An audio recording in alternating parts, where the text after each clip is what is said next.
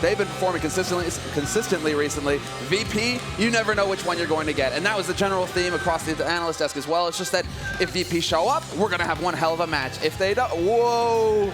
All right, LO nationwide. But if VP show up, we're going to have one hell of a match on our hands. So this is truly going to be a magnificent quarterfinal, and we're already live into the pistol round. No time wasted here. Luminosity Gaming starting on the CT side. Virtus Pro on the T side, and Virtus Pro not wasting any time at all, but neither are Luminosity. Look at this. They're setting up with the flash, but Fer gets flashed as well. Is he going to be able to find the kill? Taco's there, and it's Taco getting the work done. And FNX has been boosted up in the middle. He actually picks up Pasha. They were doing for the aggressive peek into main and the counter boost. Snacks finally taking out Fallen, but it might have been too late in the day right here. Taz looking for a shot. Taco goes down. That's the bomb going to be picked up again. It is a 2-on-2. That smoke just separating Snacks and Fer, and somehow this actually sort of puts a bit of a chill on the pistol round, because now they're just going to be running back with the bomb. Fer and Cold Zero, they're not quite sure where the remaining VP members are. What a mad way to start a pistol round. They're going to be running all the way into the B-bomb site, and nobody's there to stop them. And right now, Luminosity do not have a defuse kit picked up, so that could be a really important factor. I'm not sure where it is. It must be somewhere on the ground, but they need to find it and get back in here.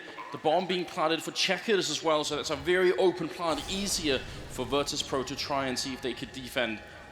Cold Zero just trying to see if he could make this opening work, but he's got to wait for Fer, who's running in. There's still no kit picked up, so they're going to have to do this without the defuse, and that's not going to be so easy. Fer jumping in, looking for the shot. Snacks mid-air, and now it's all on Cold Zero. In a 1-on-2, it started so well for Luminosity, but this is an almost impossible crossfire to walk into. A little bit of a decoy coming out just to screw with him, and Snacks going to end up with a triple kill. Virtus Pro take the pistol round in spite of some very, very good kills from Taco early on.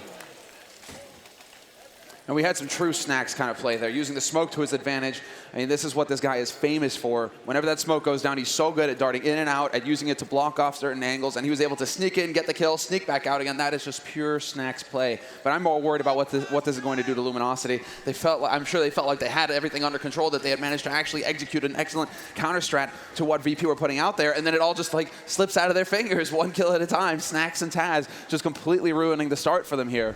So VP now, they have the rifles. They're the ones who are going to be able to set up and wait to see what Luminosity have in store for them, because Luminosity, they did not elect to prioritize nades in the first buy round. That'll be coming up in the fourth. Instead, they have bought the Kevlar this round. They really have put quite a bit of money in here. Well, I mean, look at what a great strategy is as well. They flash into main, but they also boost. They do the double boost on over, so no matter where you're defending, you're going to be in a little bit of a weird position, right? You should never expect the other angle of that kind of aggression to come in. You just think it'd be one or the other, usually. But we'll see if pistol and armor here is going to make a big difference. Certainly, Luminosity know how to play, especially those C-set 75s I'm worried about. Cash is one of these maps where you get close, get close enough to use those pistols. They're looking a little nervous as well, but first, he's going to have the angle here. They don't even check the corner, and he's not going to find the kill. What happens? Pasha with the double. And now FNX, he's a bit too late. The smoke goes down, and he's going to get sprayed down through it. Bialy and Snacks teaming up on him, and it's going to be down to Cold and Taco now. And Cold, a bit surprised he wasn't able to have more of an impact with the USP. He's so consistent with the pistol, but he's not going to find a kill with the Deagle either. And Snacks, well, he's just got no mercy, Anders. That's all it boils down to. Well, I mean, when you're in a quarterfinals at this stage, there really is no time for that, is there? You're just going to have to forget about that, even though we did see that emotional segment from FNX earlier on. Might be a little sympathy for Luminosity, but Taco in the corner, not even going to be able to get the kill. Pasha going to end up taking him out. That's 3 kills with a MAC-10. It's going to secure him some decent money. That's $600, I believe, per yes. kill. So quite a bit of money in the bank there for him. The third round coming up, and the Brazilian team not going to be able to pick up any kind of rifles just yet. It'll have to be the 4th round before we get that kind of action from them. But this is a bit of a shaky start. You saw, Fer should have been able to get the 1 kill at least there. He had the drop on him as well. And you think because of the MAC-10, the model, you think he has his hand out? Oh, he's got a nade in his hand? No, actually, it's just the Gangsta Lean coming in there. Full spray and pray. And Bialy, that's not the best kind of scenario. At least it lands on a place where there's stairs, and stairs that get in the way of the HE's shrapnel, so he's not going to take any damage from it. A little bit of a mistake, though. He might be a little miffed with himself, but it's fine. 2-0 lead for VP, and Luminosity on the hard eco, obviously, going into the next round where they're going to want as much money as possible to buy all the nades to go along with those rifles.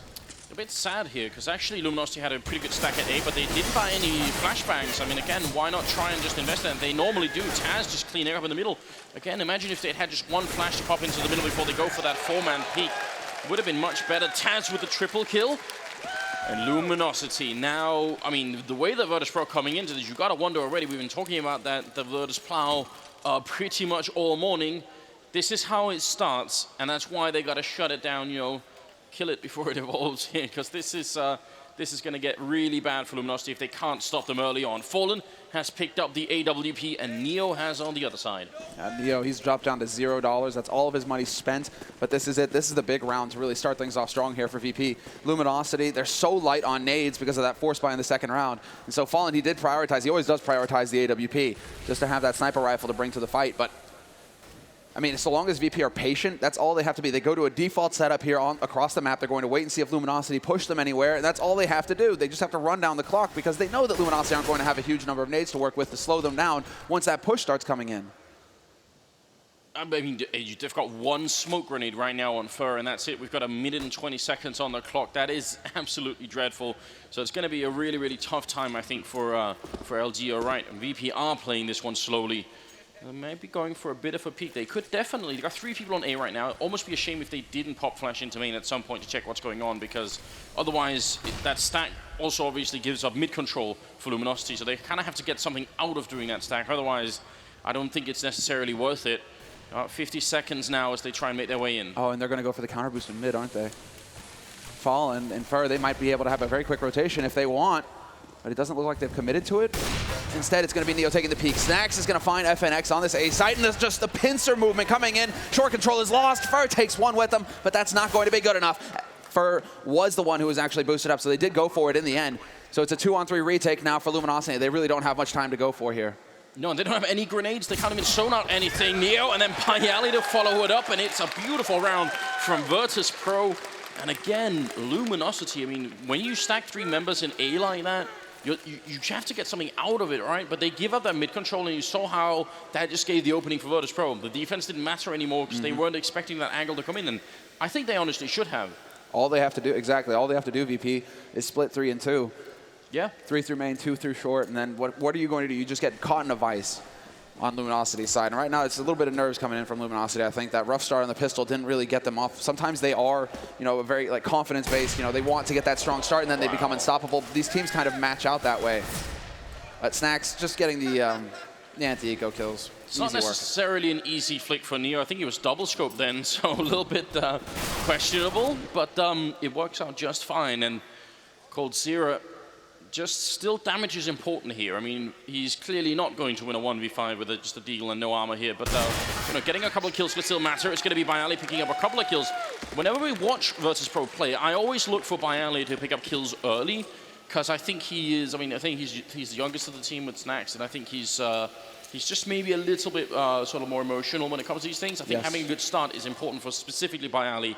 I mean, Virtus Pro right now, 5-0. This is a terrific start. For VP as a whole, though, they're getting the perfect start because Snax is getting all of these kills, and that's just going to turn him into the full raid boss mode where Luminosity just aren't going to be able to handle this guy. He's sitting 9-3-1 right now, leading the charge. Bialy, Pasha, everybody else kind of catching up to him.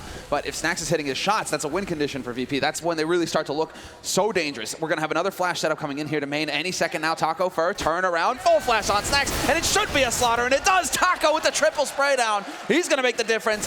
They're trying to bring it back, VP, and Taz on the side is going to be able to team up with Pasha. So a 2-on-3, and now a 2-on-2. The lurk for Pasha making it happen, but we have a very quick flank coming in from FNX, and the bomb is planted for him. Oh, wow, he should have got that kill. He goes for it again. Pasha not expecting it. Taz hitting the one headshot, and now it is going to be a 1v1. The bomb's out of the open, and coldzera is making a long rotation all the way through Squeak. And Taz, this is going to be very, very hard for him to see coming. You gotta wonder though, the door is actually closed, and coldzera, yeah, he knows if he opens that door, he's gonna give up his position. He has to simply fall back here, and Taz has got plenty of time to work with. If he already had the bomb, you gotta wonder if he wouldn't have simply tried to sneak into the B-bomb site with all this time that's left. But right now, it is a little bit down to sort of random timing who comes out on top here, because coldzera, if he's looking the wrong way when he walks in, Taz still thinking he's going to come from one of the other angles. He's actually out in the open now. coldzera could have just about the perfect timing, but now Taz is starting to suspect that something might be up. He's checked pretty much every angle that you can now, so there actually isn't that much left. He's pretty much ruled out every other angle than this one, and now he's going to be sneaking in Cold Zero in the perfect position, and that's going to be it. Luminosity picking up the first round of the quarterfinals here for themselves. 1-5 is the current scoreline, favoring Virtus Pro. It's about time. First round for Luminosity, first kill for Cold in a 1v1 clutch. That's the ticket. That's what he needs to start getting the ball rolling for himself here, because both him and Fallen are struggling a little bit. It's been Taco who's really been benefiting a lot from these flash pushes into main. He just keeps racking up these kills on incapacitated VP members. So when is he going to be able to step up and actually have that impact when they aren't getting that setup on Luminosity's side? And now VP actually decided to change things up. That's enough A. Let's go ahead and take a knock at B and see how the defense is faring over here. And that's going to be Fallen on point here. He's got that AWP. Yeah, and look at Luminosity. They've got 3 members stacked in middle, so huge around the mid control going into it right now. If they realized Fallen was alone right now, it'd be easy for them to isolate him, even with Fur coming in for the vents. It's definitely possible. We'll see if it's going to be a bit of action here. Fallen looking for the peak. He spots the head, and Taz going to be going. Oh, second shot coming through, and Pasha's going to be going down. That's now a 3-0. Nothing being traded here. Virtus Pro just not able to reply. Finally, Neo jumps and puts his AK in Fallen's face, and FNX going to be going down to Snacks. And somehow we're back in a 2-on-3, and the bomb was about to be picked up here. Still a slim and outside chance here for Virtus Pro to bring it back in this round. Turning around for it, Neo goes for the spray and takes out Fur, but is he realizing there's a second man there? He won't be, and Taco going to take him out, which does leave Snacks all alone here in a 1-on-2 with a very, very tough clutch for him to try and do. And it is so difficult because he doesn't have any utility left either. No flashes, no smokes, nothing to make his life easier. He's actually going to coast back here. He's got the time, so why not run over a couple of them, see if they dropped anything for him to use.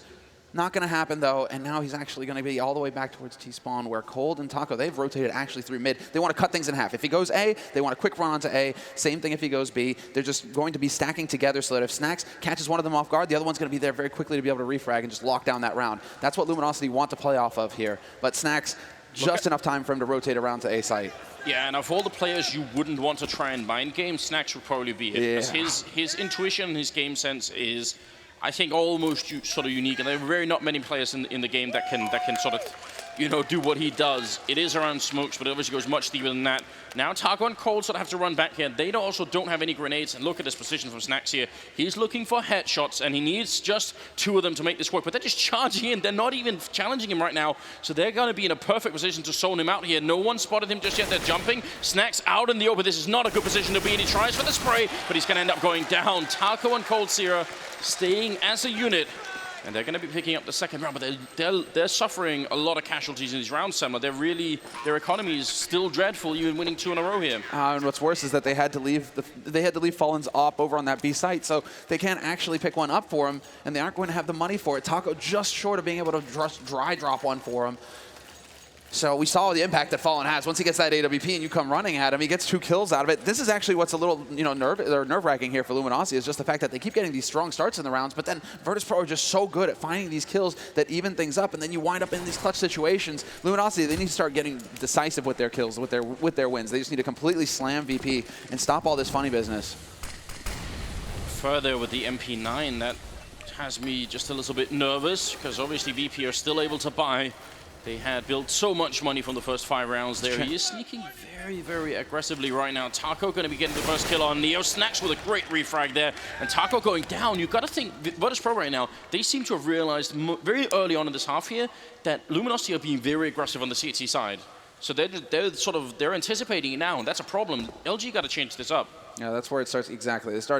Once you start going for default setups on the T side, where you're going to be in positions where if you get flashed, you can fall back safely, or if they go for the counter boost in mid, you hold back at truck. I mean, these sorts of plays, that's what VP are going to start making their bread and butter. It's going to come down to the individual plays, like that one there. FNX gets the headshot on Snacks. Snacks has been the one hitting all these shots as well, but yeah, sure, they've got Molotovs, but he needs to get support from his teammates, and that's actually what is going to happen. Cold, he comes all the way out into mid, but he can't actually land the kill. Taz, in the meantime, roasts FNX, and there was just no way out for the remaining Luminosity players. It's now down to Fallen. He's got the M4, but he doesn't have that AWP.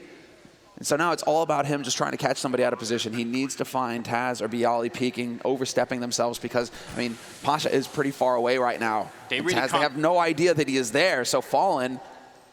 They really cannot afford to lose this round, can they? Because they're going to be economically reset. Fallen has got to come up with a huge clutch here. His team desperately needs it. If he gets the 1 kill in, but no, he's not going to get it. Bialy will shut him down. If he could have killed Taz and Bialy on the bomb site, Pasha would have been quite far away, and he would have had a bit of a difficult time actually getting in to stop the defuse there. But this sandbags position, when they had 3 Molotovs left, I think FNX was always going to die in that position. The best he could have done was trade. I mean, he always got the first kill, but trade again, that would have been even better. The issue here is that they're just broke again, Luminosity. This is the perfect scenario for VP. Luminosity, because they haven't been able to win the rounds decisively, keep 3, 4 players alive, means they have no money left. So VP, sure, they lost 2 rounds in a row, but then, this hard reset is just going to completely wreck Luminosity. They're back onto pistols. They just go for a small investment, evening things out. Actually, coldzera full bot. He spent everything he has, and so this is a risky play. It's kind of that half-half, are we committed to the round or not sort of situation for Luminosity, and that doesn't bode well. You really need to be decisive with the team, with the call. It's either you fully commit to it. You don't want in the next buy round to have, one guy's like, oh, all I can get is a, CZ guys, shucks, sorry, I spent all my money in the last one. That's not how it's supposed to work. I agree, and I think Luminosity's got to remember as well, there are a lot of teams now that get a lot of rounds on the T side of cash and not so many on the CT side, so don't panic just yet. It's not really worth it. This outlines it perfectly. This is what we're talking about. Luminosity keep going for that flash into A main. Bialy's position, where he is back there, he doesn't get blinded, and it's not easy to rush him down and gang up on him close quarters with those pistols. So it's exactly this. VP now, they figured it out. They're like, if you're going to be aggro, we'll play these positions, we'll be safe. And now you're going to have to come up with something different. Yeah, and you're right, because even if they did flash him, he would just be strafing right, and that's it. He'd be out of danger immediately. So it's definitely not worth it. And they do need to find a switch up here. Their money is still not looking good, and the people who had a little bit of money here are going to even it out with a couple of deagles, and that will be it. The current scoreline is 7-2, favoring Virtus Pro. You got to remember, they are at least sort of theoretically on the least favored side of cash, although I hesitate to say that given the history lately. But they're also the underdogs here. Luminosity a massive favorite to make it through this best of 3. It's off to a bit of a questionable start. I have no doubt they're going to change it around, though. If not in this map, then in the next. Taz opening up Squeak. It's going to be Neo to open the bomb site, and in the corner, Taco being isolated. Oh, and a perfect entry kill. Bialy and Taz just doing work. And VP, this was a bit of a catch-all scenario there. They were in position to deal with any kind of flash play coming into A main. Neo turned away, and so had Luminosity gone aggressive, it would have been fine, but VP, they get the perfect read. They realize, all right, we showed you that we're playing passive in the last round, so we don't think you're going to go for that again. So now we'll change the pace up, we'll get in your face, and we'll take control, whether you have rifles or not. So it works perfectly for VP, and that's going to put them up on 8 rounds.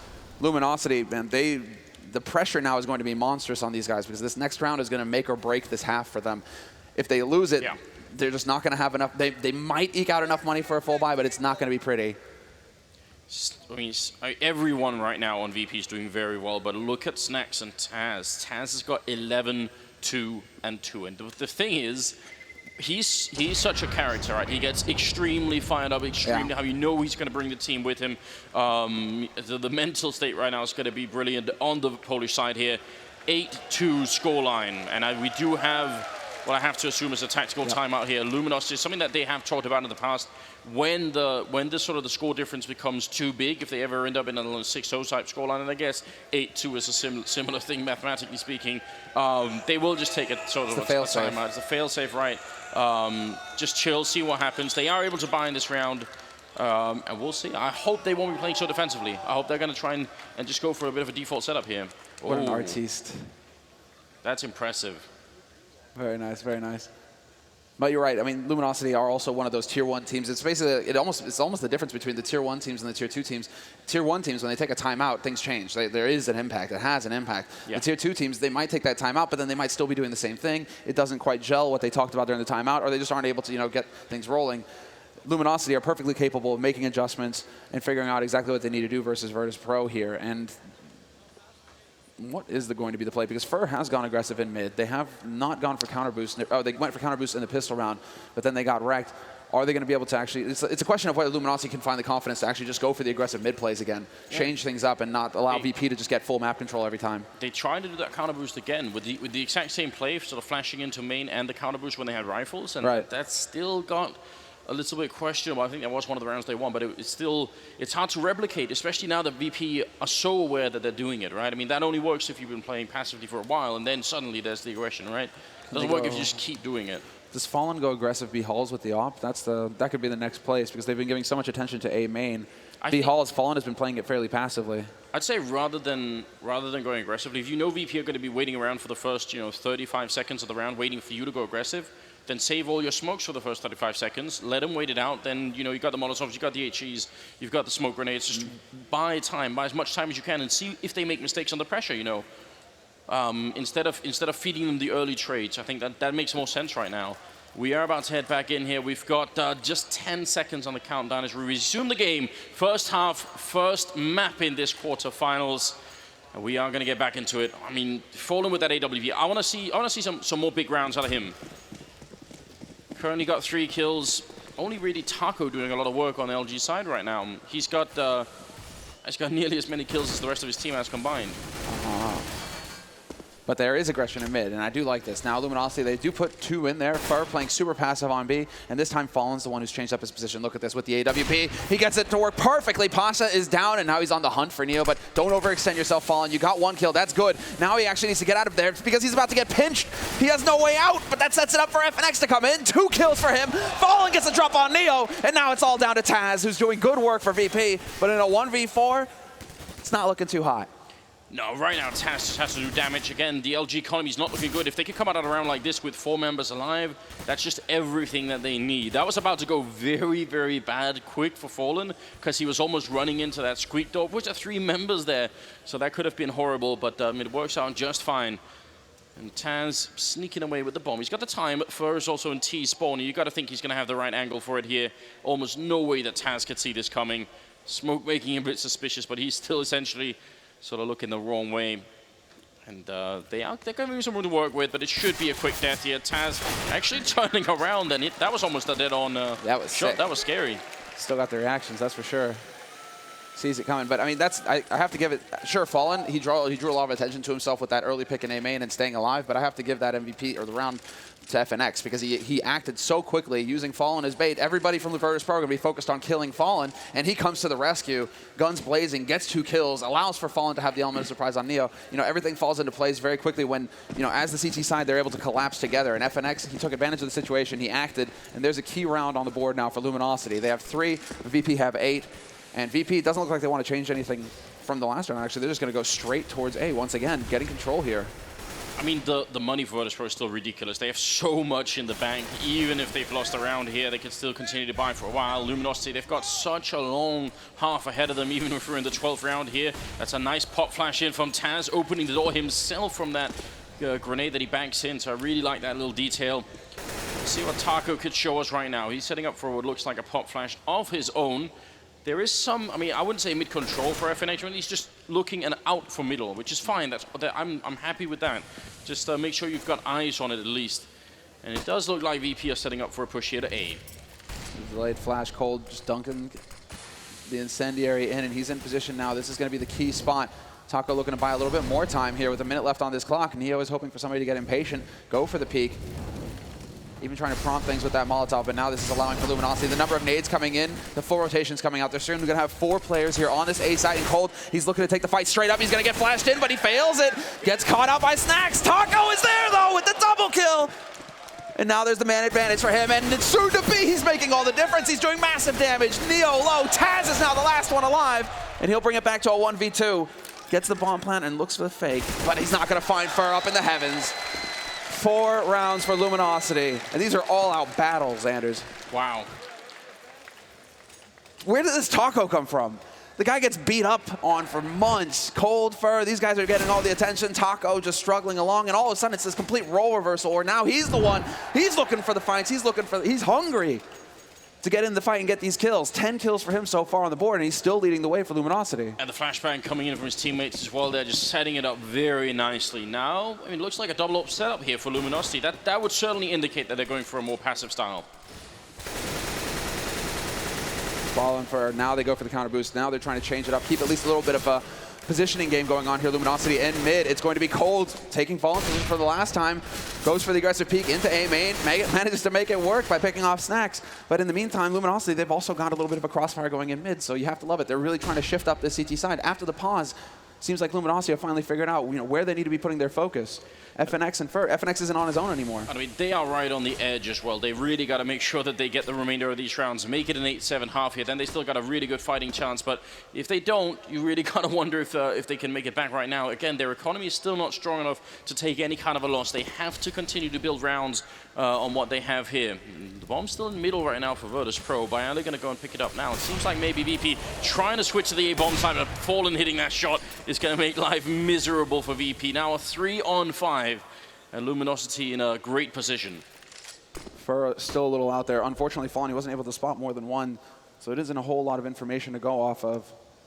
They're trying to peek, though. This is key. The Luminosity, as you guys can see on the minimap, they're still rotating around, actually, trying to get some information in mid. Are they there? Are they going to be trying to wrap on A? Are they going towards vents? Anything to be able to actually figure out what's happening, because Fallen, he's not going to hit the second flick. That was way too close. But Fer, he's got the drop on Taz. Taz is never going to be expecting this. FNX doesn't actually need Fer's help in the end. But this is an impossible situation for Bialy in a 1v4. He takes the first kill, manages to find Fer, but he's not going to be able to get the drop on FNX. Instead, he's the one to fall. And now things are coming together for Luminosity. Now they have the double op, and they keep 3 players alive. Actually, what Bialy just did is kind of smart. So he has 2 choices, right? He can try and fake it and take a fight, and he's probably not going to win the round, because of it. But if he just goes for the plant, they're going to get so close that he will, get the $800 bonus for his team. But then he'll die. So, that's a little bit of money in the bank of Virtus.pro that's already so big that they can still buy. Whereas Luminosity, if they lose another member, that's a lot of money that Luminosity don't have. So, it really makes sense for Bialy to get even just one more kill there. I think it's a good trade-up. 8-5 being the current scoreline here, but you can tell that the Brazilians, they're trying to get back into it here. They're starting to feel it now. FNX does give up a bit of mid-control here, and that's so dangerous. We saw what happened last time when Luminosity had the 3-man stack at A.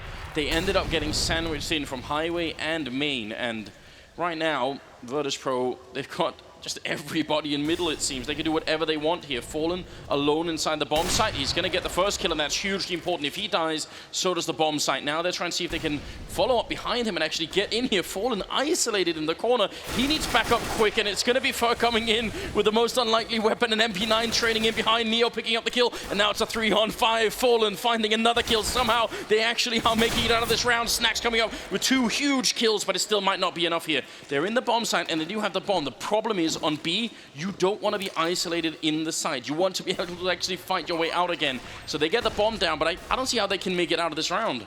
Cold, he needs to be smart about how he uses this incendiary. It's the one nade that they have on Luminosity's side, but he can use it to force one of these players out into the open. Snacks with that AWP, for example, has got the angle on him, however, so we'll see. But they're trying to wait. This is actually very smart of Luminosity. They're waiting to see if the pressure is going to get to Virtus.pro. Virtus.pro, they need to make the play. They're patient, and it pays off. And Taz catches out FNX as well. A series of duels, and this is exactly how VP were hoping it would play out. And Taz will be the one to get the final kill. Taco laid low, and VP up on 9 rounds. Wow, that is not so easy. 3 members coming in. There's a lot of different angles to cover in. If you just lose one player, then obviously the other one's going to be completely gone. 9-5, and the 15th round is coming up here, the last of the first half. And we are going to see this. This is more, I think, than Virtus.pro were dreaming of. Already 9 rounds in the first half. That's quite something. And because of how these rounds have played out, Luminosity, look at this buy. A single AWP on Fallen, a single rifle on Taco. I guess it's the 2 heavy hitters, so that works. Fer with the MP9, not looking too hot. This time, what is this? Fallen taking huge risks, and Snacks is going to catch him. Once that smoke goes in, once that deep smoke goes in, you always have to wonder, wait a second. Well, I mean, it's also just, again, they've been very, very aggressive. I think VP, they've started to become, just a little paranoid, but it's justified given how much aggression has been coming out from the Brazilian side. Fer is going to go down very early on, and Pasha actually is securing the entire B bomb site. Bialy, maybe not needed, but he gets a kill on Taco anyway over at A side, because why not? There's finally a reply from Cold Zero. Point blank range nearly with that C-set 75, and no bomb plant. Cold Zero doing a very good job, but FNX goes down. It's going to be a 10-5 first half, favoring Polish Virtus.pro here. They showed up for today. You can tell that they are tuned in. They've definitely done their work. 17 kills for assists and 8 deaths for Snax, who leads the way for VP. Taz is right behind him, 15, 2, and 5. And on the other side, we have some of the key players, well, basically the 2 key players that we looked at for Luminosity, right? The 2 stars who are supposed to be doing the majority of the work. Fur and Cold, low single digits. Yeah. That cannot happen for Luminosity. Coming into this match, we were talking about how each of these players is going to need to be on point to be able to stand up to Virtus Pro. We're just not seeing it right now. FNX has had his moments. Taco with a couple of the sprays, has done some plays, but Fur and Cold, they need to come alive in this T side, or it's over here for Luminosity on this first map.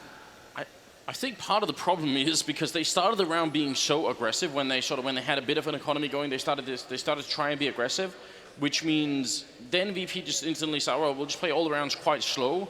When then Luminosity did have money to play defensively, when they have rifles again and play defensively, they didn't have enough grenades to really sort of carry that through, right? So they were always in this weird position where because we don't have enough grenades, we are always going to be inclined to go aggressive. That's what we want to do to sort of make up for the lack of grenades, except we've already done that so much that VP see it coming every time. And if we play defensively, we're simply not going to have the grenades to sort of run down the clock far enough, and then VP will execute on the bomb side like they've been doing on A, for instance, when they sandwich that side. So it's sort of, they play themselves into a bit of a weird position in that way. What I'm worried about is that we've seen a lot of struggle on the CT side. They get an advantage early on, but then they aren't able to hold it either. Snax and Taz keep finding ways to infiltrate the defense, get the backstab, just like that the before last round there. Snax from on high, Fur and Fallen, they got off to such a strong start, but then he just comes out of nowhere on upper, boom, boom, and opens up the B site. Like these sorts of situations, they've just been happening all half long for Luminosity. Going into their T side, okay, what happens? They get onto a bomb site, they get the plant. Are they going to be able to hold, though? It's in the second half of the round that we've really seen Luminosity, a bit of a breakdown on the team side. So they need to keep it together the full round through. This is what has to happen. So Luminosity starting on 5 rounds here at the beginning of the second half. 10 rounds for VP. And Luminosity, smoke, flash, flash, no raid boss.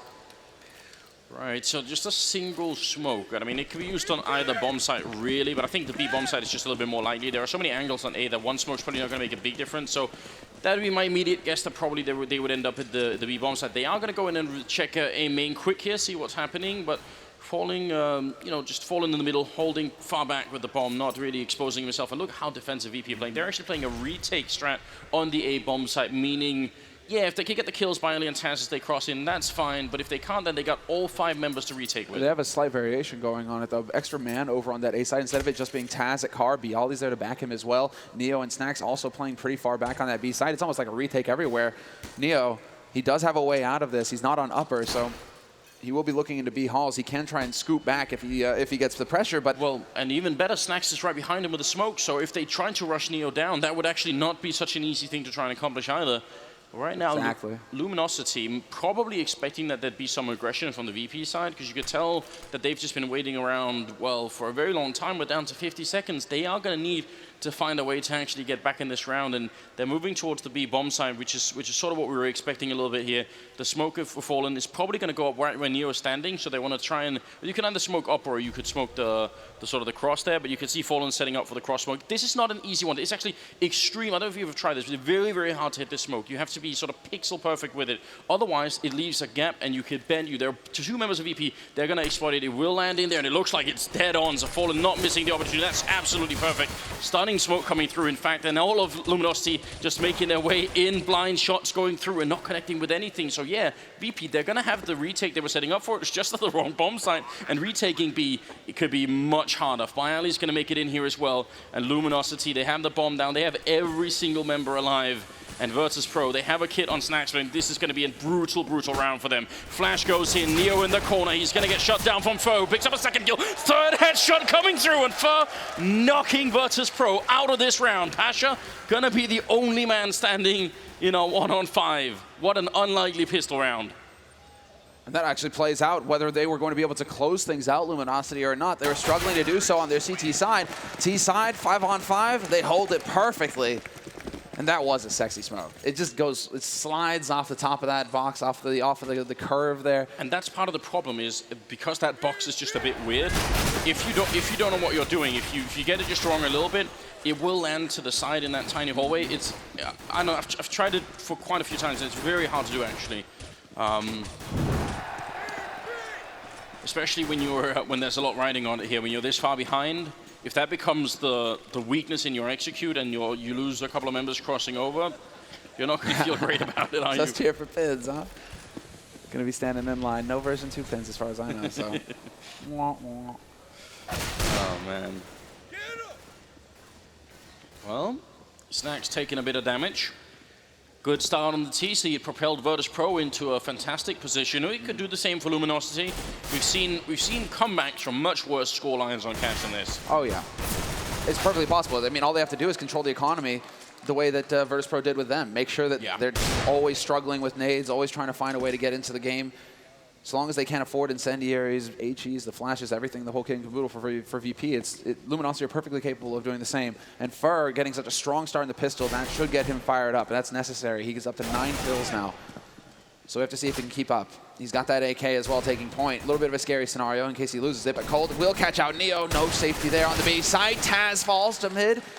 That's Fur opening things. It's going to be on the B side that they commit, however, Luminosity, and they're just going to go charging through. The only man here is Snacks, and he's already been tagged. He's looking for Juan Dig, but unfortunately, he's out to lunch.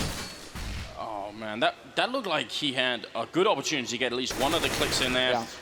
A nice little lurk in the middle from Fur is going to give them a 10-7 scoreline here. So the gap has closed quite a bit, and Virtus Pro still are not able to buy. Will be another round here with no armor and maybe a couple of pistols here for the Virtus Pro team. So just a bit, I think also a bit of breathing room here for Luminosity, where they could sort of relax. I mean, it's obviously not quite a tactical timeout, but you get a little bit of time to sort of ease into the second half here, and I think that helps out quite a bit. Got 3 SMGs actually being picked up here for the Luminosity side, so I think that's a bit greedy still. I prefer just the 2. I agree. Have 2 and have them scout, you know, but they are at least leading the charge, and that's good news. And this is actually a hard eco coming out, so they really do want to just try and make as much money, but in a single round, making all that money back with the SMG, it can be a bit tricky. And if you have 3 of them, there just aren't enough kills to go around.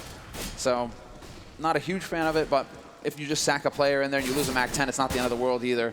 It's not really going to give VP too much to work with. And once again, VP, they're having flat. Oh, that's a bit frustrating. That smoke is supposed to block off CT, so life just got a little bit more difficult here for Luminosity. Pasha, he will find the kill in the end. Taco goes down. Bialy calmly clicking away. Will take out Fallen. And that's one of the rifles down, but they will be able to pick it up on Luminosity. They should be able to save it. It shouldn't be the end of the world here. Well, Pasha and Bialy, I mean, again, just removing some of those SMGs. One of the AKs is gone as well, so got to see if they could find that and pick it up somewhere. Maybe FNX who has to help for it. Fur going to be running right into Pasha, and that is a good second kill coming through. Fur able to, or eating a bullet there. Why do you run that way if you have the AK and you're alone? Yeah. Here, Pasha, it's Christmas early, bro. Have it. Hopefully you wreck us with it in the next round too. I mean, FNX, can he actually find him? He needs to find Pasha. If Pasha holds on to that AK, this could come back to bite them. And FNX, he does not make it. He just makes it in time. Huge save. He needs to save it. Will he be able to pick it up in time? No, he doesn't. But it's better. It's better that Pasha doesn't get it. You do not want to give the CT side the AK. That would have been the worst, I think, if they could have actually saved that. That gives them so much more money to work with to buying different grenades. 10-8 is the current scoreline. We're moving into the 19th round. Pasha picking up the AWP, and we've got Fallen with one of his own on the terrorist side here. A lot is going to be decided in this one round. You saw the spiral of bad economy going into the first half for Luminosity, and Virtus Pro could take the same route. On the CT side, if you start running out of money, you're just going to be in a bad position all the time. So that's what VP have to try and prevent. Oh, I'm hearing Virtus Pro chants here. There we go, the chant leader and everything. Sick. Yeah, keep that up, guys. That's very well coordinated. Oh, the atmosphere in here is absolutely amazing. It's early in Ohio right now, but you know, people have got up for this game, and right now it's turning out to be worth it. It's 10-8, and Bialy gonna figure the opening kill there, dropping Taco. That is a nice way to start here for a critical round.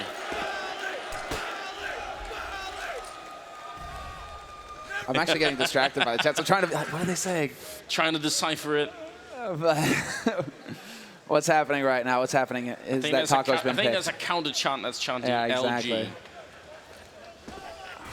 Man, I mean, just massive pressure on Luminosity at this point, though. And, oh, Fallen. Smoke blooms just in time. Taz does it right. He doesn't peek before the smoke blooms, and so Cold will find a kill on Snacks somehow. But it went all right in mid for VP. 29 seconds, though. There's just not enough time here. A single smoke is here for Pasha. Yeah, well, I don't think he should put up. That's why I think he should stay here, because once you pull out that grenade, you know they're going to be peeking right as that happens. He's on the angle right now. FNX sneaking into middle as well. Taz really close, and FNX, he's going to win that fight, but Pasha still in the back lines here.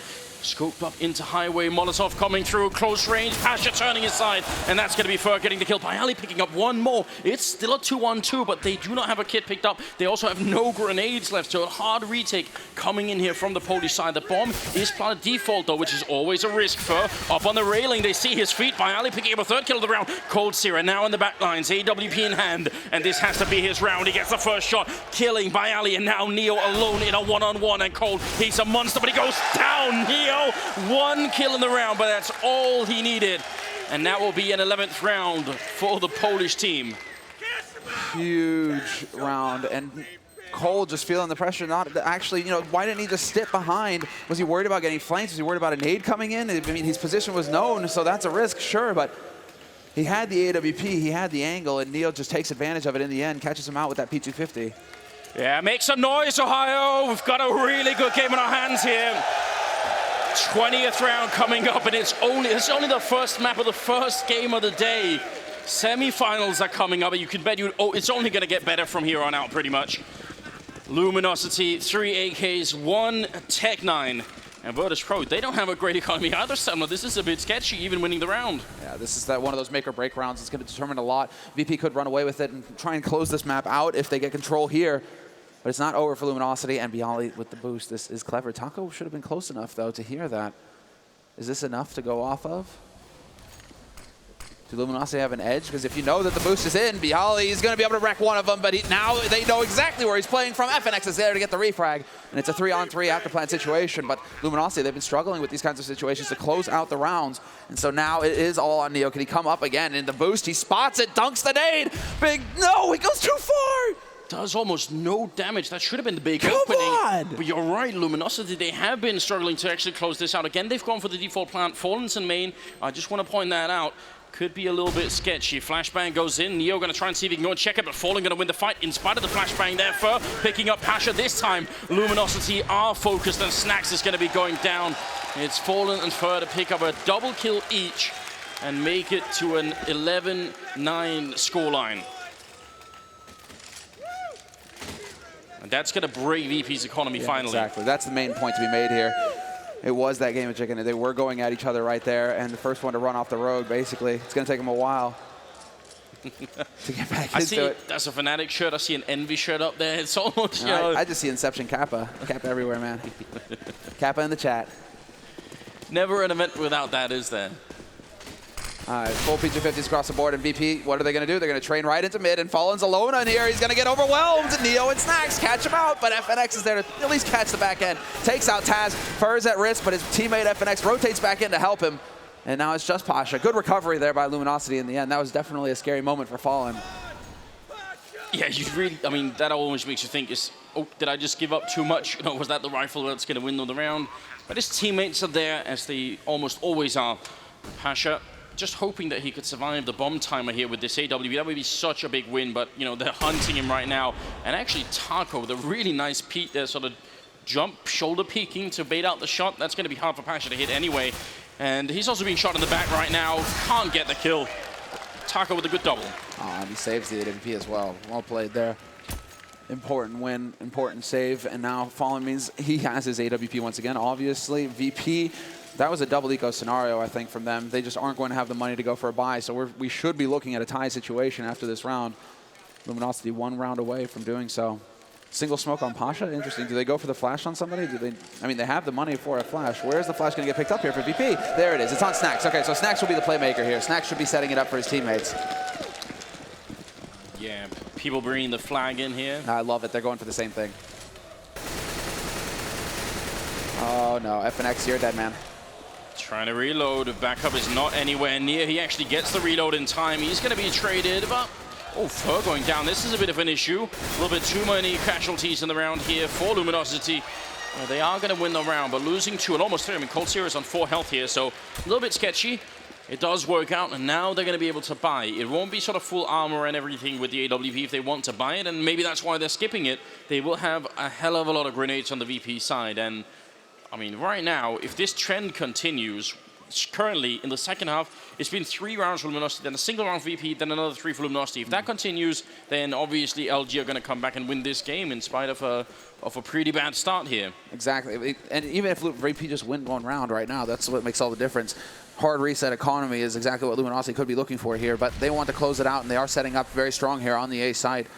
To begin with, it's only the one man lurking cold doing a little bit of work on the other side, and this is how VP decide to change things up. They've got Taz very close on mid, so I mean, it's not exactly what Luminosity were doing on their CT side, but VP right now, they just want to make sure that Luminosity are not able to get mid control too early on in the round to give them the options. They want them to work for that map control.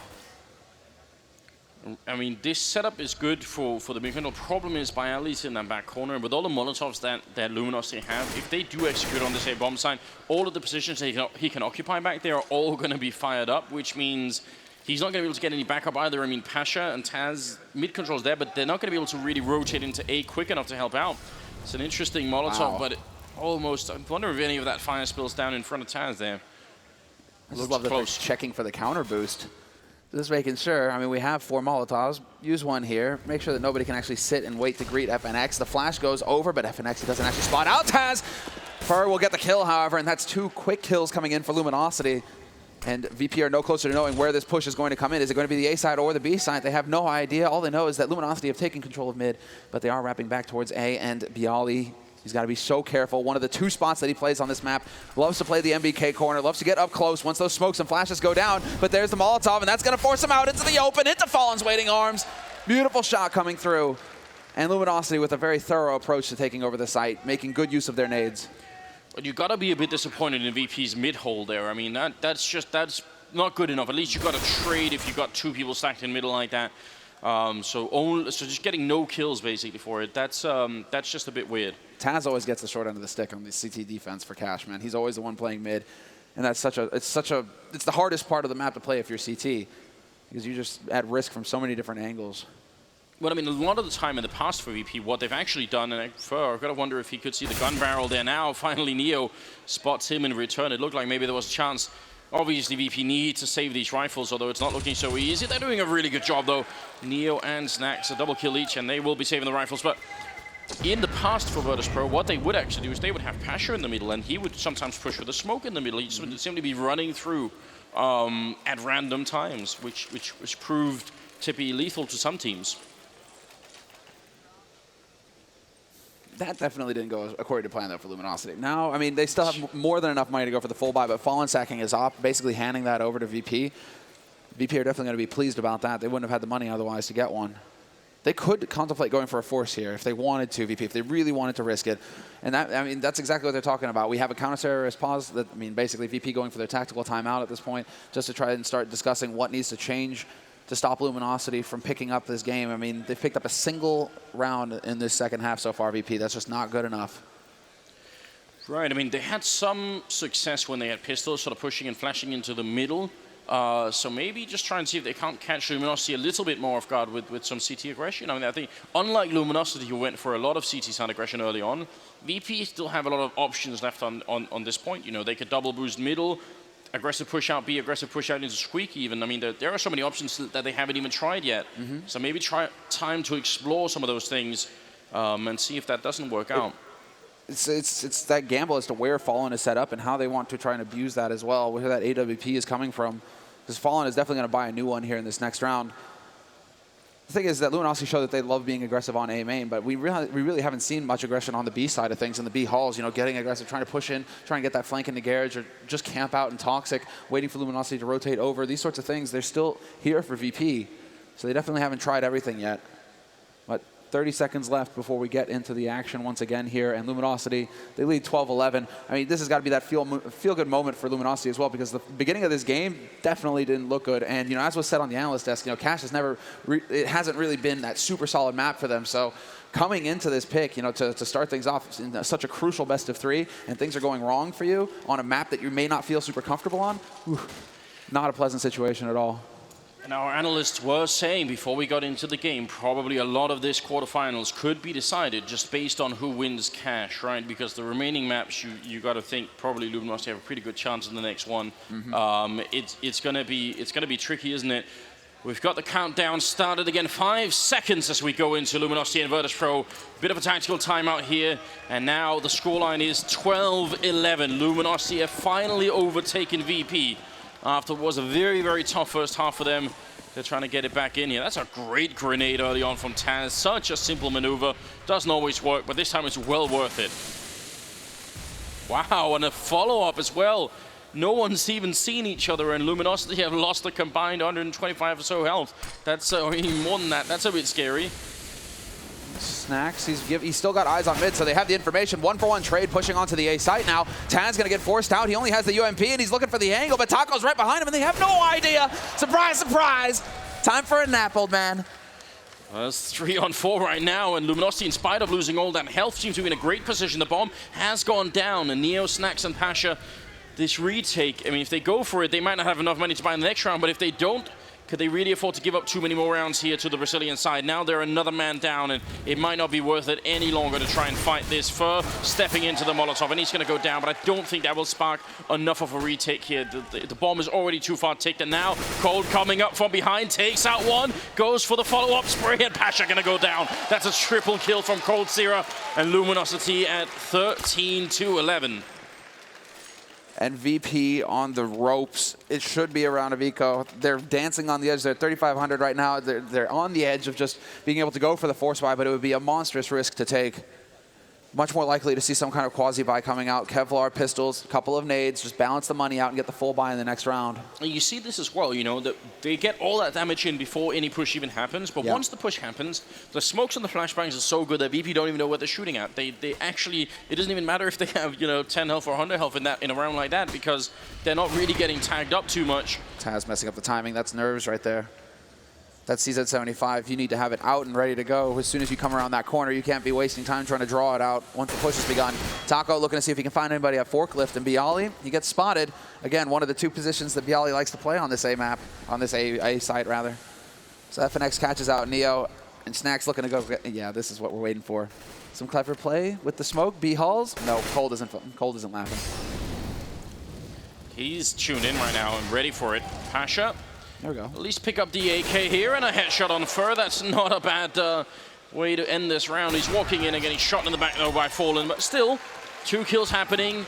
We are now 2 rounds away here from LG closing out this first map. Only got 5 rounds on their CT side, but their T side has been even better than what VP was showing us. Even better is what they've come back with here. Just dominant. Still only a single round picked up for VP. I mean, where did this Luminosity come from? They're controlling everything. The pace, the players who have, who had fallen asleep at the beginning of the first half have now all come alive. They're all sitting in the high teens across the board here for Luminosity. Nobody is slacking off at this point. And it's a very quick mid-take coming out here for Luminosity this time around. They're showing no fear. Fur just takes point. Now that they actually have some info to go off of here, Luminosity, now it's VP who are under pressure. Now they're the ones going, how do we get control once again? But Taz was very far pushed up into main, so he already knows what's happening right now. They are rotating back in here. First, going to walk into a lot of people in the middle, but he's going to win that fight anyway, and actually makes it back out again. They should be allowed to get away with this. Finally, it goes down to Taz, and that is at least an important kill, but Luminosity being treated to a lot of map control here for no particular reason. Now they're going to see if they can get the counter rotate in towards the B bomb site. Neo is on them, and he's got backup as well, so they got to be careful, LG, when they try and make their way through. It definitely will not be an easy push in here. Neo with the AWP, and this is one of his specialties. He's very good at playing this B-bomb side, but he loses Snacks already. Neo gets the leg shot in and falls back to the next position, which can get smoked off. We've already seen this. LG know how to do it. Bialy is here to help out, and there's going to be a Molotov coming down, but there's 45 seconds. They are just going to rotate out of there. LG, that's a good decision to make in the middle of the round. Yeah, that's heartbreaking for Neo to get the leg shot onto Taco. Snacks, I mean, Snacks dies, that's one thing, but you use him as bait and you trade, then it's all right. It's still a situation that you can come out ahead in for VP, but the fact that Taco's still alive and breathing with all that utility on him as well, that would have been a huge kill for VP to get. And now, well, Luminosity, they have all the options. Taco's just going to sack himself over here. He catches Neo out of position. Bialy's still staying put on this B site. However, there's a single man left on this A site. That's going to be Taz. And if he peeks around this corner on the short, it's going to be nasty. Fallen point, and he is just not even going to land the spray.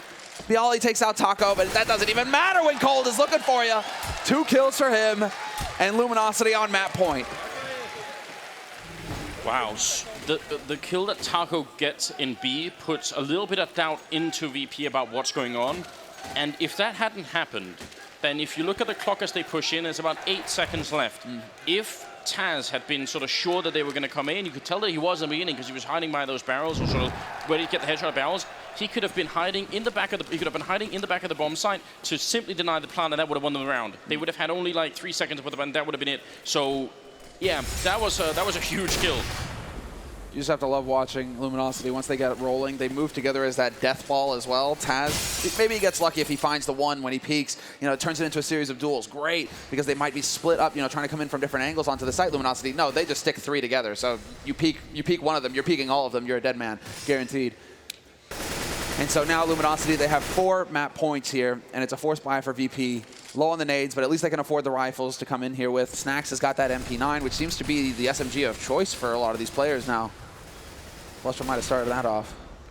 But yeah, they're certainly making it work, aren't they? Snacks with a bit of an underhand throw through, but this time he doesn't follow up on it. They were waiting on the other side, and they have been doing it already a couple of times in middle. So just like with LG, it might just be a bit too predictable in the long run. This is shaping up to being a bit of an A execute, and with Bialy and Taz over here, they're sort of covering a similar angle. You got to wonder if they could do anything. Last time, they simply got smoked and flashed out, and they weren't able to fight. This time, with Bialy being up in the box, it might be just a little bit better. He spots the feed out. Fur going to be walking in. That from us is going to be just good enough to get the kill. Fur going to be going down. Follow-up from Taz. Bialy with the refrag. Everything... Oh, sorry, ends up going down to Fallen with the refrag there. Everything rides on this one round here. They gotta bring it back into overtime, winning 4 in a row, and that's no easy task. Taz going to be falling into the bomb site. That Molotov not clearing out Pasha, and they might be sort of lured into a false sense of security here, thinking they got the backlines checked. Taz going to pick up the 1 kill here, and the rest of LG, 15 seconds. How are they possibly going to make it through? It looks like they definitely won't. Cold Sierra going to be going down, and it will be 15-12. The dream is still alive, Semler. Oh, most certainly is. But to get caught for a second time from Boost, Luminosity have got to be kicking themselves at this point. That is so frustrating, especially because they can try, if it crosses their mind, they can check that angle, and then Bialy's impact is almost nil. Got the chant going and everything. It is possible, guys. All right, 12-15, as you guys can see. And Luminosity, of course, full money for the buy. VP, Luminosity donated them so many rifles in the last round. They get a very healthy buy going here, and so we have a bit of an even round coming up. Yeah, and I was talking up Neo in this bomb site earlier that this is one of his sort of specialties, is playing the AWP on B bomb site. Doesn't get the kill. That flashbang is just so good, but they have the smoke there to allow him to get back out of that position, because once you get trapped and checkered with the AWP, it's pretty much done. Now they're going to try for a really fast execute here. Snacks on the other side. Flashbang goes up. They're going to be all around the corner. He's got the egg, but this is a very open position. He sprays down 1 in a second, 2. Finally the reply, but Neo's there, getting a double of his own, and they will lock Luminosity out of this round. What a mad position. It's going to be Pasha taking down Fallen. There's no coverage. That's an all or nothing. I hope we get a replay. I can't comprehend how quick Snacks is to turn away from that flash. Yeah, that's... Like, how does he turn away from this flash? Like, what? Well, it goes through the window as well, so I mean, did it land behind the box somehow? That was a Molotov coming in, I think. There was a flash that came in, and it's just perfect. I don't even know. When you are about to lose the map, you go for a position that is essentially an all-in. If you lose the first couple of bullets, or you don't miss them, or if you miss them, that's it. You're going to be out of it. Smoke goes up once again here. Grenade going to be coming out from Neo. He's going to... Oh, they aren't wasting any time. Try and see if he can take the shot. They're getting very close right now. He hits the shot on Fur. Molotov going to be coming out. Now they're trying to rush him down. Oh, he lands that one on Fur. Gets a headshot. Neo gets 2 for 1. But now he's finally going to be going down, and Cold Sierra takes a double kill of his own. Now it's going to be a very, very hard round here for VP. Oh, and Fallen, he's going to get caught looking the wrong way, trying to get eyes onto... Why is he hunting there? Interesting decision made by Fallen, and now it leaves them in a bit of a bind on the B side, but VP were able to do this before. And Taco, he's keeping on with the headshots. Going to get caught out in the open by Snacks, but Cold brings it back. And Taz wins the duel versus Cold in the end. VP, they're still in it. And they will just have enough money to buy it. It's not over for Luminosity, but that is a huge round. And Snacks just giving a bit of the nod of the approval. He's the one calling the shots this tournament for VP as well. considering it's always a guessing game as to which one is actually leading the team. Snacks is doing a magnificent job so far. Absolutely. And I mean, if Neo hadn't got the double kill in the beginning as well, you got to wonder what would have happened to that round. We are going the distance. It is the 30th round here, 15-14. Virtus.pro a single round away from pushing us into overtime. And you got to think right now, Luminosity, they've really fought for this. They don't want to give it up just yet, but you can tell that the crowd definitely wants it. They are so ready for what's about to happen. Neo with an opening shot, taking out Fallen, and that is a fantastic way to start. You can tell VP, they want to, the LG, they want to speed up behind it, but by Ali taking out Fur, and now it's a 3-on-5 with a counter boost coming out. Snacks taking down FNX, and Cold and Taco, how are they going to be able to break it out of this situation? They won't. Neo going to be taking out Cold Sierra, and here it comes, the overtime. It's Taco in a 1-on-4, picking up an AK. But what a crazy way to start this quarterfinals. Taco, there's really nothing you can do. VP, they have the bomb. They are 4 members still alive. All they have to do is just stay calm and relaxed, and they are going to be able to bring this one to OT. Yeah, you get the buddy system put into place as well. So they just have to watch each other's backs. Pasha is going to try and peek into mid, it seems, just to get a little bit of info there. But it's a difficult situation here for Luminosity, considering they have been making the correct calls. It's just this individual play coming up across the board from Virtus.pro, and Neo in particular. Last round with the double kill. This round starting it off, picking off Fallen. And then with the quick flank onto Cold before things got out of hand. You got to appreciate Bialy here taking the position that Taco just wallbanged, you know, just to try and really screw with him and say, well, I already checked that corner from the other side. Obviously not. That's a nice peek. Goes for it again, but Bialy just shut it down, and here it goes. Overtime in the last quarterfinals here at the MLG Major. What a way to get started, Semler. This is more than we could have asked for. 25 kills on Snacks, 24 on Bialy. Yeah, this is where you can start to see perhaps just the chinks there in Luminosity's armor, where they aren't quite as experienced on the stage in such a huge tournament, whereas VP, I mean, they've been doing this for years. They thrive in this sort of scenario. Neo, Taz, so much experience there. They come alive when it matters most at the end of the half, when Luminosity need to be ruthless. They need to take control at the end of the second half and just close the game out, and they were not capable. Now going into overtime, though. Going into overtime. I mean, it's crazy. This crowd is so hype as well. Actual chance. And I haven't had this feeling since Cologne last year. Yeah, I mean, it's so sick. Absolutely true. Oh, you know, Summit is in the building. In the chat. What's up, guys? What's up, guys? I got a picture with them yesterday, man. Summit is in the building, so you know that's not far off. You could definitely do that. That was sick. Finally, the number of hours I've wasted. Well, no, more like the number of nights he's wrecked for me. Where I'm like, I'm only gonna stay up until 1, and then it's 4 a.m. because I'm watching Summit. Well, we are going to be heading in. There's just about 35 seconds left here, and I mean, you talk about sort of, you know, Luminosity are starting to gather a lot of experience themselves at playing sort of deeper into tournaments, right? Yeah. But, you know, especially sort of the core of Virtus.pro here, the Tasha, Neo, and Pash, so Taz, Pasha, Neo, and obviously Cuban standing behind them, right? The 4 out of the 5 are the original Golden 5, right?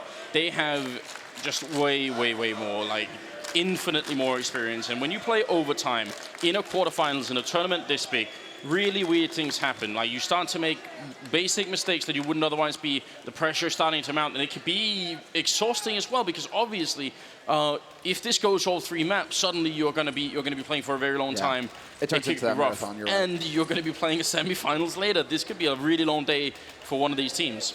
Yeah, luckily, if you play that semifinal, it's the second semifinal of the day, so you get a little bit of time in between to try and reset. Luminosity, that's right.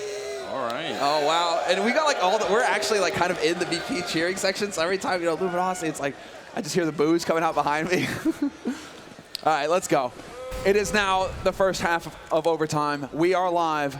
15-15, full buy on both sides, and Pasha deciding to change it up. He's got the Scar 20. You gotta love it. He doesn't opt much anymore, but sometimes he'll go for the auto sniper, and we'll see if it's actually effective. And it's snack swapping instead. Neo, in spite of that good double kill he got the 1 round, maybe not feeling too confident in the bomb side with it, so it's better to actually switch it out and try and change it. And I asked Snacks yesterday, I'm like, you know, why are you opping these days? He's like, oh, well, you know, I kind of just feel like it. That's how it is on the team, you know? Feel like opping? Here, have the op. So Snacks is like, yeah, you know, I'm just feeling the op right now. He's doing well with it too. I mean, yesterday during the group phase, he actually was very impactful with it. that's how I want to go into quarterfinals. So I was playing, so I just feel like it. No, there's no deeper reason, no tactical sort of, just right now, I just feel like that's the best idea. We do have a double boost coming out here from Luminosity, so a play for mid-control right now. Once you have mid-control, you can collapse onto Checkered in that B-bomb site, try and see if you can make it out. And Neo in the back line here without the AWP, that's going to be a really, really tough position for him to defend. Molotov actually goes out to buy time, or actually falls a little bit too far. I think that was supposed to go into the vents, which luckily it doesn't have a big impact because they're not rushing the vents, but if that had been the timing there, that would have been tricky. They just don't have any time left. There's only 30 seconds left here for Luminosity to make this play. And Bialy and Taz, they're back-to-back on this A site, watching each other. Pasha's there with the Scar 20. He's just going to start tapping from car as soon as this push comes through. He's in position, and he spots the man go behind forklift. There it is. First kill wrapped up for the biceps. And Bialy, he's holding the line. Knocks down Taco. Follow doing the best that he can. And he will pick up the next one. How do they get control? All three dead in the blink of an eye. And FNX takes out Snacks, and the lurk is done, and now it's all on Neo in a 1v3.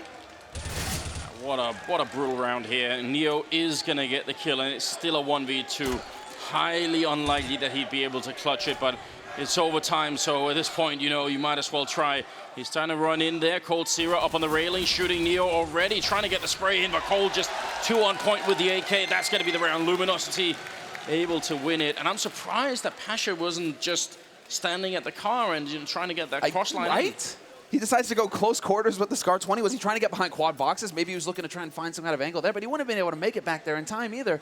I could have swore, because that's what the Scar 20 is really strong at, and we see it on Mirage A side, different positions, a chicken coop on Cobble. If the smoke goes down, you just sit there and you tap, and every bullet you do does more than half HP to the target, so. Another thing that is starting to really sort of frustrate me a bit is when people are holding behind the container on that A-bomb site, they just line up against the wall of the container, right? Instead of actually taking the initiative and going for the fight. And I don't think that's worth it. I think people need to be more proactive when they're holding that position. Snacks is going to be going down early on here. And, that's a dangerous peek. That was a bit of a fakely early shot, but he doesn't care. What a challenge, and Fallen just not quick enough. What was that, Bialy? Okay, then. Sick kill. 4-on-4 now. Still plenty of nades here for Luminosity. Minute 15 left on this clock. VP are the ones who are completely out of utility. They have a single HE left on Neo. He has the op as well. And he's just locking down that B site solo for now. But again, Luminosity, they're just so good at forming the death ball, moving in as a unit together, and now they get mid-control. This opens up all their options. Taz is going to feel the heat in a moment, though. He does get that peek on Sugar Cube. And now it's all about a question of whether they're going to hit the shot when he actually shows himself, because he's trying to commute. He's actually going to get a rotation coming in here. Yeah, Pasha's just in time to actually back him up. And Bialy as well. They're going to three-man peek the middle right now. This is a very aggressive move coming out of VP, and it's going to be, first of all, Fur going down. Pasha with the opening frag. FNX next in line. What a brilliant strategy coming out of Virtus Pro here. And this is what I talk about when I mean taking initiative. Just not waiting around for Luminosity to execute the full round. Taco down to 1 health, and, well, that bomb has to be armed for it to do any damage. It's going to be coldzera to die last. That was beautiful. Calling in 2 people to all peek the middle at the same time. It brings VP a very, very important round. Yeah, what a fantastic read on their part. That was excellent. And we should just mention, again, for any new viewers, we must have a couple since we've got nearly 1 million people watching right now. You're playing overtime. You're playing 3 rounds on CT side and 3 rounds on and 3 rounds on T side. And basically what happens is you only start with $10,000. So if you lose the first 2 rounds on the CT side, you won't have enough money for the last round. So winning this round for VP is hugely important. Really makes a difference. Taz for the opening frag, but Bialy goes down in return, and it's going to make it a 4-on-4. This time it's not going to pan out, but there's the counter boost in mid. Snacks, he takes the fight to him. VP continue to be proactive on this defense. They keep getting aggressive and not allowing Luminosity to have the space on the map to get comfortable and set up their plays. Although Taco was ready and waiting for Taz, so they do bring it back to a 3-on-3, but they still have to worry about Snacks in the back lines here. And that's going to come down to Taco. The bomb gets rotated in. Fur drops, and Snacks, is he actually allowed to escape? No, Taco's there in time.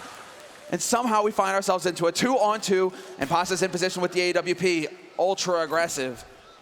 Can they actually shut him down? Can they stop? Because both players are now here, and now this has turned into a death trap for Luminosity. They have to realize that with a minute left, they still have time to work this round. They don't need to overcommit. It does beg the question, why didn't Snacks just escape? Why feel the need to go and put up the smoke? That would have been a 2-on-3 right now. There's a very good chance Luminosity could do this, but it's a good call from Neo to sneak in here, though. Luminosity trying to sort of again, play a pretty deep mind game, walking into middle, and if they actually make that, I think, if they make them into CT spawn, that's the better choice. That's going to get a harder angle for the AWP, and Neo, he will be caught, essentially shot in the side of the head if he peeks out here. He sees them coming through and takes out Cold Zero. What is this game sense? Taco going to be alone. He gets shot in the back, and Virtus Pro picking up 2 out of the 3 rounds in overtime. If he had been looking the other way, which is much more reasonable to do, that would have been it. But he was behind the box. He was covering himself. That's how sick Neo is as a player. Not leaving himself exposed on an angle, sitting behind the box, and the only time he looks mid, boom, gets the kills. VP come out ahead, 17-16 now after the first half, and that is huge. We're looking for the first team to get to 19 rounds here to take this first map in this best-of-3 series. And so far, it has delivered. Biceps, full control. Absolutely. Nice shot from Pasha as well. They're rotating in on CT. 17-16 is the current scoreline here. We are looking for the first team to 19 rounds with this current overtime format here. This is, I don't know, I did not expect this match to go this way. I definitely didn't see it coming. Got to keep that energy up. Nice shots. Yeah, that was. But did you mention the energy, Summer? I mean, there was a lot of discussion about even having a major in North America, and I feel like right now it's working out quite well for the moment here. The audience is absolutely amazing. You guys have been great, and you got to keep it up right now. So sick. Everybody I've run into so far this event has just been so excited. Yeah. And this is such a great location as well. It makes it's pretty easy for people to travel to. So they had a lot of time. The hype builds, and then we have a full stadium of North American fans. Baller. All right. Well, we're counting down. 20 seconds left in this halftime. See, now I'm curious, because I think if Luminosity go back to playing that slightly aggressive style on the CT side that they were doing in regulation, then I'm wondering if I mean, again, VP have got to be paranoid coming into this terrorist half. They got to know that the best thing to do is wait around for a good 35 seconds and see what's going to be happening, and then, you know, make up your mind afterwards. So I'm looking for Fallen and Zeus here, especially to figure out how to deal with the CT side. The one difference that's going to come through here for Luminosity now going into the CT side is that Cold is hitting shots, Fur is hitting shots. Everybody's woken up now. It's not this weird sort of situation where the 2 heavy hitters on the team, they're sitting on low single digits. No, now Cold is actually in the lead on Luminosity. He's taking control of this match, and so now they have to worry about him. And guess what? They go for the double AWP right off the bat, Luminosity. And when we told you, Anders, you know, that was like $10,000 to start. This is a huge investment from Cold. It's a big play. This is a power play coming out from Luminosity. They just want to rest control immediately, and there's the angle, and it just doesn't work out. When you're crouching in like that, you got to be careful, because obviously if you shoot too late, then the other guy will have the opening to do just the same. So got to be careful there, but nobody even tagging each other. It is slightly aggressive, and we do see VP again being ready for it, which is sort of what we were expecting anyway, right? I mean, it comes as no surprise right now that that's how VP are going to be playing these early rounds. G Pasha all the way on the other side of the map, also making sure that no one is going to be sneaking through here. So they really, really don't want to lose an early man to any kind of crazy push. They themselves, though, are going for a bit of a boost, or were sort of going for a bit of a boost in the middle. I think they might have canceled that, actually. Seems like they're trying to make up their minds right now as to where they want to take this, VP. They still have the nades necessary for an execute if they want. It's going to come down to actually just grouping up. And that flash is just there to kind of throw the timing off. If they are trying to develop something, VP, you put the flashes out, you get a little bit of damage in, you wreck that pacing. Taco, he gets the peek, the confirm, the squeak door opens as well, so they know somebody's coming from there. FNX catches out Neo. That was in mid, but they weren't expecting to. Pasha is there to get the kill, and Bialy finds another one. This is looking good for VP. Taz is going to have the perfect spot. He could come over that container and completely wreck the man holding on the site, but that is going to be Cold, and he's falling back, and that flash, it works out perfectly! Snacks turns just in time, and Pasha's there for the kill on Fallen. Oh, wow. What an unlikely round. It's now going to be Fur in a 1-on-3, and he really wants this challenge. Pasha is going to accept it and reply with a headshot. That's a triple kill for him. And we are now at map point here. Virtus Pro at 18 to the 16 of Luminosity. And you gotta appreciate Bialy being sort of the ultimate bro there, because that flash that was going in, that pretty much had the main player dead, but Bialy just coming in with a huge safe. Imagine Cold's frustration as well. He's worked it perfectly. The smoke is about to clear. He is still alive. He's in the perfect spot. Oh, no, sorry. Flash goes off as soon as that smoke clears, and you're done. Insane timing. And now it's all on VP. They've got match point, or map point. And now it's a question of whether they can just lock it out, contrary to what happened with Luminosity, who weren't able to close out the game in regulation time. Now it's all on VP here. They have 2 chances. They have 2 chances. Luminosity, because you did point this out, they went for the double AWP right now, and in the last round, and that means look at the grenades here left. We're still at 1 minute and 22 seconds here, and they have 1 smoke right now, and VP are still playing this very defensively, and I think this is exactly what the Polish team need to do. Just take it easy. Yeah, sit and wait, and hope that Luminosity are the ones to mess up, to make a mistake. A little bit of a peek by FNX right into mid, trying to see if he can catch somebody out. He sees Pasha, so there's a little bit of information to go off of. The Molotov goes down to Cold to clear out Cold's there, but he's dancing on the edge, hoping that they make a mistake, that they overextend. Pasha once again spots out FNX, and there's a counter boost. Not expecting this one, VP. Fur with the double kill, just completely shuts down mid for VP, and now VP are going to be scrambling. 45 seconds left for them to make the play, and FNX is going to peek and take out Bialy. It's down to Taz and Neo now for VP, and Taz, he's been hitting shots all game long, but it ends here. FNX with 1 and FNX with 2. Ends the round with 3, and Luminosity are still in this. Yes, they are fighting for the double overtime, because this format can extend itself indefinitely, as we've already seen in the group stage. We had some fun overtime action going into this one.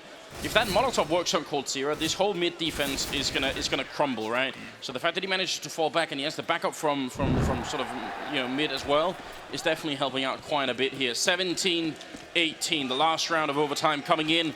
Still the first map. And now the chants begin.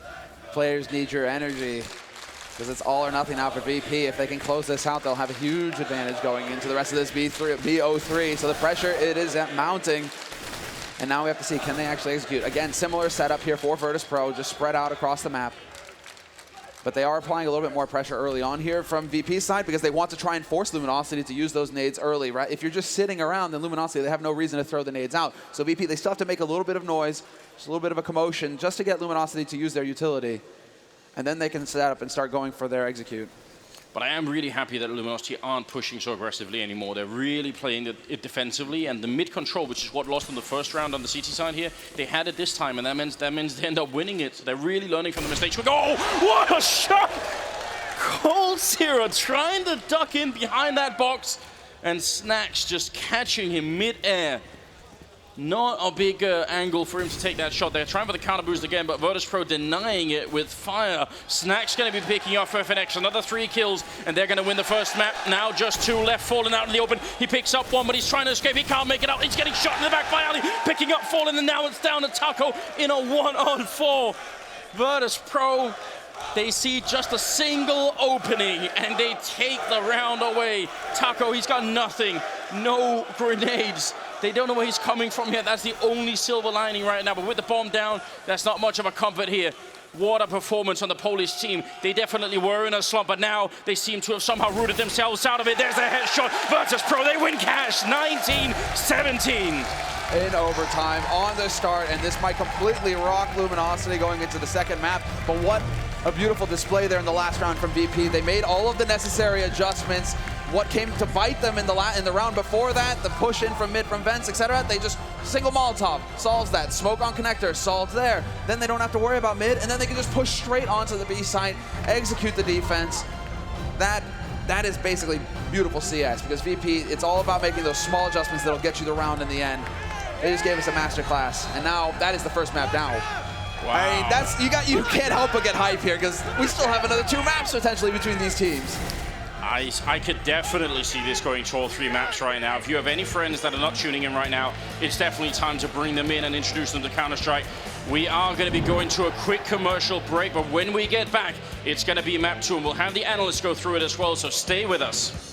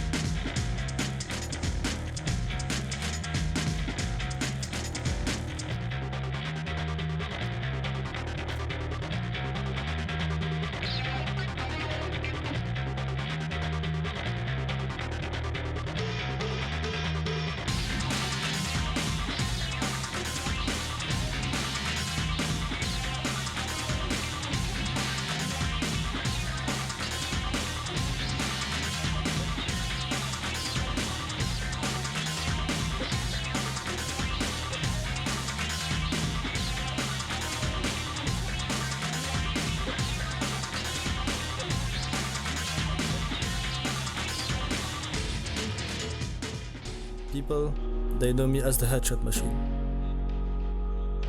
They know me from the highlights they see. They know me from the matches they watch. They talk about my one-taps, and I think for me, aiming is so easy. I just go into a match and that's it. But my aim, it comes from more than just the game. For me, aim, it is about precision. This part, people don't see. This part, it does not show up in highlights. When I sit down to play, everything already is a part of me.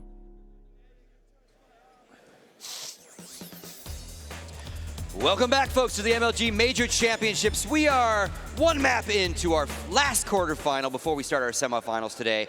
And again, it was Virtus Pro's map pick. They barely squeak it out in overtime. And before I get to you guys, when the score was 8-2 on that first side, our good friend Tommy, Lurpus, for those on Twitter, tweeted out, hey, don't get too excited yet. At the MLGs so far, T-side has averaged roughly 10.2 rounds. Yeah. And like literally the prophecy was written. It was 10-5 and then it was 5-10 against Virtus Pro. It's obviously become a T-side map, at least this week here in Columbus. Thoughts on that? I mean, well, one of the reasons why is it was always a map that was in flux. Like, for a while, it was actually quite even. It was like 8-7, 9-6 halves. But I think one of the reasons why is most teams actually don't like to play this map. So the only teams that play it are the ones that are very, very good at it. And teams like Virtus Pro, like Luminosity, they're good on the T-side on this map. That's why they're playing the map.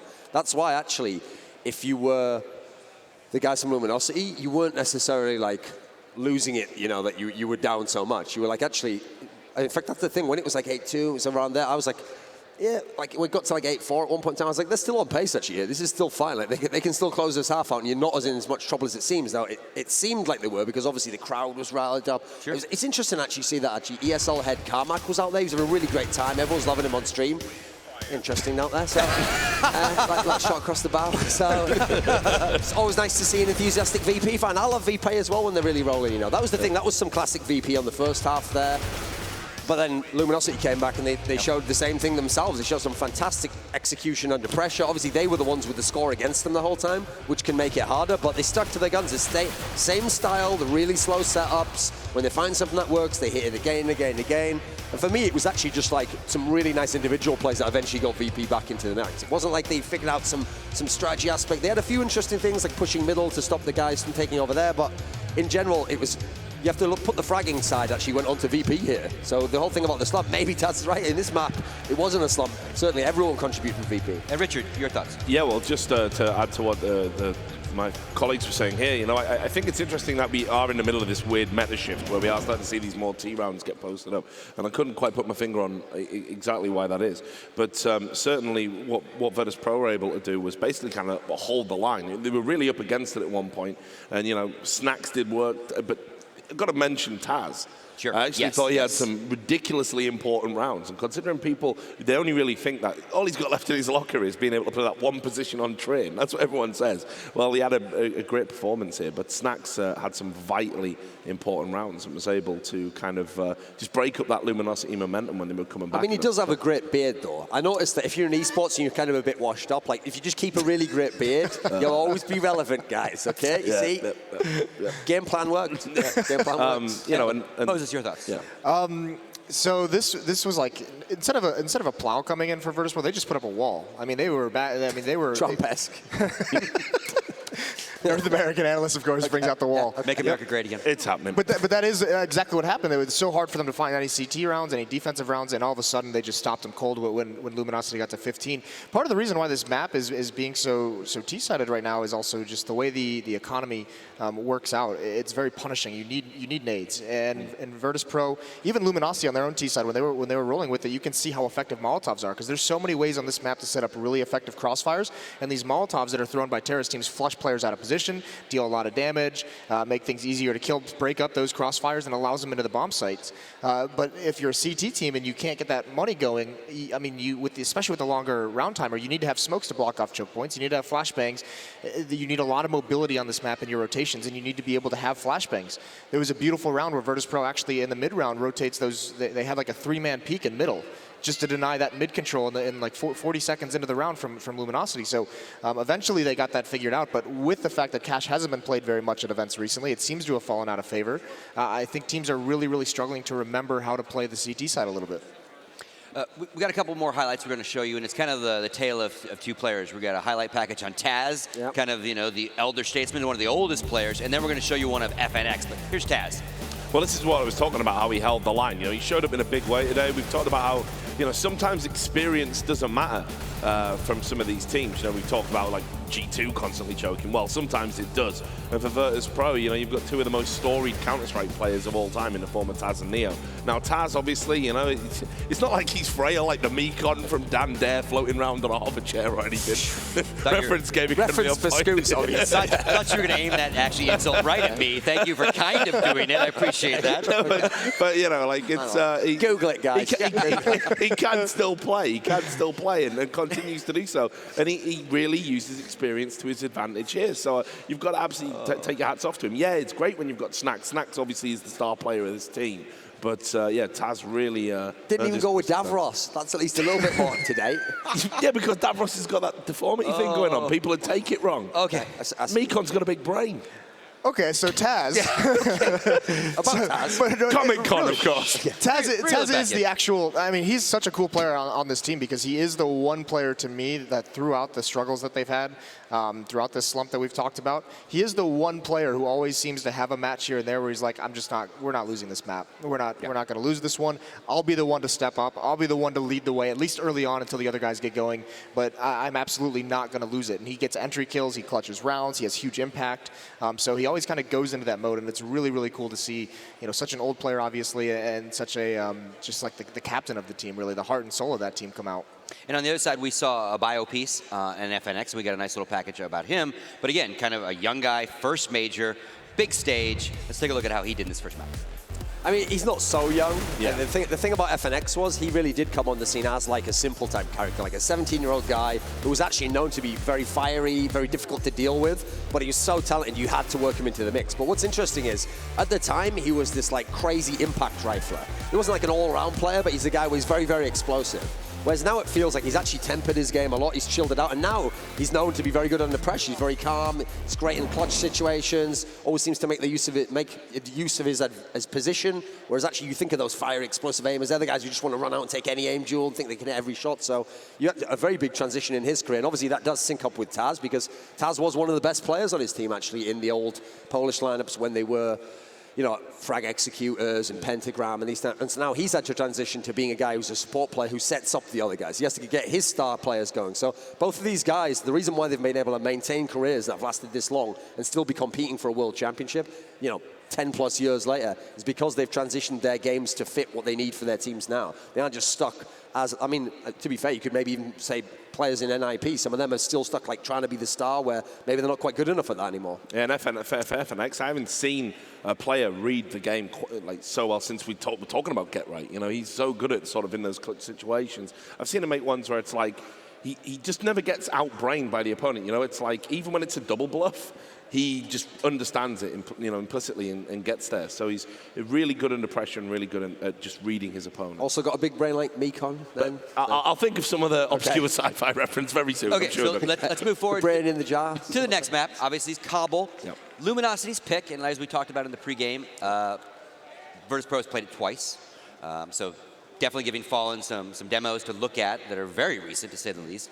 And VP's going to start on the T side, so kind of your thoughts on how this one's going to go. Well, I actually want to recant some of my earlier analysis. So okay. You're allowed to do that? Are you allowed I guess no recanting. I recant everything. No recanting. So entire career recanted. just if only I could, right? But anyway, so I went away and looked at it, and I think Fallen might have actually played a blinder here. I think this might actually be a really smart pick. I'll tell you why. I was looking at the results for Virtus Pro, and I just got them here, so apologies if I'm not looking into the camera. So they've only played 6 Cobble matches in 2016. They've won 2 of them, one of them being the G2 win here. The other win was overtime against Envious. Meanwhile, they've lost to Dignitas, they've lost to Na'Vi, and quite crucially, I think, losing to Tempo Storm in Katowice on this map. Now, if you look at on the other side, Luminosity, they got 1 loss on Cobble in 2016 out of 10 attempts. Now, yeah, those numbers are padded by the Max 5 Brazilian Invitational, where they were just smashing other Brazilian teams, but the loss is an overtime defeat at the hands of Na'Vi in Leipzig. So just looking at this, they've got wins over Liquid, CLG, and Mouse Sports.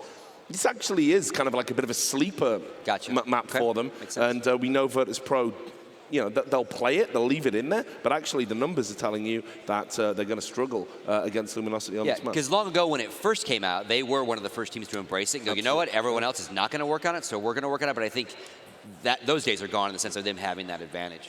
Yeah, and this is the big thing for me is just the fact that Luminosity has that loss versus Na'Vi. Obviously a different team, but it was so crushing, and that's for a team that does go back and research and find weaknesses that they can pick apart, that they can exploit.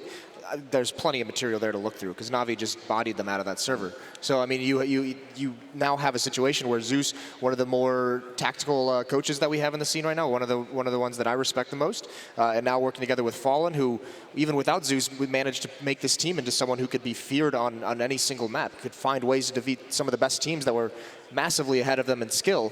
You combine that together, and they pick this map. They have something planned, and it's going to be scary, I think, for Virtus Pro. Just to add some context to what Richard was saying there, like one of the key things you do have to note, though, Virtus Pro definitely isn't straight up bad on Cobblestone. No, because yeah. I mean, they're all close. Two of the teams he's talking about, they're Dignitas. Okay, they're not going to win a tournament, but they're specialists on Cobblestone actually. And Na'Vi, obviously, they play it a lot, and they're a pretty good team on all the maps. So I do think that it's a situation where I think it's kind of in line with what we were saying before. It has to be some sort of plan here. I don't think that they literally went into this Luminosity thinking this is our best map that we could play against Virtus Pro. I think they thought this is our best map if this works, and we're going to find out what that is in this game. Now the problem I see in that sense is kind of what we were talking about in the pre-game. Like, do you really want to try something totally new in a game when you're one of the best teams in the world, an execute-based team? You've got a fantastic map pool. You know, these are the things that will win you games and will help you grind games out. Do you want to try something totally new, undone before?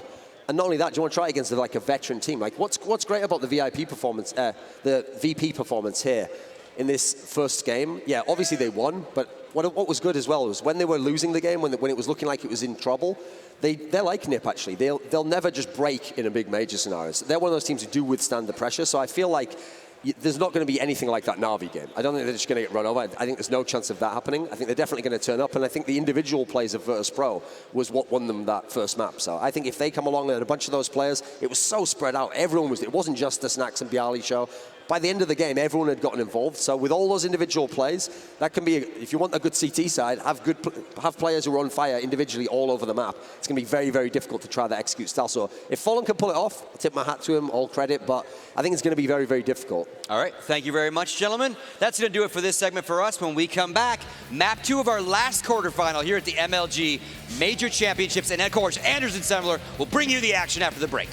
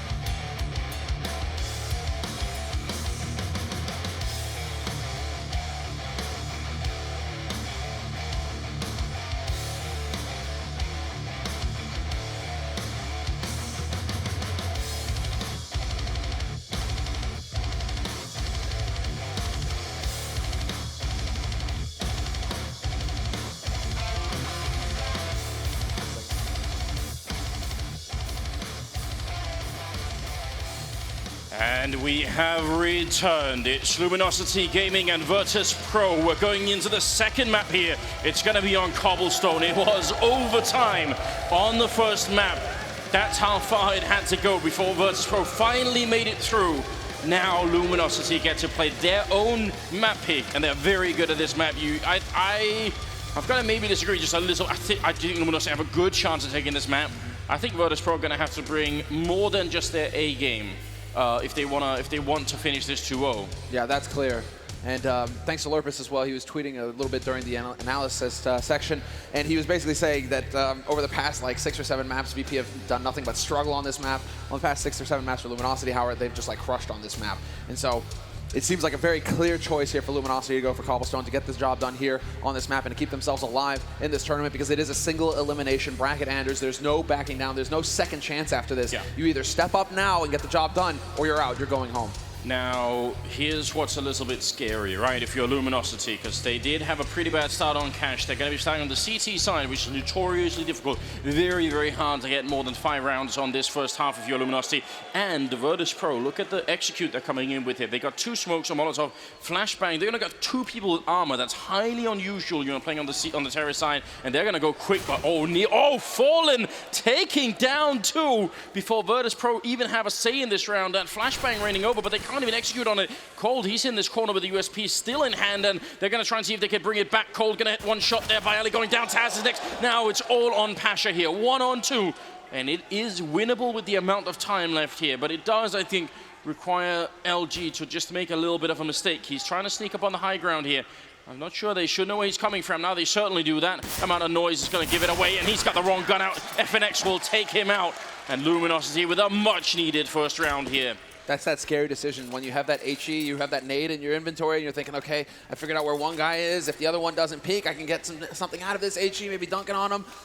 Not going to happen, though. Great team play there between Luminosity. The 1-2 combination peek gets the job done. And this time around, Anders, they are not robbed of the pistol round on the CT side. They get the job done the way that it was supposed to go. Well, you know, I have a personal rule when it comes to that kind of situation. Don't throw the grenades ever. Yeah. Isn't it always the case that you play, and then that's where they peak as soon as you do.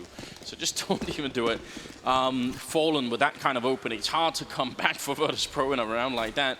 They have been picking up, though. They didn't get the bomb down, so they got Tech 9 armor. They're allowed to get quite far into A-long right now. Fallen is going to have a hard time holding on, maybe especially with the FAMAS here. If they rush him down, that could be really rough here. Yeah, I like the fact that he's deciding to back off and change up his position a little bit. Fur is the one who's holding on underpass, and right now Snacks is doing a fantastic job of drawing the defense over towards his B site. And Luminosity, they have to keep their cool here. Fur, he can't fully back off that A site, or he's going to be completely out of position, and they are going to be coming right out of apartments, and he doesn't have the good gun for this at all. He's hoping to actually get into position and perhaps go for a delayed flank, because it's all going to have to come down to his teammates rotating in to get the job done. Fallen is there, and Fallen with the double kill. He just continues to do damage to Virtus Pro. Yeah, Neo did even see Fur flanking, so he knew that he was going to be coming there, but Viali gets the 1 in on Cold Serum. It's a very decent round, I think, for Luminosity, all things considered. Bit of a shame that they let the bomb plant get in there, but it's not really the end of the world, and they managed to hold on to the round quite well. Also, just to sort of nitpick a little bit here, the fact that Fallen's the one to get the triple with the FAMAS, obviously less ideal than if it was the one of the SMGs. And if you're a new viewer, just to say that there is a sort of different kill reward if you're using different guns. Shotguns and SMGs give you the most, pistols, rifles, and maybe especially the AWP gets you a lot less. So it matters, and that's why, part of the reason at least why people buy them. Exactly, and yeah, that is actually unfortunate, because now it means that Fallen, well, he is pretty much guaranteed the op in the next round. That's no problem at all.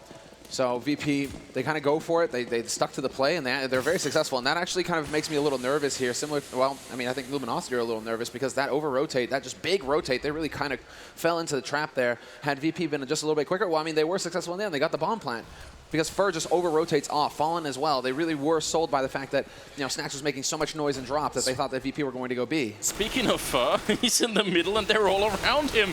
Somehow he's still alive, but it's only going to be for a second, and Fallen goes as well. And that's a problem. That gives up that FAMAS. Now, luckily, it's not the previous round where VP have armor, because if they start to steal away rifles and they have armor, things get out of control. But that's not the case right now. They are still armorless, which means it's, well, okay. Strung a little tight, are we, Taz? Just a little bit. It's going to be some sort of deduction in his monthly paycheck. Just careful with that. It's a 3-on-3. They have the health advantage. They have the armor advantage. Luminosity should basically never be losing this round unless something mad happens here. And FNX sort of already with a bit of a risk there. A little slow to get off the rooftop. And they've heard 2 guns now, and this is just trying to make some noise. 40 seconds left, and Cold is in the perfect spot to catch them out. There's Taz down. Pasha gets annihilated as well. And a good recovery here from Luminosity. This leaves it down to Neo with only 8 HP. Sure, he has 30 seconds, but he just doesn't have enough HP to take a fight with anybody at this point. And Cold, He's still just glancing around, trying to catch this man out, and it is going to work in the end. I was actually thinking for a moment there that Neo might catch Cold swapping guns. That was a good adjustment, a good recovery from Luminosity. Those Kevlar vests really making a difference, especially in that final battle. You know, if they had armor again coming through. But that's what's so scary about going for the close position and underpass like that, and also holding in danger. It's like, even if they have P250s, single shot, headshot range, that'll do it. You know, you may have the gear, but it won't see you through the round, as we saw with Fallen and Fur both getting overwhelmed. So a little bit of a scary call there from Luminosity, but sometimes you just have to go for the aggro plays. And it pans out in the end. The teammates, they're able to get the job done. Now 3-0, Luminosity in the lead, and VP, they're full bot. They have all the money in the world to do what they want with. And a double AWP play for Luminosity. This is huge. A really big investment going into this round. That's going to dig a little bit into their bank. Virtus Pro on the other side. Let's see if they can somehow stop this Fallen with a slightly aggressive position down the middle here. Taz actually, I think, sees it coming a bit. And Fallen, even with the flashbang, he's not going to get warded off. He's got to be careful, though, because if he sticks around too long and Neo wraps around him, you can see he's up there. It could get just a little bit weird. They seem to have a very good idea what's going on here, VP. They're really careful. There's the shadow showing, and that's all he needed. Fallen. Sick shot. He didn't get the kill, but still. That was quick. That was fast. Just a few pixels showing, and he manages to get the tag through the wall. Neo down to 17 HP, and a lot of the utility used here for Virtus Pro. And Snacks, perfect Molotov. He nearly takes out Taco in the mix, but he's going to roast. FNX has mercy.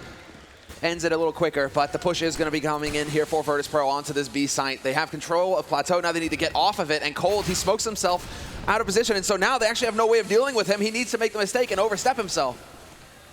He's just cold as ice in that back line. Peeks out at the perfect time. Going to be able to kill Taz, very low on health, and in a 1-on-5. Can't even get the kill. Fourth round is a flawless one here for the Brazilian side. That's going to help their economy. We pointed out getting to 5 rounds on the CT side could be really tough. They win the pistol, so then they're sort of halfway there. Now they win the 4th round, and it's looking like a brilliant start here for Luminosity Gaming. This is as good as it gets. And now they're going to have a very strong economy as well, considering they keep so many players alive in this key round. I mean, it's huge. A perfect flawless round, going for a double op strategy. It's all about making as much bank as you can for when things get rough versus Virtus Pro. You want to be able to you want to continue affording all of the nades. As we can see here, Luminosity, that's a full set. They have the incendiaries, the nades, everything that they need. And again, Cold going for the aggro peek. And this time he actually misses the shot. He's actually going to go back for more. This is ballsy, and it pays off. Taz, he drops him. It's going to be annoying, you know, in a round like this, what they really want is just get in and get the bomb down quick, you know, maybe take a kill or two with them. Now, even that plan might be in jeopardy just because now Luminosity are on the site, and they also lost a man already. The bomb is still very far back with Snacks. Finding some comfort in the smoke, as he usually does. It's going to be Fallen FNX next in line. The Cold, he actually almost dived under the plant there, but he manages to get out, and that is going to be 5-0. We've completely flipped as well here from Cash coming into the CT side of Cobblestone. Cold Zero is struggling on Cash. He's off to an 8-0-1 start here on Cobblestone. Fur is also lagging behind, similar to what we saw on Cash. Well, he was in the beginning, right? In the end, I think he was. Yeah, everybody at the end, right? We're stepping up for Luminosity. It's just about this start, and it's a little cold. And Fallen, you know, he's got his back as well. But now this is it, the big moment here for VP to start getting things to go their way. They've spent all of their money, they're fully equipped, and Neo has gone for the op, not Snacks. Snacks throughout this tournament has been taking point with the sniper rifle, but it seems like Neo, it's his choice. He wants to have the auto, he wants to have the op. Well, they got to find an opening soon. Again, this is where Virtus Pro are supposed to be making all of their rounds happen for them. This is where they're supposed to get that huge lead that will then carry them through. But if they don't get this round, I mean, we could be looking at a very, very tough and an almost sort of unreal half here for Luminosity. We've already seen Cobblestone a couple of times, obviously, in this tournament, and every single time it seems to have been the terrorist side mainly that's been dominant. And look at the variance on Luminosity's defense. Yeah, I do like to see the patient approach taken by VP, going for that counter boost. It's basically, if the boost happens in drop to get up here onto this platform where Snacks is now, Snacks, he's boosted all the way back, he sees you coming, and it works out perfectly for VP. Nice shot. This time Neo returns the shot onto Fallen. And actually, no, it's not even Fallen up there, it's Cold. Fallen's on the B site. They're just all over the place right now with these ops. look at the tight little defense they got over at the B-bomb side. They're all right next to each other, right? No sort of big spread out. So if you try and take a fight, you could be sure there's always going to be someone there to trade the kill and trade the kill. You know, they could keep going for a while, just trading back and forth. There's only 30 seconds left, and they are setting up for this B push here. So right now, VP, this is their time to shine. They got to make this work. They jump in. Snacks getting the first kill, turning around. What a brilliant entry, and it's going to be a double. Finally falling with a refrag here, but is it enough? There's only 15 seconds now. They got to get in and get this bomb down. It's on the side by Ali, hitting a shot on Fallen with 10 seconds. You got to think that's going to be it. It does go through. Fur and Cold Zero. They got the AWP. They've got a lot of value still on this team that they could potentially throw away for the 2-on-3 retake here. Looking for the spray, connecting with Bayali. Now it's a 2-on-2. VP, they shouldn't be giving this away. Neo hitting a great shot there, and now it's all on Cold Zero, but he's trapped in. Snacks is behind him. It's going to be all Neo picking up a double kill there. And Virtus Pro finally winning a round. That's some fantastic team play between the two of them there. But look at this. Snacks, FNX just completely caught off guard, and Taco. Monstrous entry frags coming in from Snacks. And then, of course, Neo. This is all just how you can count on this man to be consistent for you in these sorts of situations. He rarely misses shots like that. And so VP, they're on the board. They have one round going their way. Luminosity, thanks to how smooth the rounds have gone at the beginning of the half, though, they can afford to go for the double op strategy again. They had so much money. Now, quite a bit less. So we're starting to close things up here. VP, yeah, they still have a chance. Wow, and this is a very, very fast round coming in from them. They're actually all rushing middle, except Neo, who's holding the back lines here, and see if they can actually make an entry. Fallen with the AWP and shutting down Snacks. They can't really slow down. I mean, they've already committed to this, so might as well just keep pushing. As longer they wait now, the more of a rotation is going to be happening. Fur is on the one side here. They've got a great setup. Luminosity, Virtus Pro, they're rushing right into a bit of a setup. Taz gets two, which is a really, really good double kill. But it's happening way too late in the round. Neo all alone. He spots out one man. He knows that Fur's there. Going to be turning around, and he's just a second later timing. It's almost working out. He misses the no-scope, and now, oh! He hits the follow-up. He can't get the second one in. Cold Zero gonna be taking him out. Man. I was saying that he could hit the easy shots. He could hit the hard shots, too. What was that, Neo? Boom. Just takes his time with it. It stops the model mid-air. That looked brutal. I'm trying. I have no idea what's being shouted in the background, but we do have a 6-1 scoreline here. It was tough on the first map on Cash for Luminosity. It's been a bit of a break, not really much of a break, but there's been a bit of a break. They've had some time to mentally reset. They were obviously talking out back. Some of you were looking at them there. They were looking a little bit worried, you said.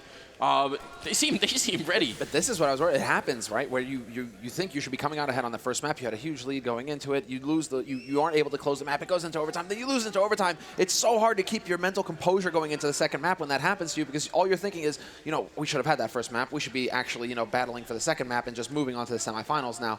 So to see Luminosity just completely ignore what happened on Cash and come out guns blazing here on Cobblestone, if you're a Luminosity fan, you've got to be feeling pretty good right now. Yeah, if you're a fan of Counter-Strike, you've got to be feeling even better, because that means we could very, very realistically get a third map here. This is a monstrous risk taken by Virtus Pro, though. I mean, this is a full force buy from them. They realized they were in a double eco situation. They didn't want Luminosity to get any further than this. And so they have gone for the mad buy. 4 pistols and just a single AK on Snacks. Pasha up on Plateau looking for that headshot. He might be able to catch out Cold Zero, but they are able to back off. Now 2 players holding drop. And this could turn into a blender. Fallen takes out Neo. FNX removes Taz. And Snacks is still waiting around for this greedy peek, and he's going to get the double! Huge plays from Snacks, and that turns it all around. VP, they have a chance in the round at this point.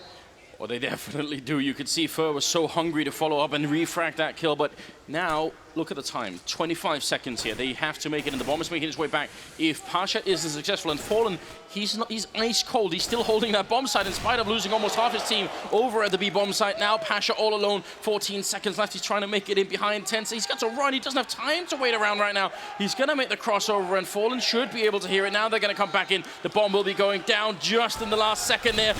Deagle's out, but Fallen to shut it down, and that will be a double kill for him. Very impressive round here for Luminosity. When you've got that many people going down and drop, the normal response would be to just rotate everyone to be just go now. Fallen sticking around, definitely some ice in his veins there. 7-1. And now VP, yeah, at least they get the bomb plant. That's all they're thinking to themselves at this point. Like, okay, you know, bonus $800 for each of us. Because if you're new and just tuning in, if you get the bomb plant and lose the round, you still get bonus money from that bomb plant for everybody on the team. So it's very important for Virtus.pro to get their feet back on that. Well, their feet back under them here, because that basically they could be in a double eco scenario. Instead, now they're going to be able to buy up in the next round. And now VP, they just continue to apply the pressure. They know that Luminosity have been playing aggressive here in Underpass, and they just look to keep taking advantage of that, just chucking 2 players in there for trades, but that's not quite good enough. Pasha, Taz, and Neo have taken quite a bit of damage, however, so it's still not looking too hot here for Virtus.pro. I mean, at least Bialy gets a kill, but Cold, that's a sick shot. Taz is going to be going down. Cold is so hungry right now. He's going to get the third as well. He has absolutely no fear or no respect for Virtus.pro there. He just takes all the peaks and wins every single fight. Bialy going to be sneaking close here with the MP9. That's a nice shot. At least it's going to give them more money there. Again, the kill reward going to be higher for that kind of SMG now. 8-1 in favor of Luminosity, playing the CT side of Cobblestone.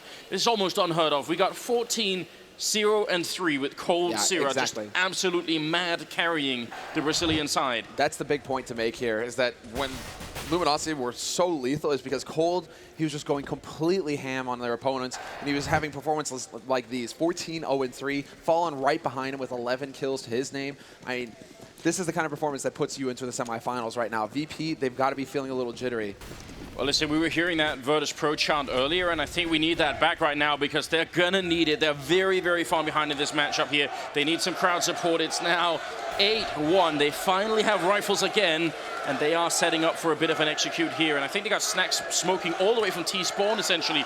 Going to be putting that in, and the rest are going to be following up. We'll see if they can make their way through. There are 4 people stacked on this bomb site. Virtus.pro just charging the bomb site here. They need an entry frag, but it'll be Taco to deny the first one there. Pasha going to be going down. Next in line, Bialy to fall. Taco says no. Finally, he drops to Taz, but it's so late in the round here. Luminosity, they've got the rotation coming in, and Snacks has gone down. Neo and Taz are left here 2-on-4. How are they possibly going to hold on to this after plan? There's so much time still on that bomb, and Luminosity, look at that. They're just inching their way in, and that's going to be the round.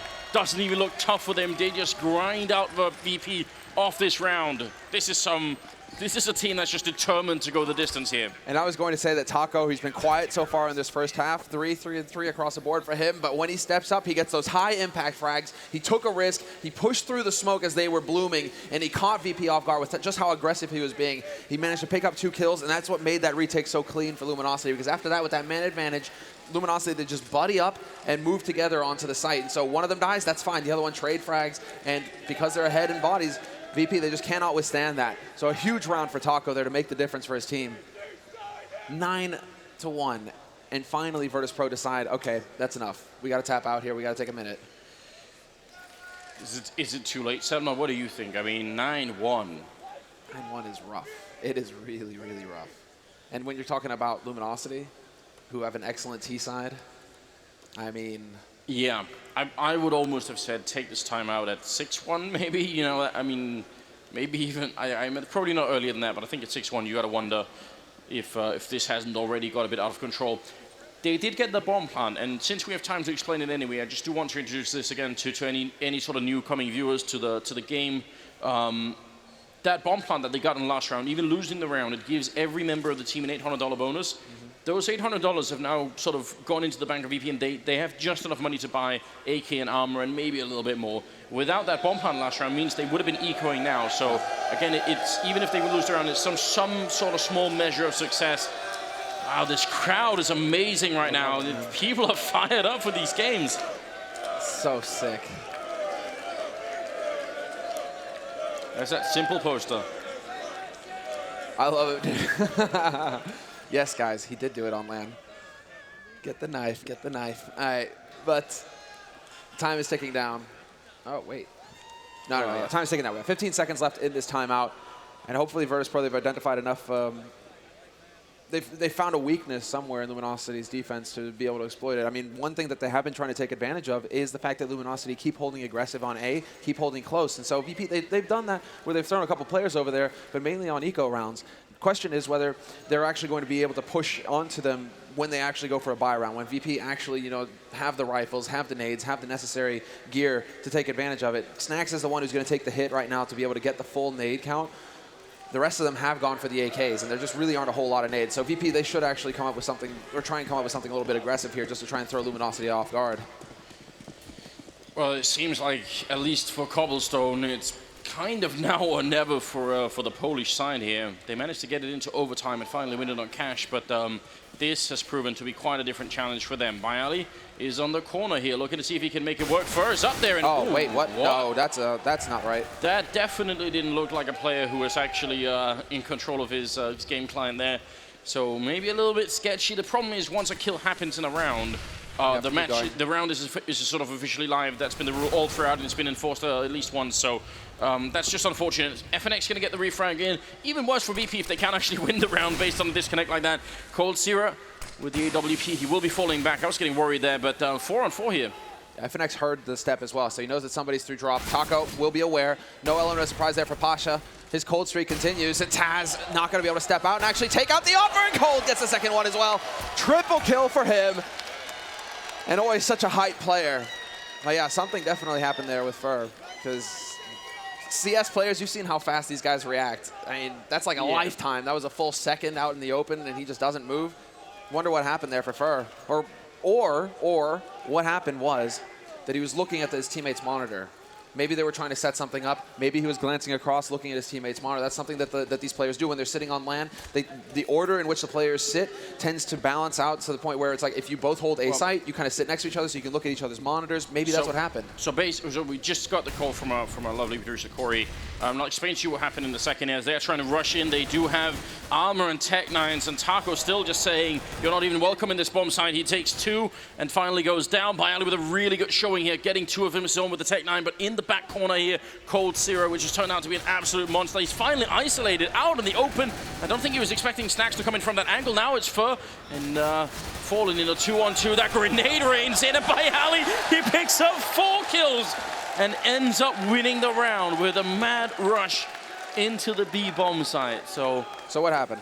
So it's a silly problem. Actually, I have this problem every time I reinstall Windows. Sticky keys. So that's if you tap shift a bunch of times, it'll minimize the game client. It's actually nothing to do with the game or nothing to do with anything else. It's something you have to disable, and I think every Counter-Strike player ever will disable when they do it. If you forget, it could go that way. But they won the round anyway, which you got to think if you're a Virtus Pro, it's even more depressing, isn't it? You just managed to get sort of a free kill, and you can't build anything off it. But then this happens. Then Bialy goes ham, gets a quad kill on an eco, nearly a full eco for Virtus Pro. They actually make it work.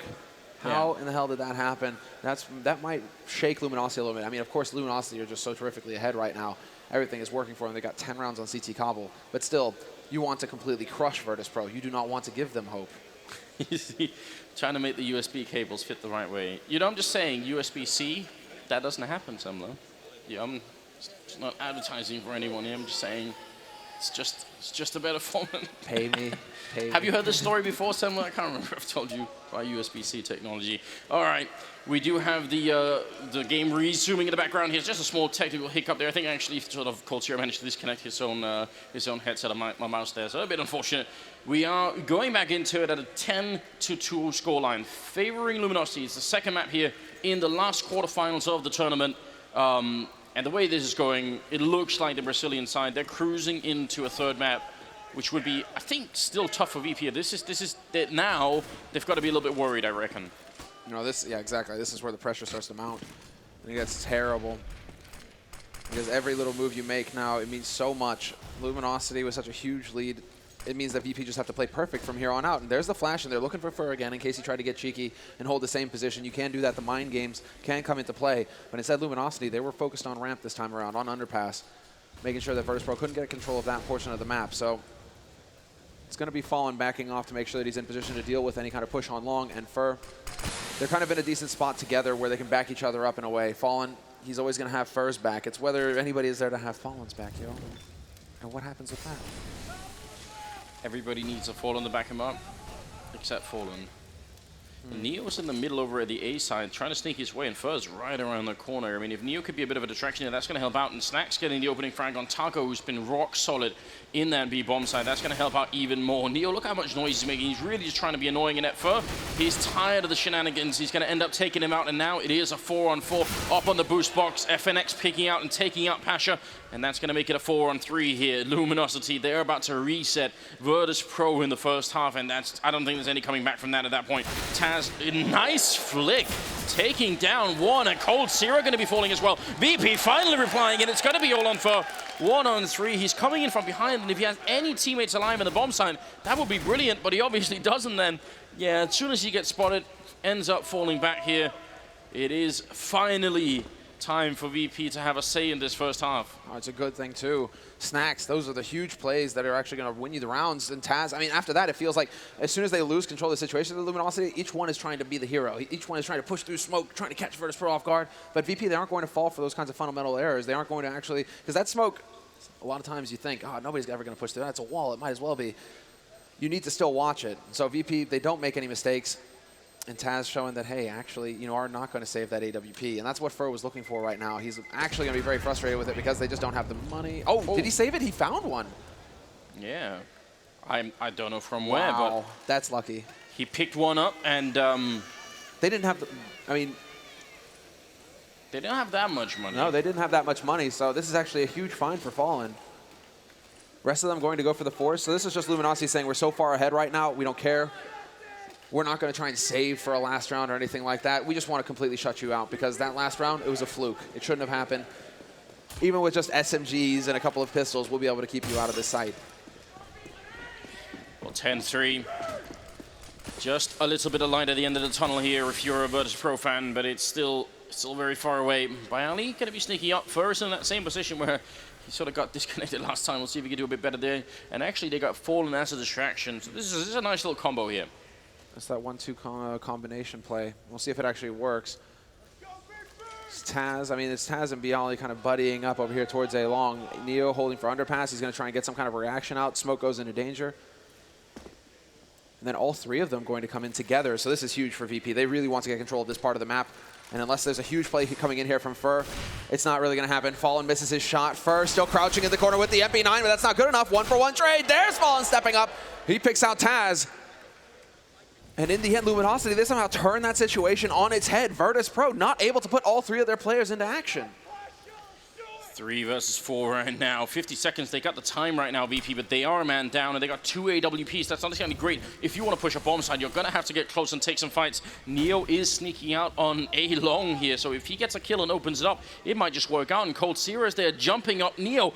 Oh, did they spot each other? I think Cold might have been actually fast enough to see that. This is a bit strange. Oh, he's still on the other side. He doesn't really show any signs, and Neo scoped up, Cold walking in. They're actually circumnavigating each other. What is this madness? And there's a shot. Neo going down, and that crumbles this B push. Taco gonna take one. He's got 2 bullets left. One, he's out, and the knife. Oh, FNX gonna steal it away. 11 rounds to the 3 of Virtus Pro here. This is a crazy game, isn't it? This is such a sick game for Luminosity.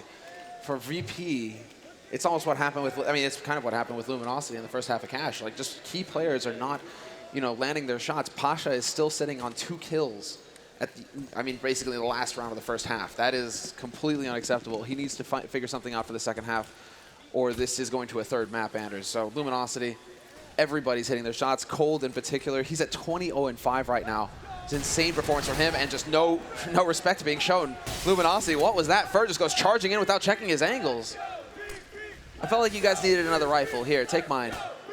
Yeah, he felt quite confident apparently that was going to be a B push, and that he could make his way in there, and he almost did. I mean, Neo, if he had been just a little bit earlier, he probably would have been running up behind him. It seems like they still have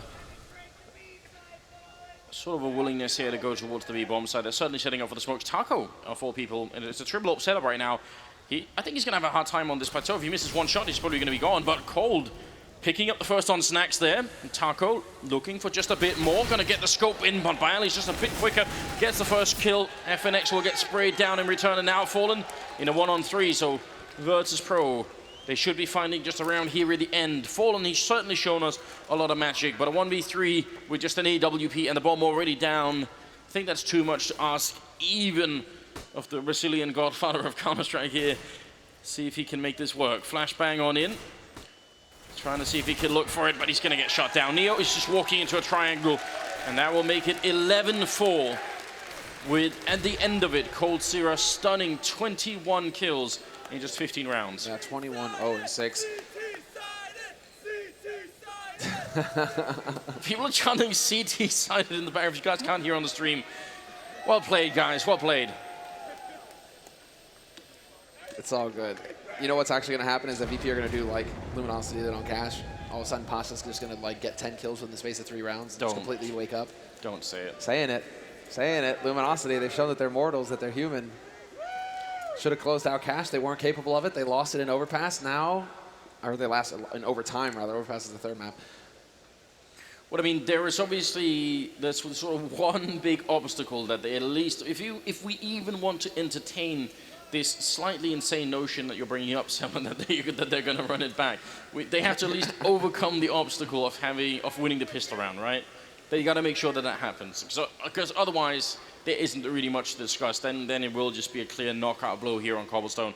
If they win the pistol round, I might be willing to briefly entertain. Just for like a second. I'll even let the thoughts into my mind for just a second. Not until then. I'm keeping him out. Especially because Cobblestone happens to be T-sided. So it is, despite the chant. You don't think it'll change anything? I don't think either. I mean, and Luminosity are just so lethal on it. They can actually just kind of throw whatever they want at VP. This is the worst kind of situation to be if you're down, is when your opponents have such a huge lead, they can just do random things because they have rounds to give. They can actually take risks that they wouldn't otherwise, play in nonsensical ways, just because they have no pressure on them. They still have such a huge margin for error. So it just makes it so much more difficult for VP to try and get a read on what Luminosity are doing. We're getting into the second half now. The countdown has begun. Luminosity on the T side pistol, VP on the CT side, and Snacks is the one going for the kit and the smoke as per usual. Bialy actually going for some utility as well. Nade, flash, flash. Luminosity with the 2 smokes coming up here. Definitely still valuable, and it's not exactly clear what you're going to do with 2 smokes on this map when you're on the terrace side. It could be either A or B, because it works pretty much either way. If it's 1 smoke, I definitely always say A, but Virtus Pro, it's do or die time for them here, and Pasha, well, he runs into 3 members peeking, and Luminosity, they're ready to follow up on it. That grenade, they're not even running into anything. Third coming up from behind, executing by Ali. Taz is going to be going down. Oh no, it's all Neo and Snacks right now, and Neo was running up in behind. That would have been beautiful. Fallen's going to be going down. Still a 2-on-3 right now, but if Luminosity don't challenge right now, then how are they going to actually come back and retake this bomb site? Neo, just so many members here, and he doesn't have the bullets. Can't find the headshots now. All on Snacks. 1 versus 3, and just trying to find any kind of battle. And I mean, Luminosity are even giving a couple of chances here, which they didn't really need to. He's got the smoke. He also does have the kit. Puts it up, and they're already in. They got the knife out. They're actually stabbing right in front of him. What is this madness? There's going to be going down finally. Taco with the kill, and Luminosity with no fear at all. And Pasha, you can clearly tell what he was trying to do there. He's trying to get that confidence back. He's trying to get in there and actually take the fight to Luminosity, turn it around after the first half, and he just gets completely shut down by the man there, Taco. And Taco's just playing out of his mind right now. He is hitting all of his shots. And they're impact kills, they're high impact kills, because that starts the ball rolling. Luminosity, they're on a hair trigger at that point. As soon as they catch somebody out of position on VP's side, that's when they go, and they were all in position for it as well. So there just wasn't a chance for VP after that. But now, I mean, it is going to be another, well, quasi-force, not full force coming out of VP. Nade picked up on Neo, so he wants to see if he can pick up that op. Snacks as well on a hard eco, so they really are trying to maximize their funds at this point, because VP, they know it's going to be a struggle from here on out. Losing that pistol has put them so far behind. And now, well, Taco, it is going to be the full execute, it looks like. Snacks peeks in, he gets confirmation. There's the push, and Taz holds the line, and Bialy will find the headshot on Taco. Pasha, he's stepping up, and he's not going to get the 3rd. Instead, it's FNX bringing it back. Cold is now on the site, but he's running out of bullets. This is such a scary situation. Can he actually land the shots? No, he cannot. He will get flanked by Bialy instead. And now FNX is just desperate for a bomb plant, but Taz is already in position to cut him off. Yeah, one bullet and he's going to be dead here. The only other alternative right now for FNX is to ace clutch it. That's what he's got to do. He's got the first 2 kills. He needs another 3. Taz is even in the back lines. I mean, this seems to be pretty much an unwinnable round. As soon as he shows himself, makes any kind of noise, putting down the bomb, that's going to be it. Taz not even waiting for it. And Virtus Pro winning a huge round back now. If you were going to go down that mad path that you were trying to sell to us earlier, Semler, then this would probably be the way to start it. You know, just a round that you probably shouldn't be winning. Forcing Luminosity into a, well, you know, armor pistol buy-up here. It has to start like this. A little disjointed on the push. It's just nitpicking details, The plateau, that kind of went well, apart from Pasha, obviously, you know, up close with the CZ, getting that headshot. But, yeah, it was drop-down room. The push coming in from drop, they lost one of the pincers in their move there from Luminosity. You need to be able to get those trades effectively. You can't just afford to lose 2 players like that going into a push. VP did very well with it. Taco, he's going to have to get out. It's a bit too toasty. It's a spicy Taco. Just going to allow them to smoke up and take control of the platform here, which is not a bad idea. Taz and Neo, look for a minute like they wanted to go a little bit aggressive in the middle, but they sort of, you know, rethought that, and now they're playing quite defensively here, which I don't mind. I think VP, when you're ahead like this, you should really try and be safe and not get rushed down by Tech9s. They also don't have any Molotovs to check the corner here that Pasha's in. Later in the half, if they have the Molotovs, you can bet you they're going to use them for that exact corner. I'd like to see those rifles kind of make their way over toward the B site now. Yeah, Taz is there. Neo, he's still holding out on A, and they aren't quite sure. I mean, right now, Luminosity are doing a good job of just trying to make it difficult to get a read on where they're going to come into this. And it's so hard for VP to make the call as well. It's so hard for them to gather the info. Pasha standing up here, he's going to get the drop on Taco. And actually, it's Bialy to get the kill. But now Luminosity, they're split up, and they kind of have to just get going here. 35 seconds left in this push. Fur looking for the backstab. He's going to find it. Fallen is there. They get them in the crossfire, but there's more defense on the site itself, and all 3 rifles remain. It is going to be a very clear-cut situation here for Virtus Pro, unless Fur can come up with something godlike, and it's just not going to happen. The rifles, in the end, make the difference. But this is actually still a very good job for Luminosity, right? They managed to take away 3 rifles. That Chance is back. I mean, I will say this.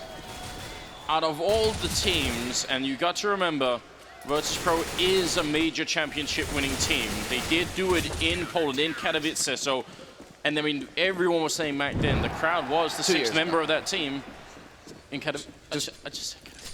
I gotta say it, 2 years ago. 2 years ago, but the crowd, everyone said they're the 6th member of the team, you know? So maybe could do it again here if the chanting continues. It's going to be Snacks picking up a couple of kills there. And this time they don't lose anyone. I do want to remind you, because Luminosity are at 12 rounds and not at like 15 or 14, it's really important for VP to have a good economy, right? The key thing here is the VP have got to be able to lose 1 or 2 rounds and not lose the whole map, right? Yeah. So having a round like not the last one, but the previous one, that's really dangerous.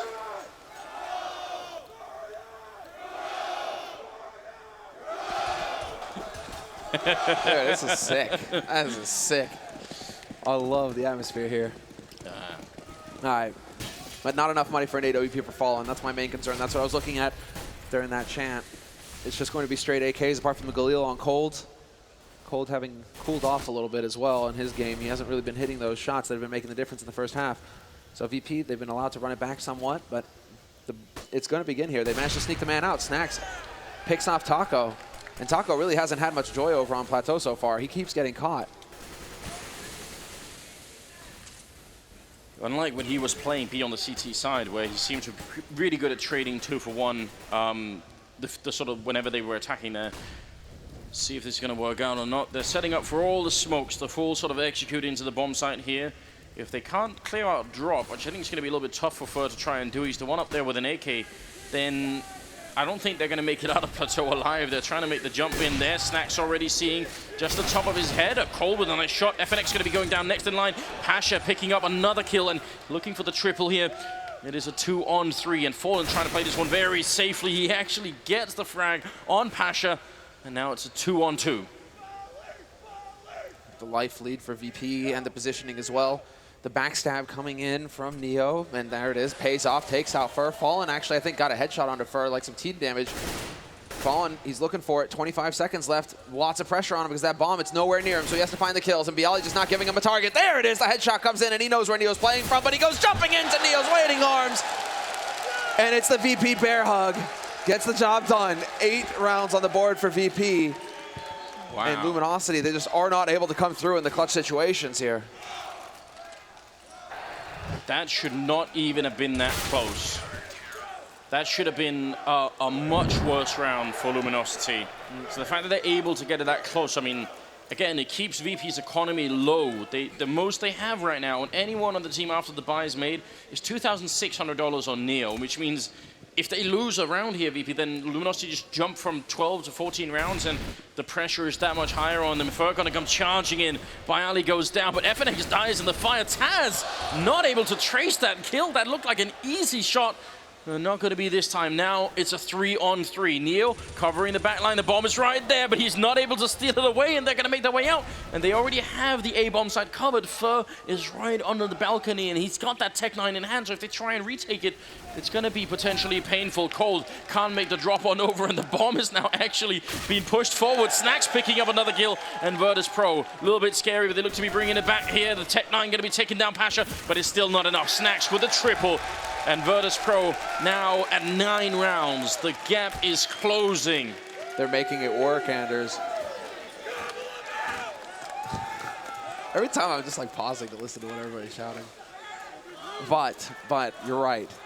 They are making it work, VP. Sure, these rounds are close, but they're getting the rounds on the board. They've got 9 now. So they're named 3 rounds left here to tie things up with Luminosity, who have definitely been feeling the heat. Cold has definitely dropped off as well in this second half. 22 for him. They are catching up a little bit more across the board here for his team, but they need to start coming together a bit more for Luminosity. Neo dropping the bomb in that last round pretty much threw everything out of whack. So we'll see if VP can get a lucky break like that again. I mean, that's the thing. Neo with the pushing, the timing, if that bomb is through underpass, Neo's impact is almost nil, and then they're able to get up onto the site and get the bomb plant. So it's a crazy sort of situation that we're having here round after round between these two teams. So close. But Luminosity now, they're just making noise everywhere at this point. They're hoping to be able to catch somebody out in a long, and that might actually happen. Neo is inching his way forward, but he doesn't have the op this time. He only has the M4, so he has to be a little bit careful about how he wants to play it, given the fact that Fallen, he's on the hunt. I mean, we don't want to call it just yet, but a lot of this sort of these rounds here are being built off of Bialy, right? He's in charge of leading everything. He's got 18 kills, just 4 behind Cold Zero. That's a 22. Got 50 seconds on the clock right now, and it's not every day that we get to see Bialy sort of show up like this. He should be seen in 2nd or 3rd place usually, trying to sort of somewhere in the middle of the team there. The crowd is certainly here. I mean, we're some distance, geographically at least, removed from Poland, but somehow some fans have still made it in here, and it's incredible. Now Neo going to be peeking into the middle, taking down FNX. Bialy sprays down 1. He can't win the second fight. Ferg too quick with the AK and hitting that headshot. Neo now on this slope, and that's a dangerous position. He could be up from behind. Taz hitting the 1 shot. I think Neo's still in a good position, and no one's coming up from behind. If he can catch the bomb, making its way over, but Fallen with the AWP and managed to get the kill. It's only 6 seconds left. Fallen hitting another shot, and oh, Snacks gets 1 in return. Cold Zero, it goes down, and Snacks is gonna clutch it, and that will be 10-12. These rounds are too close, Semler. I can't take this, Anders.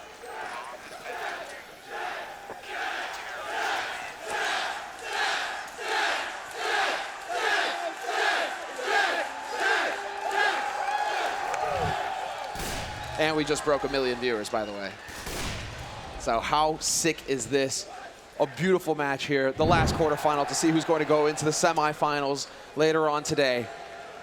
But it's nothing but clutch rounds. It is so close. Both of these teams are so evenly matched. And Luminosity, they finally decide to take the break, to go for the timeout and calm down a little bit. I think that's the main thing. They're getting onto bomb sites. They're getting edges in these rounds. It's just they're not able to close them out. And that can be nerves. So for Fallen to call it now, to say, this is it, that's enough. We lost 6 rounds in a row. We need to slow down the pace here. We need to take our time. Yeah, I do want to point out, because you're bringing this up, it's been close to the last 3 rounds that VP have won. It's been 1, 2, and then 1 member alive for Virtus Pro. So all the time, Luminosity are within sort of striking distance. They can take these rounds. Now, here's the problem. I think that can work both ways, and it probably depends on what mental state the team is in.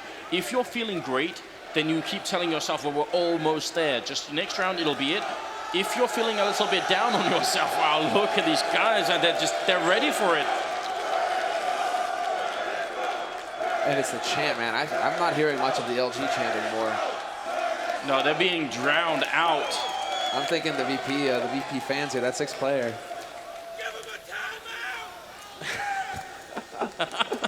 No, I was gonna say, when you get to if you're feeling a little bit down on yourself, you start to think, we're getting close all the time, but we really can't make this work. You know, it starts to grind, and you've already lost the first map in overtime. Now you're getting close, but not close enough, and eventually that can start to really break you, right? Luminosity, I mean, they look like they were destined to win this map, but there has to be just a sprinkle of doubt in their minds right now. We've got 5 seconds, and we're gonna get back into it. Super sick, man. This is so hype. This is everything you dream of. There's a lot of dreams come true as well for these players on the main stage in front of such a sick crowd here on North American soil for the first $1 million major. You know, you got to think at this point here, the question isn't, you know, are we going to have another stadium event in America? It's just like, where is it going to be at this point? It's got to be one more. 23rd round is coming up here. We've got the 2nd map in the quarterfinals, and VP, they took the first one. Luminosity, they need another 4 rounds here to push us onto a 3rd map, which they could very well win. So now it's just a question of grinding it out. They got the timeout in, and now they need that mental strength here. They got to forget about what's happened in the first 22 rounds and just grind it in. The double AWP in play now as well for Virtus Pro. They've used a lot of their utility, though. And so it is going to come down to the ops to make the difference. And Taco, he catches out Snacks. Snacks trying to get clever around the smoke, and Taco boosts it up. Just barely spots him out on the edge of it. And a 2nd kill goes Luminosity's way. I mean, this is it. Is it the timeout? Is it actually working? Are they able to completely change the pace and play off of it? Yes, they are. FNX takes out Pasha. Quick rotation in from Taz, and he's going to catch Fur in the back, but now they know where he's playing from, Luminosity. And they should be able to get control of the situation. He goes for the spray, but it's not good enough, and Fallen, he will end it. 13-10 now. And Luminosity, they finally break the Virtus Pro streak. Wow, and because of the money, again, because the last 3 rounds before this were with 1 or 2 members alive, they just don't have the money to fight this. Luminosity, they've lost the rounds, but they've kept up the pressure. Virtus Pro, they're going to be put to the absolute test here. This is going to be the final test, essentially, for them here. See if they can hold on to this map, if they can complete the comeback, or if it's going to be the Brazilian side sweeping it away, because it is close now. Look at Taz, aggressive in the middle, though. He's actually right behind those double doors there. If he can steal an AK away from FNX, that'd be the worst possible start for Luminosity. That would be a catastrophe. That is not allowed to happen. And while they are playing very passively here, FNX spots him out. Does get a little ahead of himself. He's deciding to actually charge in here and look for the fight. He gets the wallbang onto Neo as well, but doesn't overstep. And that's the key here. He needs to survive. He needs to not give away this AK. And if he's all the way out there, he does catch out Neo in the end. Taz is no longer close, so they aren't able to capitalize off of that, Virtus Pro. And so far, FNX holds his own. In the meantime, Luminosity moving through the B halls, getting ready to hit that B site. Did he spot that? I think he saw like just a shoelace from Taz there. That was enough, apparently. FNX definitely on point, yeah. And yeah, out of all the videos that we've seen so far from Valve, like that was probably the closest I came to crying. Like, can't mess with the feels that way, Valve, please. Like, not before the match. Not right before we're going right before the match. That was actually, yeah, no, that was an incredible. I'm going to go back and rewatch that more than just once. So sick. FNX, speaking of him, going to be taking out Snacks as well, single-handedly clearing out the bomb site on this side of the map. I mean, it doesn't really matter, but the rest of LG, they could just decide, and it doesn't matter. There's only 2 people left here. Bayali hitting a good headshot, but it will be Luminosity at 14-10. And look, I mean, this is so cool. You've got a huge amount of the crowd cheering for VP, but they are cheering for LG as soon as they win as well. This is exactly what I want. Fans of Counter-Strike. Yes. And we've got the 25th round coming up here. You're right, man, and that is it. It's the fans of Counter-Strike. It isn't even a North American team on the stage right now. Liquid plays later today. They're so but ready. We've got a packed house, And the energy in here is electric. It is so sick. Luminosity, 14 rounds now, and it is going to be the force buy coming in from Virtus.pro. They're not willing to let it get up to 15. They're not willing to try and play for overtime again. They want to end it here, Virtus.pro. Get control back in this match. And right now they're going aggressive. Longhouse going for the hungry peaks, looking to see if they can find anybody out over there. And so far things are quiet on the A side of the map. It's going to be action on the B site, and Snacksy misses the shot. They really don't have a lot of equipment. These Max 7s, though, are not such a huge downgrade because once you get close, I mean, the position that Pasha's in right now, it could be lethal. And Taz has, well, sorry, Neo has the other one, and he's playing in those hallways over by A long. So, I mean, either way, they're going to have to get close to the Max 7. It's been done time and again. So, even with a little bit of some slightly worse equipment, I think the problem with the Max 7 becomes in the retake. That's where you don't want it. Because you get out onto that open site and it's just so far away. The shotgun pellets, they disappear after a certain distance. It's not like a rifle. But Pasha, he's playing up close to drop, and this is where it can get a little scary. We saw what he was capable of doing with the CZ75 not long ago. So will he find the shot? Beautiful pop flash going right onto Bialy, forces him back, and now they begin to push Luminosity straight into drop, and there's Fer to open things up. It has begun, Anders. Can the defense hold? Pasha right on the edge, puts Taco to sleep, crunches him. Wow, knockout blow. Neo going into it as well. Max 7, Pasha coming up from behind. That's the second kill for him. He's looking for more, and they are getting dangerously close. Fallen there to finally shut him down, and now it's a 3-on-3, 20 seconds. Fallen picking up a second kill of the round here. Everything rides on this. They can't let VP back in the game. Luminosity, they need this round. They need this map. Cold Zero going to pick up the kill, and there's Neo going down, and LG make it to map point. And Virtus.pro, they just don't have the money. Pasha could buy a bit. The rest are going to have to just pick up whatever they can here. That one timeout, Semler. It's changed everything. And it's been mentioned time and time again on the analyst desk that that is the difference between the Tier 1 teams and the Tier 2 teams. When a Tier 1 team takes a timeout, we see it happen all the time. That's when the game changes, they make the necessary adjustments, and then they win from there. And we're seeing that now from Luminosity. They've just taken complete control now. All of the pressure's on Virtus.pro to come up big with another ugly force buy. Shotgun on Neo, holding close to A-long, hoping to get lucky, hoping to catch somebody out of position here. And they've gone for a default setup here, Virtus.pro. They're really crossing their fingers. It's all about hitting the big shots. And Furry's going to go down into drop. He catches out Snacks, and he's putting that pressure on. And they peek together, and still they cannot find this kill. Taz goes leaping into his death. And Furry, he might actually find a way out. They're just not peeking him. He's unflashed as they peek him. It's just a second too late. Otherwise, they would have had that kill now. 4-on-3 here. Luminosity just a step away from doing this. Cold Zero holding the back lines here while the rest are rotating back towards the A bomb site. And Neo, he is holding the slope. But to kill 3 members of the Max 7 here, or 4, that's definitely not going to be easy. They are coming around the corner. He turns for it, but he misses the pellets. And Bialy with a great double spray down, but he can't get the second one in. He had the grenade out, and FNX, he's going to punish him for it. And now it is all on Pasha here. 1-on-2 to extend this series just a little bit longer. Oh, we're going to be going into the third map here. Pasha sneaking up. He's got a good position. He's making it out as well, but he goes down. Cold Zero is there. And ladies and gentlemen, we're going to go to the third map. Luminosity taking Cobblestone and tying up the map score. And what an electric series it has been. Cash down to the wire. Cobblestone, bit more of the Luminosity show, but it was closer at the end. VP, they hung in there, they made them work. And now we go to the third map to sort it all out, to settle it all, to settle our semis. Wow. Those guys are gonna get their fun later, man. Na'Vi, they're monsters. They're looking like monsters right now. This day is only gonna get better from here on out. What an incredible first map. What an incredible second map as well. VP, I think, making everyone believe that that comeback could have happened. That was on the edge for Luminosity. Those 3 rounds where it's down to a 1v1, that's what matters. That's where they start. That's where they really put VP on edge. They win a round, they force them to eco, and that is going to be it. When we come back, we are going to have the third map coming up. Stay with us. It is not done yet here for the MLG CSGO Major.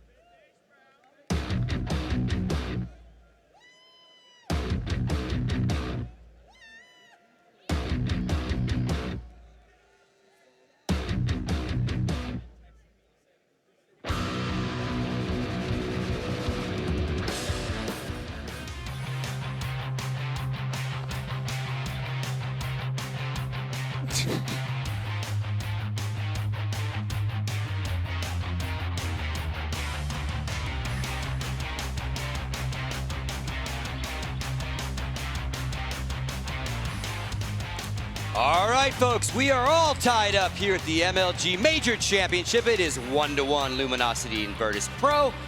They won both their map choices. That second map, gentlemen, let's talk about it. It started incredibly strong for Luminosity, and then at the end of that second half, basically the only run that Virtus Pro had in rounds put together other than 2 in the first half was 6, and everyone in the building, we were all kind of like, okay, is the plow being put down? Are they going to be able to catch this back up?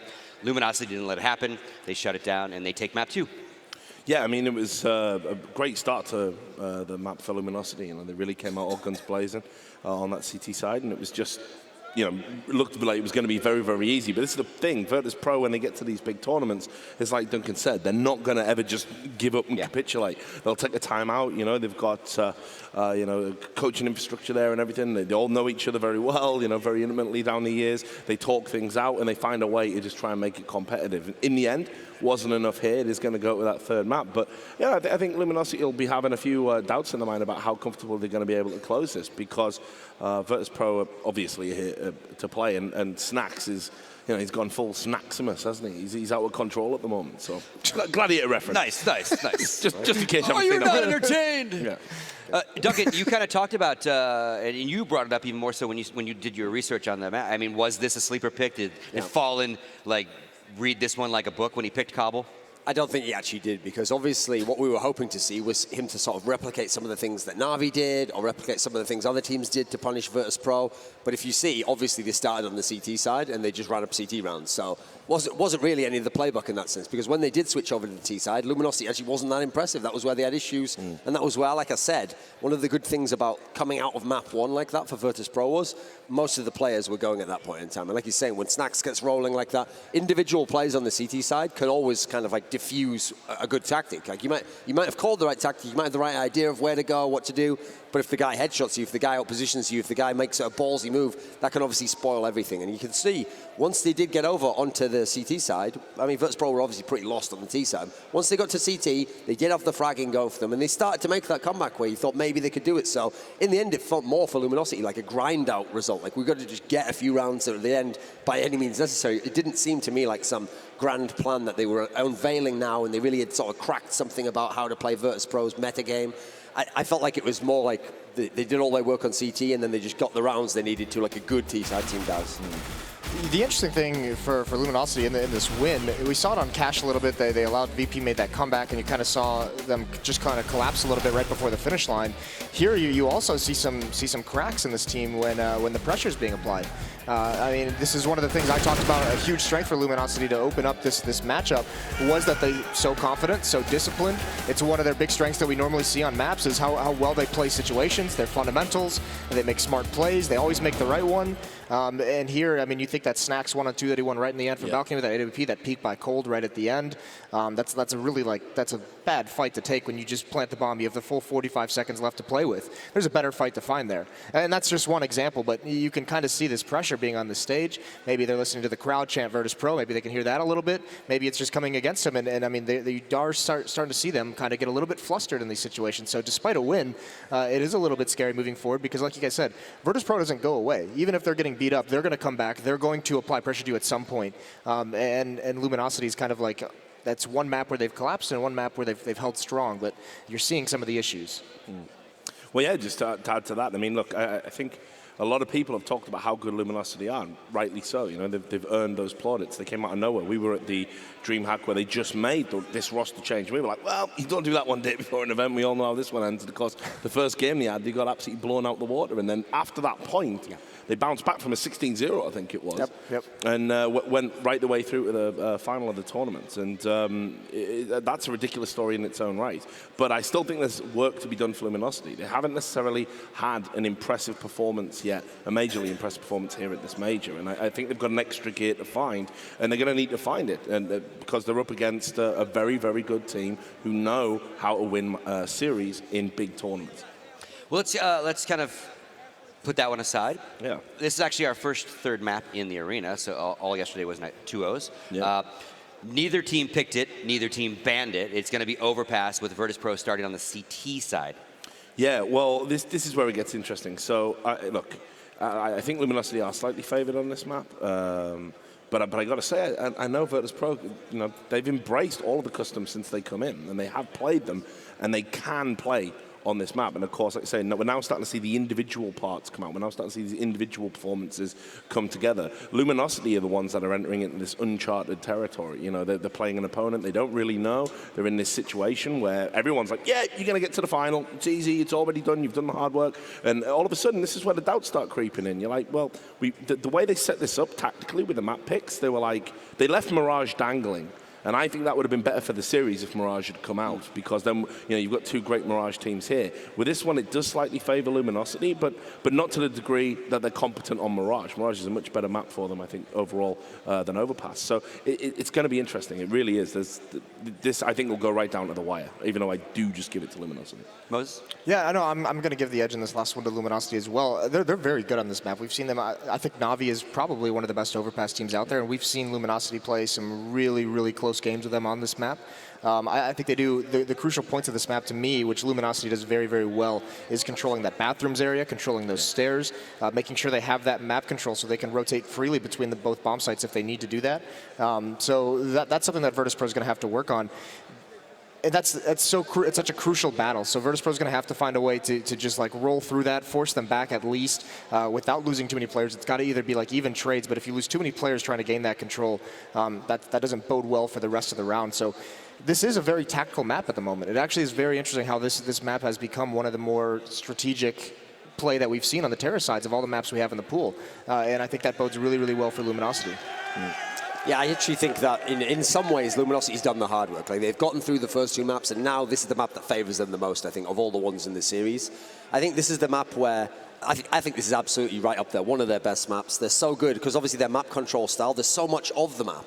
And so if you want to take over an area and wait and run the clock down and wait for CT aggression or try and find a favorable fight or just get information on where they are and rotate elsewhere, this is a great map to do so if you have the weapons on T-side, which they obviously do. So I think on this map, what I'm really interested to see is sometimes in the past, Virtus Pro would play the more like in-the-sight style CT play. If they do that, I think that plays right into the hands of Luminosity. Yeah. They're going to take over those areas, they're going to scout out information, and that's basically, they're the ones who get to decide what happens in the play there. Or will Virtus Pro try the more aggressive approach? If they try to push out, if they try to get information, if they try to battle for that map control, that's where I think there could be an interesting dynamic. But I certainly favor Luminosity. I mean, ultimately, obviously they have to win now on Overpass if they want to make it through, or they'll get passed over. No Jesus Christ. Does the, we always talk about the core of Virtus Pro being legendary. They've played the game for a very long time, 1.6 all the way to Counter-Strike Go. Obviously, the two new guys, in perspective to them, they're on a big stage. Luminosity hasn't had this kind of pressure put on them very often, especially the new guys. Does that play into it at all at this point, or is Fallen a good enough of a leader that he's going to use his skill set to settle his boys down, to chill out, don't worry, pretend like we're playing anywhere else, don't let this bug you because this is the decider map for them? I think if you look at the way Fallen's galvanized every team he's been in, there's no doubt that when it comes to sort of the motivational aspects and building up that brotherhood, that fraternity, there's no in-game leader that does it better, really. He's done it consistently where he does create this almost like them and them versus us mentality, and it works. You'll very rarely see Luminosity players sat apart. They hang together as a five. They don't go anywhere. They spend an entire event together. They don't really mix with the other teams when they're here, which you do see other professionals do that. And it's not out of disrespect, but what they do is they stay in this sort of focused little bubble where everything they do is at Luminosity, everything they do is about the team. And I'll be honest, right now, I think, the hard part is if you want to just ignore the fact you're in a crowd, you can't feed off the crowd when you need it. And I think that's almost like the payoff sometimes. I think they are a little bit cold, no pun intended, in that sense when it comes to the crowd. They do seem very, very focused, and that sometimes can be negative. Whereas you look at Virtus Pro, They do famously kind of Exactly. draw this energy from crowds. You know, you think about their Katowice major win themselves. There was definitely something going on there. So, you know, I think Fallen's just a great in-game leader. He's got a lot of emotional players in that team, famously, and he's brought them all down to planet Earth and given them the kind of skill set to cope with pressure. I don't think that'll be a big issue as much as, say, the tactical aspects of this map, which is how are Virtus Pro going to play it. I think that's a much bigger thing to conquer than anything to do with atmosphere. Okay.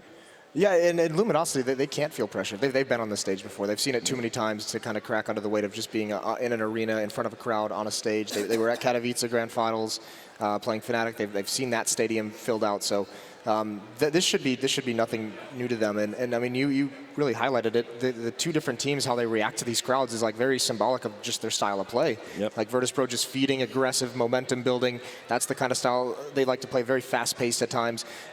Luminosity, the more calculated team, just doing their thing in their own world, very cerebral. So I mean, it is going to be interesting to see how that goes, but it is going to be, at some point, there's going to be a run by Virtus Pro. Luminosity is going to have to put a stop to it, and this crowd, if it's getting behind them, because it's actually been behind both teams. Absolutely. But if Virtus Pro feeds on it so much better, that's the big worry for Luminosity. Yeah.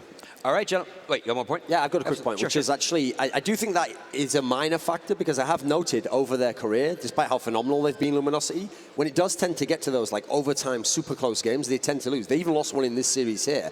But the problem is you have to put them in that position. You have to give them a chance to blow it when it's the really clutch moment. And obviously, in terms of Virtus Pro, yeah, they could do it on the first map, but if they can't keep it close the whole way, or if they can't really put them under a lot of pressure, then that's not going to be the problem. So for Virtus Pro, they need to have that classic Scarface soundtrack going in their mind. Push it to the limit, the limit, the limit. That's going to be a GIF later on. So Nice. got a GIF in there, boys. I'm hoping that's all they're bringing from Scarface, the movie, man. Listen, mate, listen. I see the Photoshop's coming. All right, thank you very much, Everyone gentlemen. gets a GIF. So, and also another thing to keep in mind is obviously Virtus Pro is the only team still in the building that has won a major. So if they were to lose this map, then anyone who wins on tomorrow is our first-time major winner. Awesome, awesome storyline there, but it'll also be nice to see Virtus Pro pick up a second one. After this break, we're going to find out who's going to move on to take on Team Liquid in our second semifinals.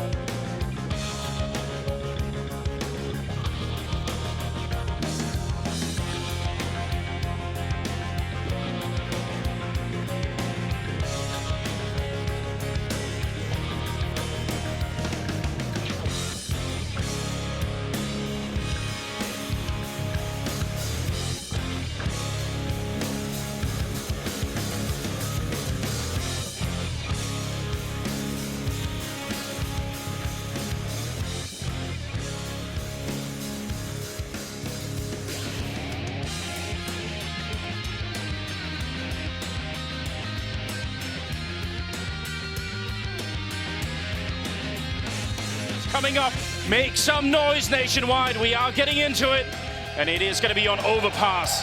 The crowd here has been amazing today, and we're still in the quarterfinals. The other two, or the semifinals, they are only coming up later today, and already everybody is fired up. We're starting to fill out this entire stadium. It's amazing. The nosebleed section is getting full, man. This is so hype right now.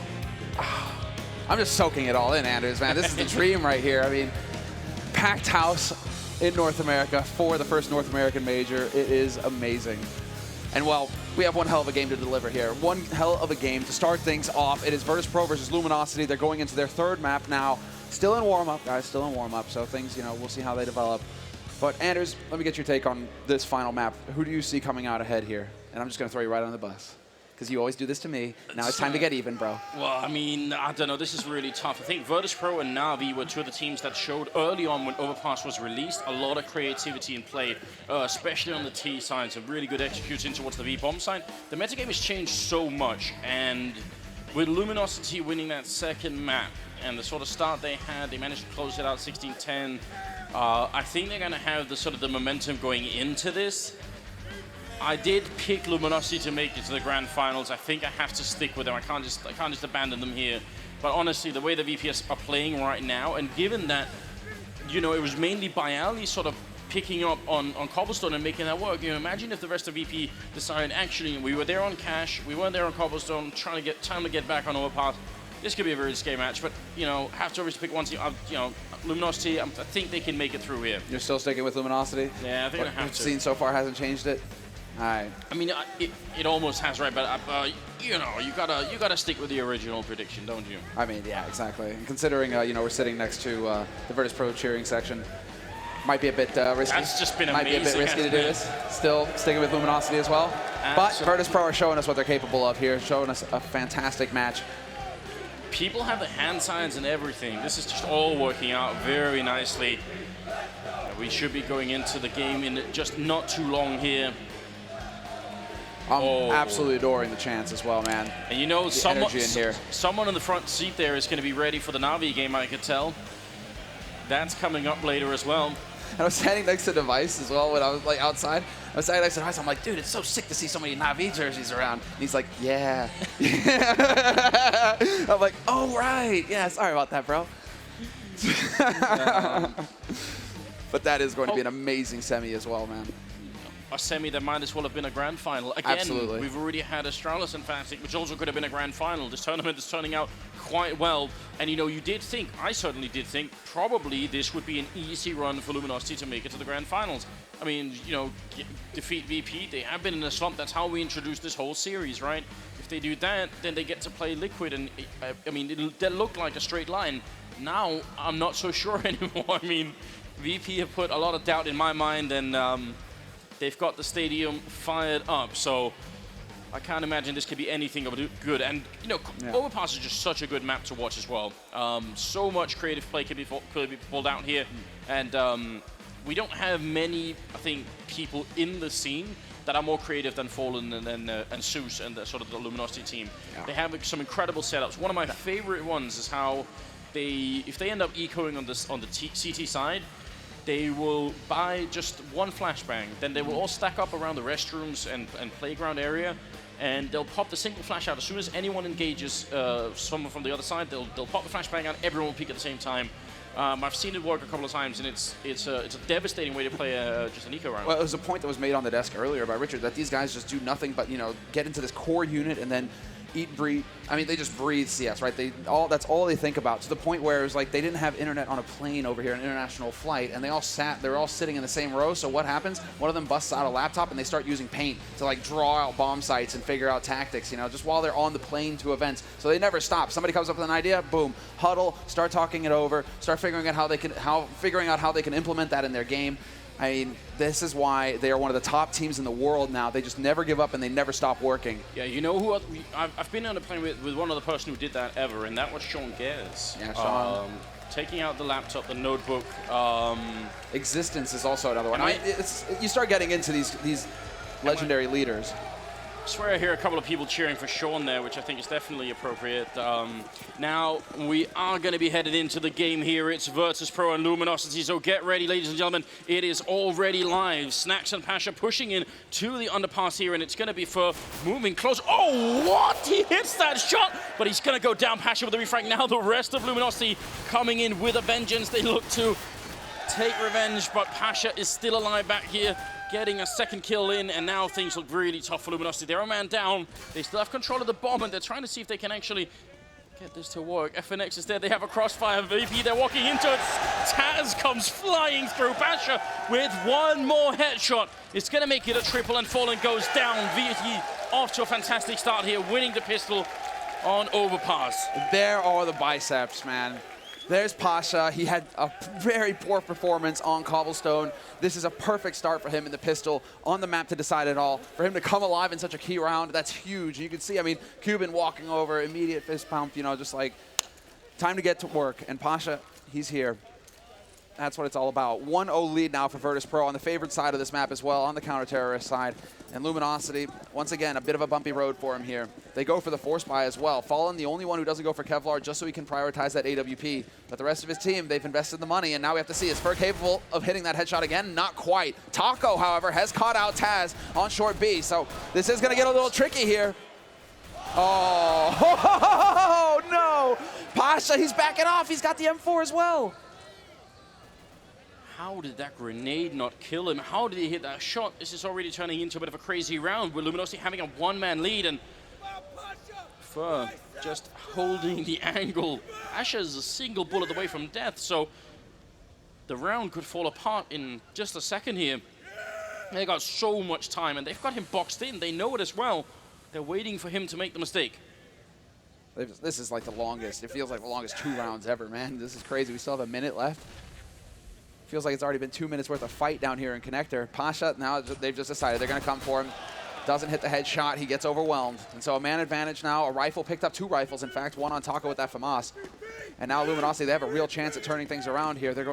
They actually decide to rotate back into T-spawn. They're giving themselves some options, and it is going to be going towards that B site. Snacks, however, is in position. He is, and he's got the scout. They actually both have scouts. That's what I'm going to point out. That's a little bit creepy, isn't it? Trying to hold on a 2v4 with just a scout here. It's going to have to be some really good shots. Fallen doesn't have armor, so he could go down quick to a scout, but the rest, except for Fur, they might be able to take a shot here. Snacks, there's a headshot, FNX down, that's how you do it. Second comes in, Fallen very low again. The lack of armor, they're really damaging with the scout. He can't shoot through that box, it's just not possible. Too much wood going on down there. It's going to be a 2-1-3. Bomb is planted, and Snacks really wants to make it out of the sniper spot. He's going to be able to do just that. Neo coming in to help out. That bomb ticking, they have a kit on Neo actually. This might be possible. This all comes down to who takes the fights, and well, Taco, he gets a drop on Neo, and now it's so difficult here for Snacks, but he hits the headshot. Little does he know, however, exactly, he's not alone. There's a man on high. He's got the kit, and he's gonna go for the fake, and he's going to get the running gun onto Fur. And now it's all on Fallen, who has the M4, but no Kevlar. Bomb ticking down, pressure mounting. Snacks, he's just not going to have the time. Fallen has got nerves of steel, doesn't show himself, and it's just going to go Luminosity's way. They lose the pistol, but they will get the force.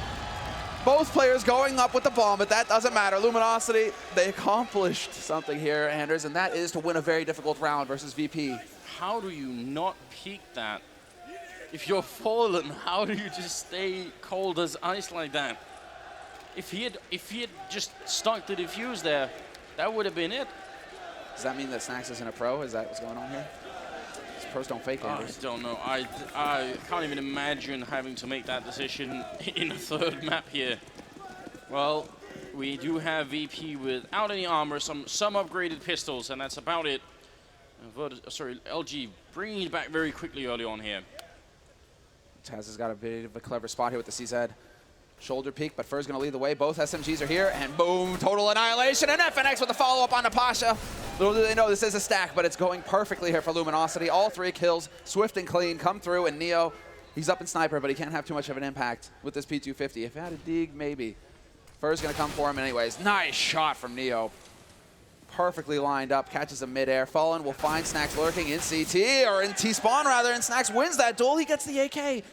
And Fallen, he has a tendency of doing this, man. He wants to go out and hunt solo, but now he risks giving up the rifle. They will save it in the end. It's Taco who will find the kill. Or rather, Cold, actually. Never mind.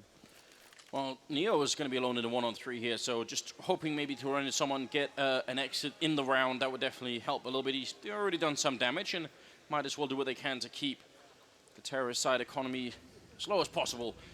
We're going into the 4th round.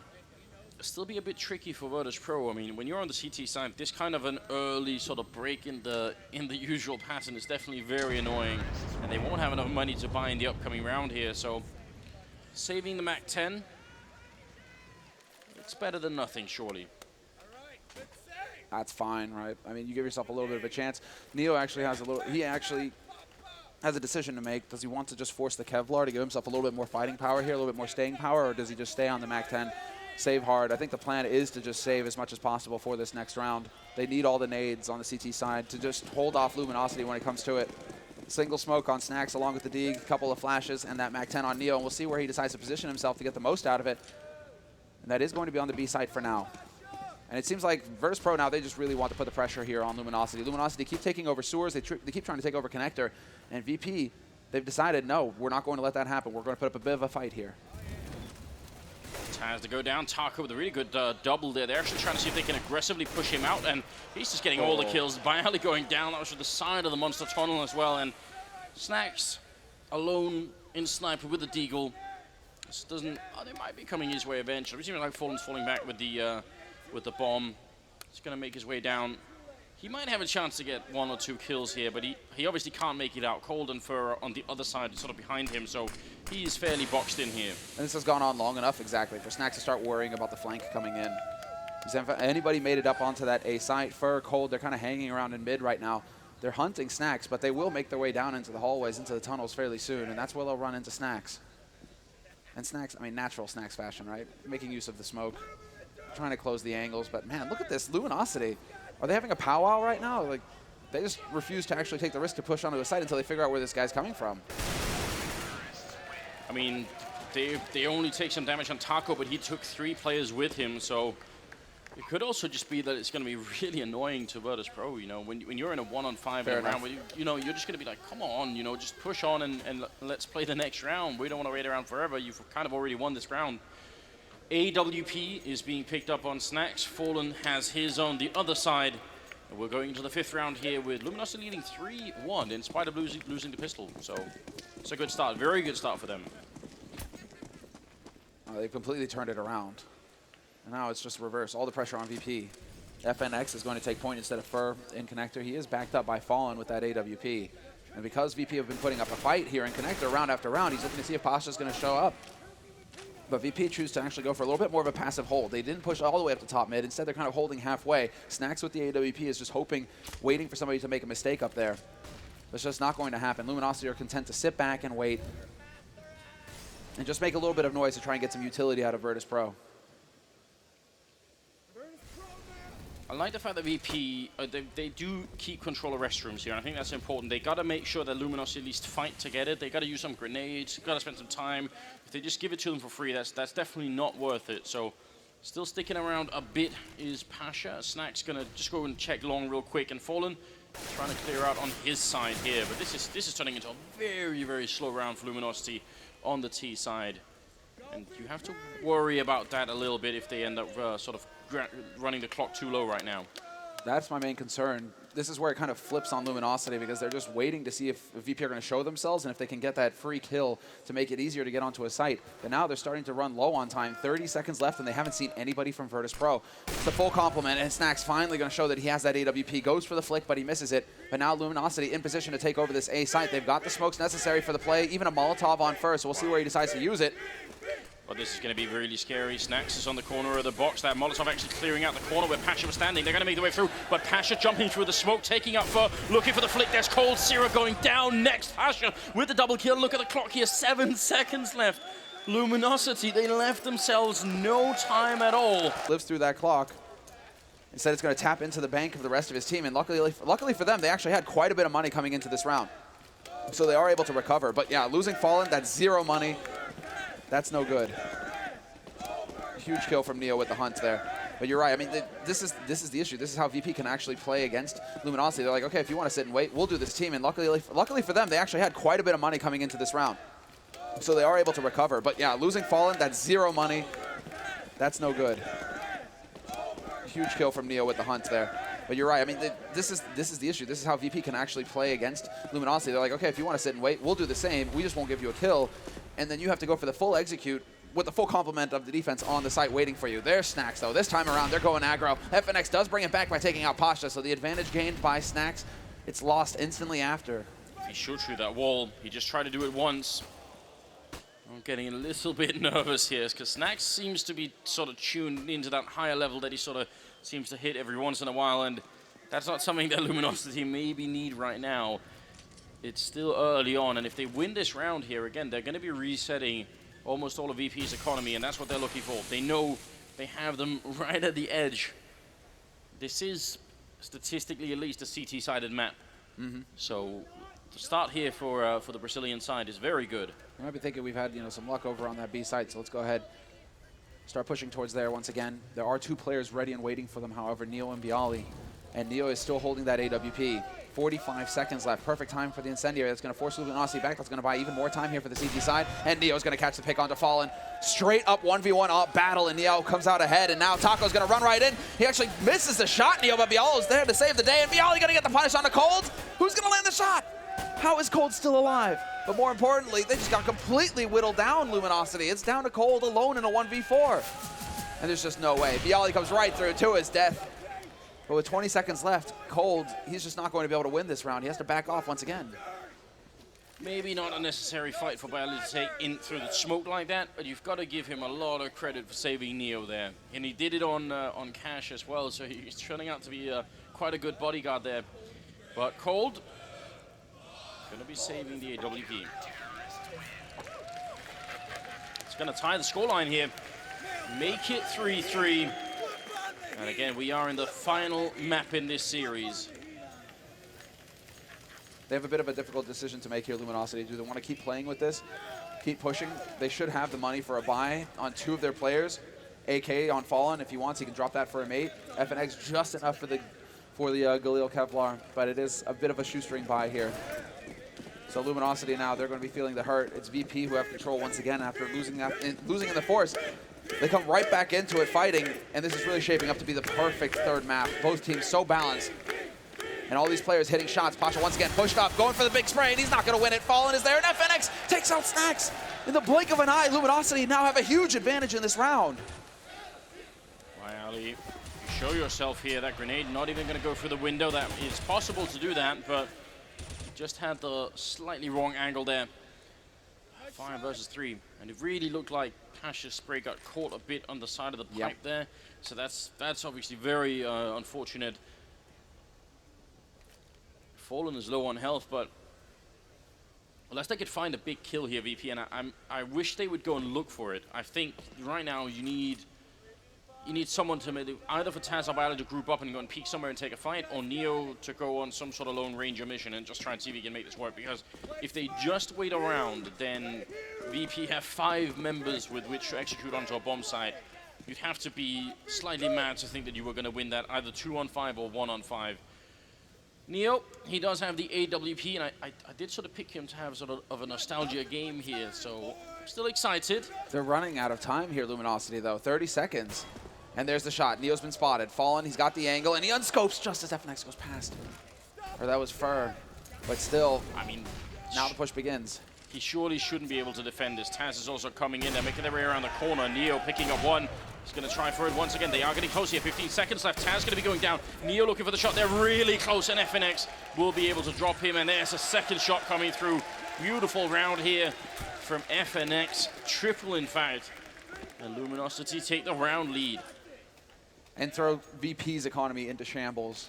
Taz, he's sitting on 1 kill, but he's got the most money, 5,500. The rest of them are all floating around the 2 to 3K mark. It's not quite enough to go for a big buy here for Virtus.pro. And this is ideal for Luminosity. Let VP win a couple of rounds, great. But so long as they're close, VP aren't going to have the money to go for the full buy right back into it, unless they go for the force buy. And this is crazy from Virtus.pro. I'm not digging this, Semler. This is so scary. They're risking a lot in the first half. This is several rounds on the line now for Virtus.pro. This, the line is really thin here, but I feel like this is either genius or it's complete madness, and I'm tilting toward the madness side of things right here. Even if Luminosity got 5, or you could definitely do. They could get 5 or 6 rounds on this. So I think even if this one is 8-7, I still think VP are in it, but they gotta be careful right now that they're not giving away too much. That scout shot not connecting, and Fallen, he was ready for that one. Oh yeah, it was perfect. Very well baited. It works perfectly. Taz has dropped Snacks his AWP. And Snacks, he has to take a risk. This is why he's so far forward right now. It's a bit of an off angle. Luminosity might not expect it when they come around the corner, and the time that it would take to shift your crosshair over onto Snacks, that would do it. And yep, Snacks finds the easy kill on a Fallen and brings it back to a 4-on-4. But there's still a massive lead here for Luminosity as far as the utility is concerned. They have the nades to execute onto this site. But VP, there's currently 2 of them waiting, and Neo getting into a very clever corner here. Up close to the 5-7, he can do huge damage when they come around that angle. Especially because they hear that AWP from the Snacks. I mean, They don't spot him there? I don't think they can. The thing is, they're all going to be focused on the AWP. They don't want to run into that. So now they've already been on this part of the map. Neo's actually walking into their territory behind them with the 5-7. He takes up one. He continues to shoot. Steals the AWP. Turns around, but he can't get the flick. And Snacks is going to be going down. Luminosity fighting their way out. That happened in the space of 2 seconds. And Bialy and Taz, 2 on 3 here. Still got 10 seconds left. The bomb is going to be going down. And Taz runs right into FNX. They're not sure where the second man is, but it's incredible how close Luminosity are cutting it at the end of these rounds. Every time pushing onto a site with, 25 seconds left, that just leaves you such a small margin for error. Single mistake, big kill. Neo had the potential there to make the big play. If he'd have picked up that second frag with the AWP, it would have changed everything. But now it's Bialy trying to go for the big one. And he's actually kind of caught in a corner here. Steps out, gets the pre-fire on FNX. What a shot! And Taco now the last man alive. He's got the AWP. And it seems to me like Bialy realizes he's just not going to have the time for the defuse, so he decides to back off, save the M4. Maybe he can take Taco with him. He spots him out. But it's still the round for Luminosity in the end. That second peak with from masterful weapons, and I think you could tell that he was looking for the AK, but it got, I think he himself sort of managed to shoot it away from himself. 5-3. And Virtus Pro without much of an economy. This is a nuts peak, isn't it? So sick. Well, good evening. Well, random good evening. I don't know where I was going with that one, but there you have it. I mean, right now I'm just rocked because VP, they're all over the place. Bialy saves the M4, but he's going to have an impact in this round with it. The rest of his teammates are pretty much hard ecoing because they sacrificed so much of their economy in the last round. Wow, look at this play here. Snacks pushed up, follow-up flashbang, Fallen making it around the corner, but Coltsy were there to help out his teammate with the AK. That was going to be a pretty bad start if they would have lost that AWP. Bialy, he saved the rifle last round, and he gets a kill with it in this round. But again, he has to save it one more time, and there's no point in giving it up, trying to 2v4 them right now. No, well, it's going to get difficult here for coldzera. He's getting boxed in. He sees Neo coming from a mile away, and that's one of them gone. Now it's down to Bialy, and again, Bialy, he has to change how he wants to play this because if he can survive with this M4, that would be big for him. He can drop that to a teammate in the next round. Means that his teammate can get full nades. It would make a big difference, but he needs to survive to do that. And he does win out versus Cold, so nice shot there, making it a little bit more expensive here for Luminosity. He is spotted, however. FNX is on the hunt, and Bialy needs to react in time, and he does! Big spray. But drops him down to 2. Also, Taco's walking up behind him. I mean, Bialy just continuously having to try and defend this rifle, but he's already got the triple kill, so why not continue at this point here? And again, you mentioned this earlier, Fallen not afraid to take the fights even as they're winning the round, and it sometimes cost them. Now he's got the AWP on the other side, Bialy going to walk right in. They do lose the rifle, so a bit of a shame, but still a lot of damage done to LG's economy, and they can still buy on the VP side. And I gotta say, the VP cheering section has become just a bit quiet. I think they need it right about now. It's true, though. It is true. Just a little bit quiet. It's always dangerous when the other team is allowed to sort of shut down, the fans a bit here, but starting to get a bit alive again, and that's obviously good news. You know who are the kings of that? Fnatic, right? Now Luminosity. They're showing us that they're capable. Fur gonna be on the edge of long here. It's a good, actually, triple setup. There are 3 men that can peek this angle, but Fur, that's absolutely crazy. Bialy, who's been playing so well, didn't stand a chance there, and there was not even any chance for a follow-up.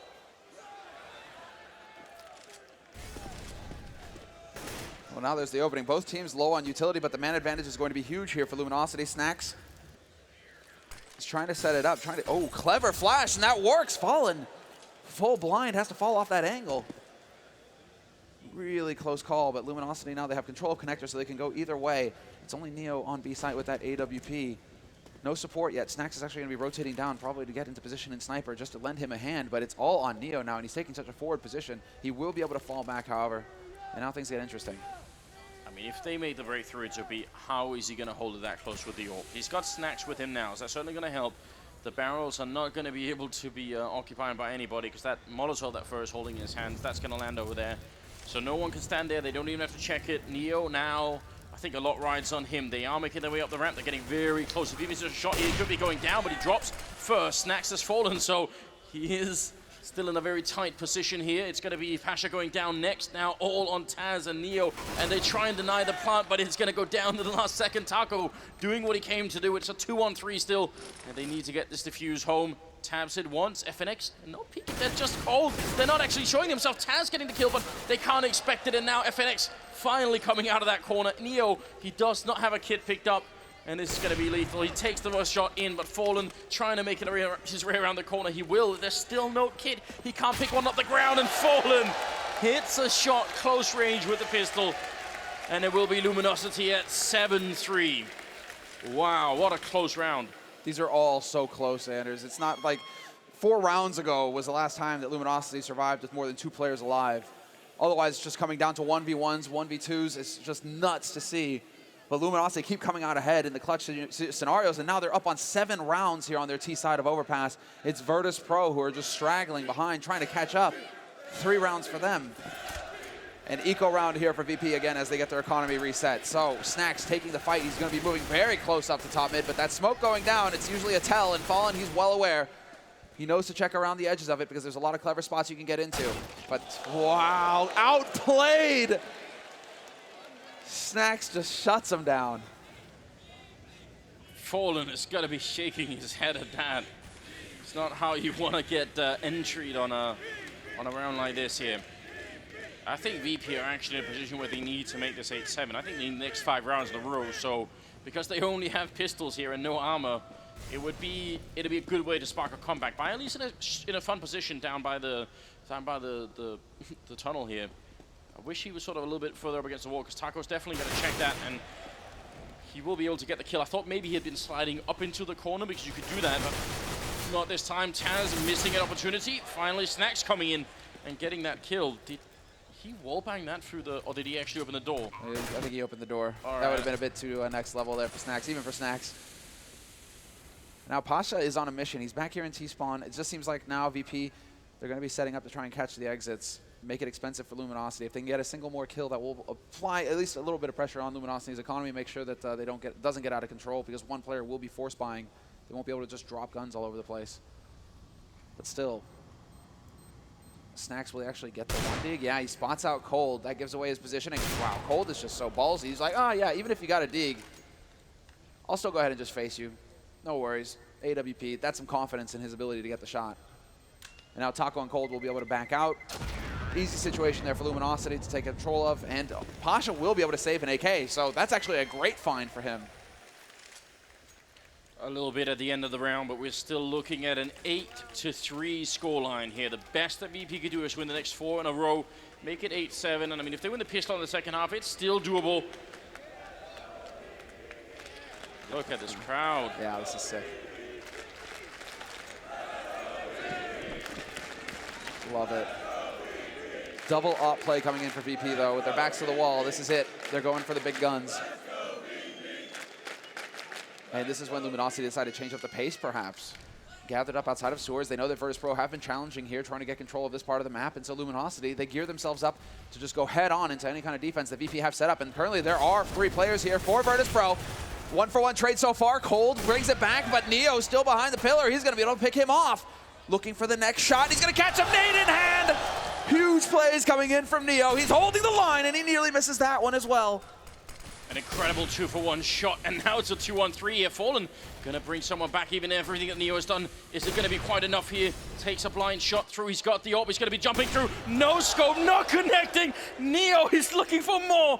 He needs it, they need it, but he's gonna go down. FNX will get the shot, and now it's all on Snacks here. 1-on-2, he's controlling the bomb, but he goes down to Fallen. And Luminosity, they want that semi-finals. How close does it have to get? Look at this second shot coming in from Neo. This is the first one. And the next one. And this one here. Just like point blank, just catches Taco with the nade in his hand. Unbelievable. And I think Fallen actually shot Taco in the back there, trying to pick Neo off. So just chaos for a second, but the true beauteous one there is the near frag, right, where he just jumps in and barely misses the no-scope. I thought he even got the tag on the player behind that one on the slope, but didn't look like it. That's going to be Fallen, taking out Pasha. And the nade. I think what's happening, it's a nice headshot. I think what's happening right now to Luminosity is they're entering that zone where everything works. It doesn't even matter if you lose a couple of players early on, you still make it work. Yeah, it's the individual plays that are coming through. And Fallen with the key shots in the last round. Now, well, Virtus.pro, Neo, as we can see, just trying to do the best that he can, and he's still on point. That was a sick shot onto Fur, but now Cold is getting control of Long, just wrapping all on in, and he can actually cause a bit of a distraction here because Luminosity aren't fully committed to the A site. They have control of Connector now, which means that they can go either way. So this all comes down to the timing here for Cold. If he comes around this corner and catches Neo out of, nobody's actually there. Neo's down in Sniper already. They're seeing this play. I mean, Virtus.pro are getting prepared for a B push. And even if it is a B push, because Cold is behind, it's going to be rough, but actually they're falling back. They're putting the Molotovs, the grenades in, pretending that it is, and as they fall back, they catch Snacks as well. Yeah. And he might have been the one player that could have saved this round for VP. Now, It's gone horribly wrong, hasn't it? It is going to be 9-3 here, and Cold Zero picking up Neo. It's all on Taz, and there's nothing that he can really do at this point. Cold just on the hunt, getting the double kill, making it 10-3. Yeah, and Cold, I mean, he's not even top right. He's tied for the top with FNX right now, who's sitting on 12 kills as well. Neo at 12 for VP. But then it just steeply drops off from there. Snacks, Bialy, Pasha, everybody trying to catch up to him, but he's definitely leading the charge. I mean, it's a fantastic performance from Neo, the fact that he can stay neck and neck with Luminosity, who are currently sitting on 10 rounds on their T side. VP only on 3. Neo doing the best that he can to keep VP in this, but it's just not enough. He needs his teammates to start waking up here, to start landing some shots. And they decide to go for the quasi-buy here, Virtus.pro. A couple of pistols, some Kevlar, some nades. They're preparing for the next round. I mean, next round is the last of the half here. This is turning really ugly. Snacks flashing himself through that smoke, which they put up from CT spawn. So it's still definitely a very cool idea. Cold Zero, well aware that could be someone here. Yeah, and Cold is still just so on point. Just annihilates Snacks. And the stack here for VP on this B site, they're hoping that Luminosity really haven't shown much love to A. So naturally, Virtus.pro are just hoping to catch them out here. Bialy with the peek, Taco taking some damage, and it's getting risky for him. He has to back off, and he is going to be able to fade away here. Teammates do have control of mid as well, and they can start pushing up. He only saw the 2, but that's not enough to be a tell. That's not enough to say, actually, this is a B stack. Fur charging onto A and not seeing a single person, though, that'll give it away. And there's the rotation. Neo runs right into a bullet. And now Luminosity once again have full control of the situation here. Yeah, they're playing this one so solidly. You could tell that they came well prepared for overpass. Playing it against VP. Pasha going down. Another double for Cold Zero, looking for a bit more. It's going to be FNX to steal that kill. Cold and FNX top fragging, 14 kills on Cold. FNX at 13, and then it goes into Neo at 12. But the rest of VP, maybe Snacks could be exempt in the environment, but it drops off a bit too much there at the end. And we're at an 11-3 scoreline here. The South American team just showing us what they're made of. Double off play here for VP. And well, why not? They need to go for something big. They've made this a core strat for themselves as well, and it's such an expensive one. But they just ecoed for this purpose to be able to afford everything that they need here to try and get this last round. They're desperate to get it as well. If it goes to 12-3, Luminosity, they're pretty much on the home stretch.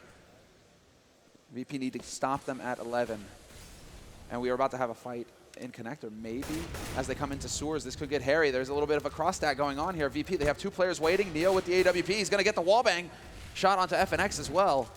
And they have no idea that Taz is holding close. Luminosity, if they try and challenge Neo, it's going to get nasty. Bialy is there on short. And the defense so far holds. Look at Fur, he's walked up behind him, he's ready. He wants more kills, flashbang going through. Knife and so, they're stabbing each other. It's gonna be Snacks going down, Fur. Gutting him with the gut knife, and it's gonna be Cold Zero next in line, dropping Pasha. Oh my God, Luminosity. A way to humiliate Virtus.pro here in the quarterfinals.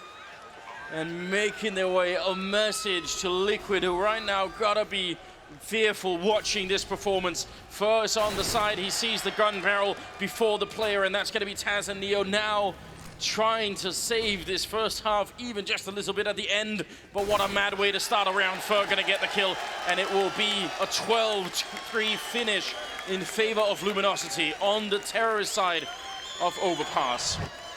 Absolute madness. I can't get over that, man. That is ridiculous. At least Snacks had a chance. They did go into a knife fight. That was... They both had guns, but they went for a knife fight instead. Don't know if anyone has ever done a gentleman's knife fight, but that was only the closest you could get to it. My God. And it's a full house here in Columbus. And yeah, you can see the pressure now at the start. I mean, VP, the tension that they're feeling, it's all mounting as they are just so far behind going into this second half. I'm trying to make out the chant now. What is it?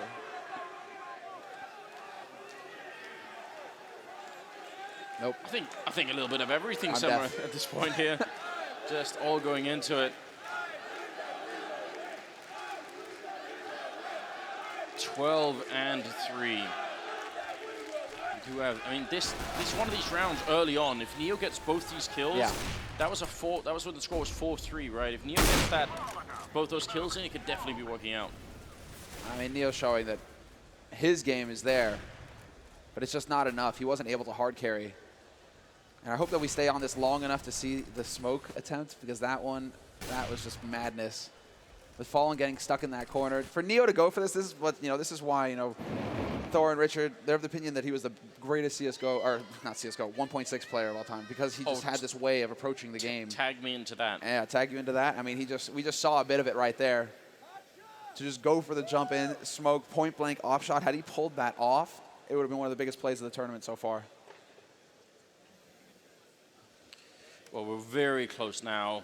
The countdown has ended, and we are going to go into the final stretch of this best-of-3 quarterfinals. We are here in Columbus, Ohio, and so far it's been amazing. And now we got to see. I mean, Semler, you were selling at this angle earlier on that, the comeback on Cobblestone, it looked realistic. I'm not going to lie, it looked realistic at the end. Do you want to try and push us that way again? Is it going to happen? It's hard to make that sell, man. It really is. They have 3 rounds to work with, and Luminosity are on the favored side of this map, and Luminosity are going to be the ones fired up. After Fer's play, after Cole just leading the way into every fight, FNX hitting all of his shots, everything is lining up here for Luminosity to make it into the semifinal of this North American major. Fer, aggressive push from him. What an angle. VP had no idea. But he also had no backup, and I was going to say no way of making it up, but he did anyway. You'd think if you get caught in that corner, then, one Glock shot and you'll be slowed down a bit, and that'll be it. But it worked out just fine. Neo is going to be setting up a smoke I'm not sure if I've seen before. I'm assuming this is going to land somewhere on the B bomb site. Yes. Wow. So some preparation going into this. That's quite, I mean, you're going to be able to see that all across the map, but will you know what's actually happening? That's the big thing. Fallen, I think, could have definitely seen the smoke, and he's actually rotating back in anyway, so probably didn't. They do think it's going to be pushed by Ali's down there making noise as well. What an elaborate strategy coming out of the Polish side here. Cold Zero going to take care of it, but Fallen now coming back to the bomb side thinking, wait a minute, that smoke, it just didn't turn out how we expected. Taz is going to be going down. Fallen's been dropped. Snacks is next in line. If Luminosity win this round, you got to expect the Polish team can't really make it back. Neo gets dropped as well by FNX, and now Pasha all alone. He takes 1, 2, looking for a bit more. He's got 9 bullets in the Glock, and it's not enough here. Fer will be able to drop him, and Luminosity now 10 rounds ahead of VP. And that's so incredibly frustrating for Pasha. If his teammates could have just stayed alive a little bit longer, the backstab would have been beautiful. He would have just come right crashing into them.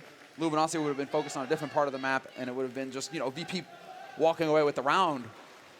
But instead, it's a 10-round lead now for Luminosity. That's what's on the table here. That is what's happening. 3 rounds away, Luminosity. And they have all the edge. And while VP, they aren't wasting any time, Anders. It's the straight force buy from them. Pistols, nades, and a single AK picked up for Snacks. And it's just all or nothing. They cannot allow Luminosity to get up to 14 rounds. Just so little room to maneuver throughout the rest of this half. And VP, it's just they need a flawless game here. So might as well start now. FNX is the one trying to make a bit of a play here. Just going to smoke it off, in fact. Not too much of a fight being put up. That's a very defensive round coming out of VP so far.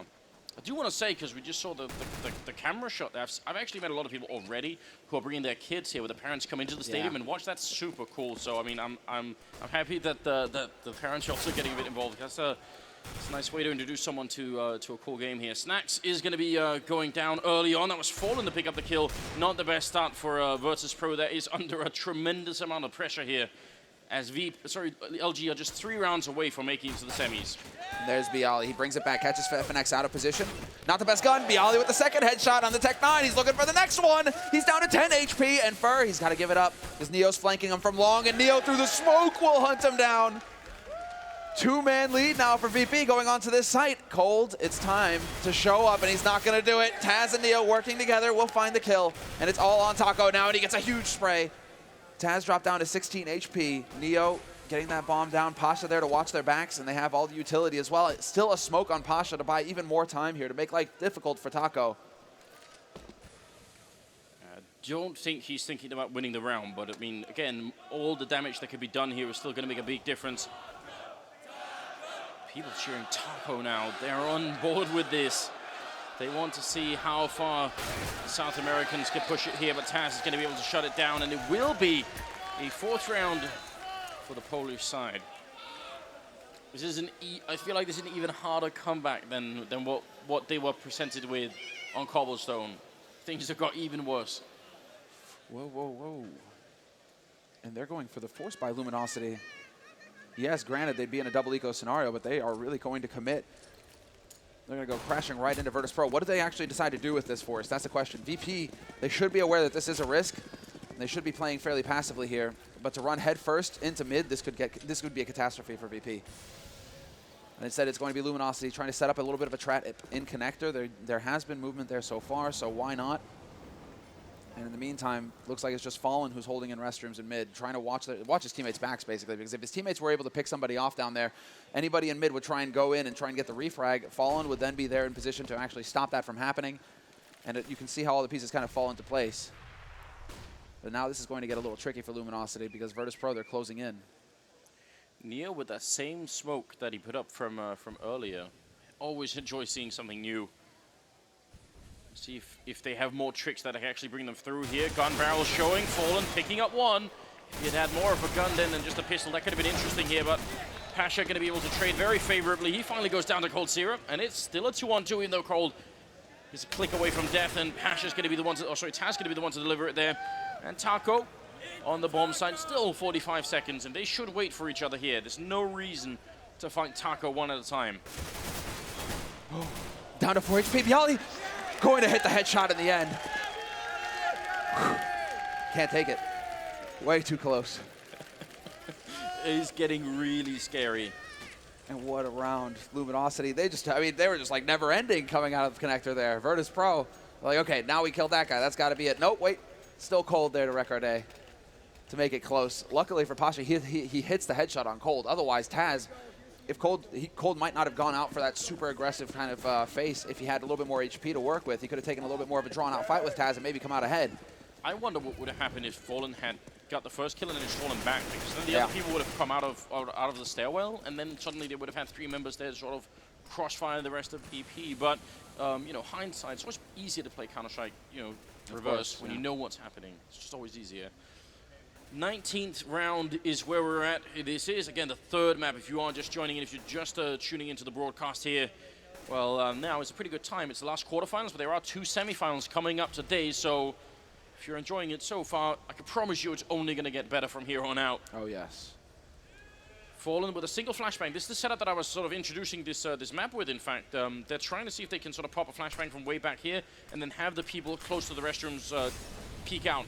But it's not going to be put into play because Taco's alone on the B-bomb side of the USPS, and I think he'd probably prefer right now to be with the rest of his team at least. At least then he'd have some support. This is going to be tough. Exactly, and a dream. Oh, but Bialy's going to ruin the fun. Catches him out. Taco, he was hoping for a little bit of a, you know, Sparkles moment there. Just get in the knife, but not going to happen. And now they just start to close in Luminosity. This is all going according to plan for Virtus Pro. A perfect anti-eco being set up. Cold is the last man alive, and even he gets spotted. So great play here from VP.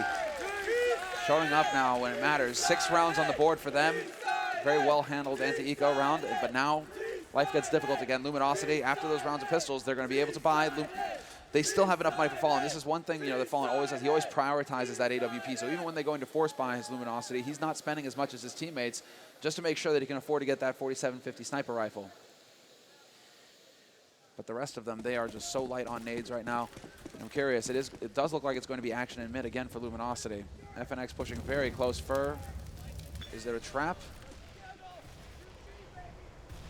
They aren't necessarily going down into connector. Instead, they're waiting to see if anybody's going to be aggressive here because they put that smoke down, and that's always going to send up alarm bells for VP. I mean, there is a trap in the sense that Fallen is probably going to be allowed to take the first shot here, and Fur is hiding in a really annoying angle here because it doesn't look like there's much of a corner when you're coming in from the terrorist side, and you're going to be focused on pretty much everywhere else. That smoke's going to help out. That Fallen actually, that Molotov going to be forcing him back now. Fur's out in the open, and he just gets traded. Virtus Pro, they actually break that hold. That's a very, very impressive use of grenades. Yes, with a single Molotov. And actually remembering to use it, that's the important bit. Not taking any angles for granted. You have to be willing to make that investment, and it pays off in the end. But Fur still takes one with him, so it shouldn't have been Fur being able to get one kill. It should have been VP just decisively taking control of that part of the map and making that man advantage happen. Instead, now it's FNX to drop the bomb carrier. That's Neo gone. Pasha trying to sidestep into this angle, and he will find the headshot eventually.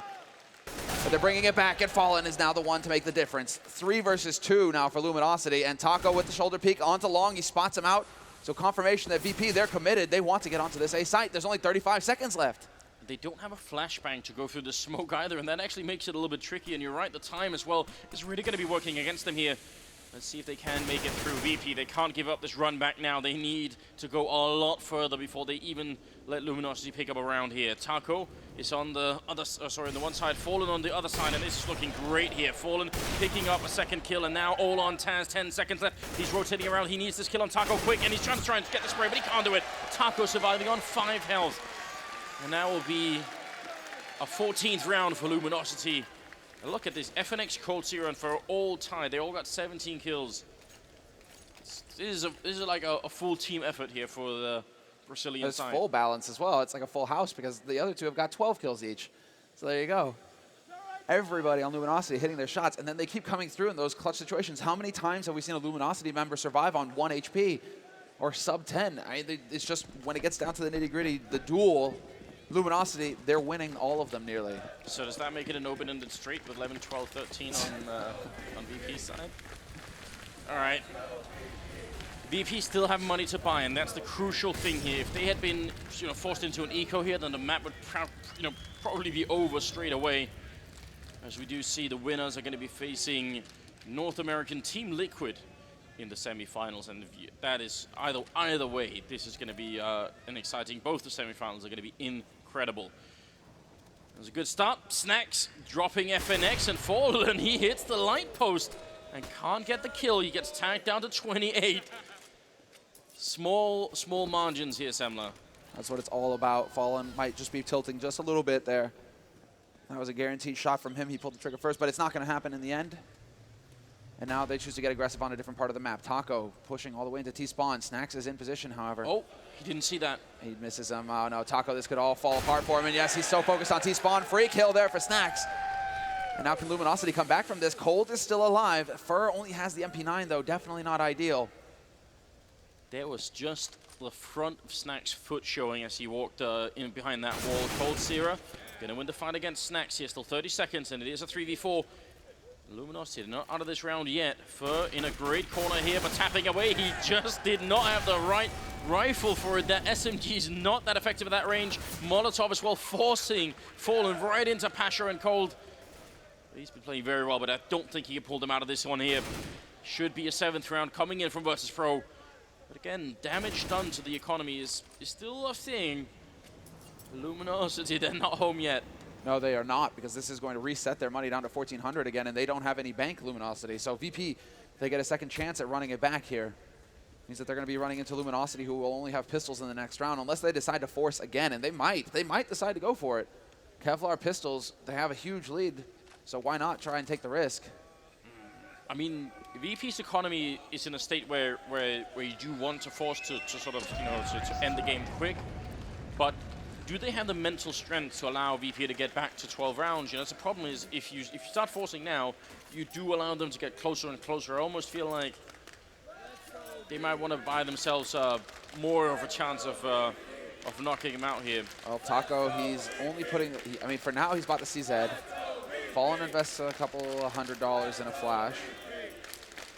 Yeah, and they are not going to full force, it looks like, here on Luminosity's side. They are going to manage their economy. So I do prefer this method, because it still guarantees a pretty reasonable buy for the rifle round. So let's see now how VP decided to challenge this. I mean, deep nade coming in from Pasha to top mid. In case Luminosity were going to try and go for some kind of rush, they'd have had a face full of shrapnel waiting for him, so that was perfect. And they're going with the buddy system as well. Although, as I say that, Pasha is kind of alone right now. Taz isn't really in position to back him up very quickly. Instead, it's going to be 4 players for Virtus.pro gathered up outside of B. And that's going to come down to Cold now to try and figure this out, get his teammates to rotate over, because currently, Luminosity are still trying to set up crossfires in mid. Pasha having a bit of a presence here, and again, they do have the one flash on Fallen, so as soon as Pasha fires that gun, they're going to be there, but he's actually sneaking in so close that that's going to be the start here. Fallen, not even popping that flashbang for right on the edge, and Pasha just lethal. Finally, Taco going to be able to get the refrag, but I think Pasha did more than enough there. Yeah, he draws them out. Cold not going to be in position to really do too much, although Snacks is kind of holding back here on T-Spawn, but it's a clever angle that he's got. And Cold's going to walk right into it, but somehow Cold wins that duel. And we're into a 3-on-3. Cold just sitting and waiting. The AK has been picked up by Taco, but he can hand that over to Fallen, who has more HP. Yeah, I don't know. They're sort of signaling like they want to go and fight this. I mean, if they want to just get exit frags, that's fine, but don't see any reason why they're trying to retake here with a 3-on-3 without any kit or anything like that. But they are certainly making an effort of it. Fallen going to be taking down Taz as well. Neo hitting that shot, and now he just has to hide for as long as he can. He gets a double, and that will be it. So Luminosity closer than it should have been. Virtus.pro should have been able to close them out off that round much earlier. Making it very expensive for Virtus.pro in the end with only Neo surviving. And they aren't quite up there, Luminosity, for a full buy, so they're going to have to sit. They could have, like, that's the thing, they could have contemplated a buy had they saved a couple of guns going into this round, but they chose to get to, well, they just chose to try and, you know, sometimes you have to take a risk. Sometimes you have to go for it. They got offered a free rifle. Sure, go for it now. See if you can make some magic happen. Oh, wow, the crowd certainly is behind them right now. Pasha's got 17 kills. Neo has got 17 kills as well, and Luminosity, even with that sort of little bit of a pistol buy last round, they still don't have the money here. You're right, they were really hard reset earlier. And they aren't taking any unnecessary risks. This is all about having a very powerful 24th round and having everything that they need for it. Pasha, he's going to slow step his way out. Fur misses the shot, though. That looked scary. That looked like it was on, but instead now it's Pasha going to force Fur out into the open, and free kill for Pasha. Using a little bit of utility just to make their lives easier, but that's how it's done. That's what you're supposed to do. Still very light on the nades for VP, all things considered. They have a lot of money in the bank, so I'm pretty surprised at how low they are already. Snacks going to be finding Fallen as well. Very careful and composed play coming out of Virtus.pro right now. Seems like all the pressure that they're under right now has just sort of forced them into a state of hyper-focus. They're not really making many mistakes, even in these rounds where they're just playing against pistol and no armor. They're not giving Luminosity many options to get back in here. FNX is going to try and see if he can steal a rifle, I expect. But this will make the scoreline 14-9. I don't know. And as we saw, the pause has been called. So I imagine this is Luminosity saying, okay, we're about to have our big buy round. It's time to sit down, calm down, get those nerves settled, and just finish this map. Get into those semifinals. Because if VP, they start to pick up steam, that's where it gets difficult for Luminosity. It seems just a little jittery on Luminosity's side right now. So this is the perfect time to go for a timeout. Whereas VP, yeah, this is the perfect anti-eco for them. As far as they're concerned, everything is going according to plan. And you're right, with your back to the wall, you're just going to put everything on the line. Oh. Parting shot. Nicely done. Just a little bit of a bop on the nose there. It's kind of nice to see that they're actually sticking around to make sure that there's not some ridiculous, sneak in with a defuse kit or anything like that. Yeah. You could make that mistake at this point in the game when you've been playing for so long here. right into the pole. So now, what is the game plan? I mean, it seems to be working out quite well for VP. Even if some of these rounds are close, they are winning them. Luminosity, on the other hand, how many more tricks up their sleeve do you think they have? I don't even really think it needs to be a trick up their sleeve.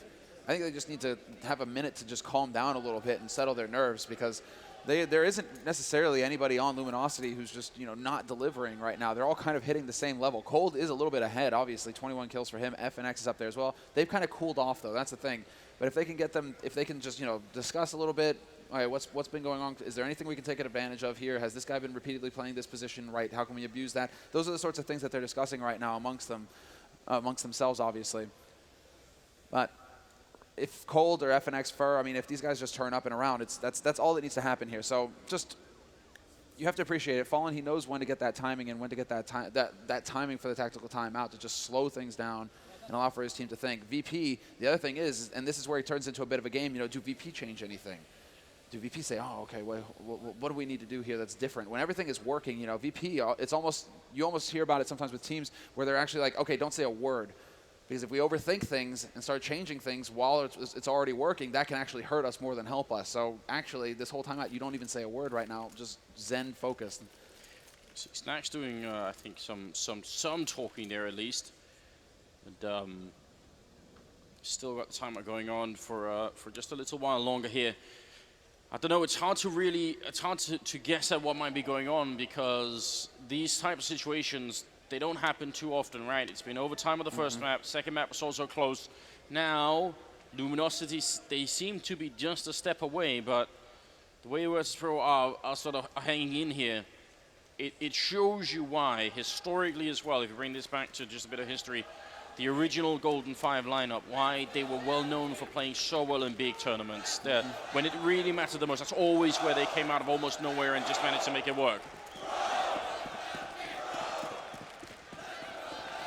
Right. You can feel the energy here at the Nationwide Arena. And we are about to get into it once again here. The 24th round is coming up. And VP gonna have to show us what they're really made of if they want that semifinals here. It's this is gonna be the real test. And yeah, Luminosity haven't really changed much. FNX is taking the peek at long, but he doesn't decide to hang around. One thing actually the Luminosity are not doing here is they're not really going aggressive, actually. I mean, they've been doing a lot of setups in mid, crossfires in restrooms, etc., and we aren't really seeing that. Instead, they've elected to just hang really far back on the A site, playing super passive. And Taco and Fallen, bit of the same thing. Fallen's in a position where he's going to be able to back off a short if they try and rush him there, and Taco's got his back from Toxic. And what a shot from Neo. There we go. He just barely spots out Taco, gets the wall bang, and now it falls apart for Fallen. Yeah, what's he going to do at that range with the AWP? I'm really mystified at that setup, because as soon as even if he gets a kill, they're all going to be rushing him down. That is a really dangerous setup to have on the B-bomb site. And the rest of Luminosity, they're going to have to just run. They have no chance of retaking this anyway. After a timeout, you take that timeout and you're thinking, let's close out this game. And then Virtus Pro come back with an instant punch right to the face. And you can see Taco's reaction as well. Nerves getting to him just a little bit there. That's going to be incredibly frustrating, because he barely spots out Neo. And of course, Neo's scoped in. It's just probably pixel shot right through the edge of the barrel. And now Fur, can he actually survive this? They're out hunting, of course, VP. They want to see if they can get these guns off of Luminosity. 2 players, of course, and Fur, yeah, he just needs to stay crouched. They aren't going to be able to close the distance fast enough. I mean, this is so long, and they do actually get it. How long is it? It felt like it lasted forever. This is the man on camera, one of the all-time Counter-Strike legends. Ah, great. Let's see. Boom, yeah. So that one shot killed the round for Luminosity. That was really all they needed. 14-10 is the current scoreline. The 25th round is coming up here.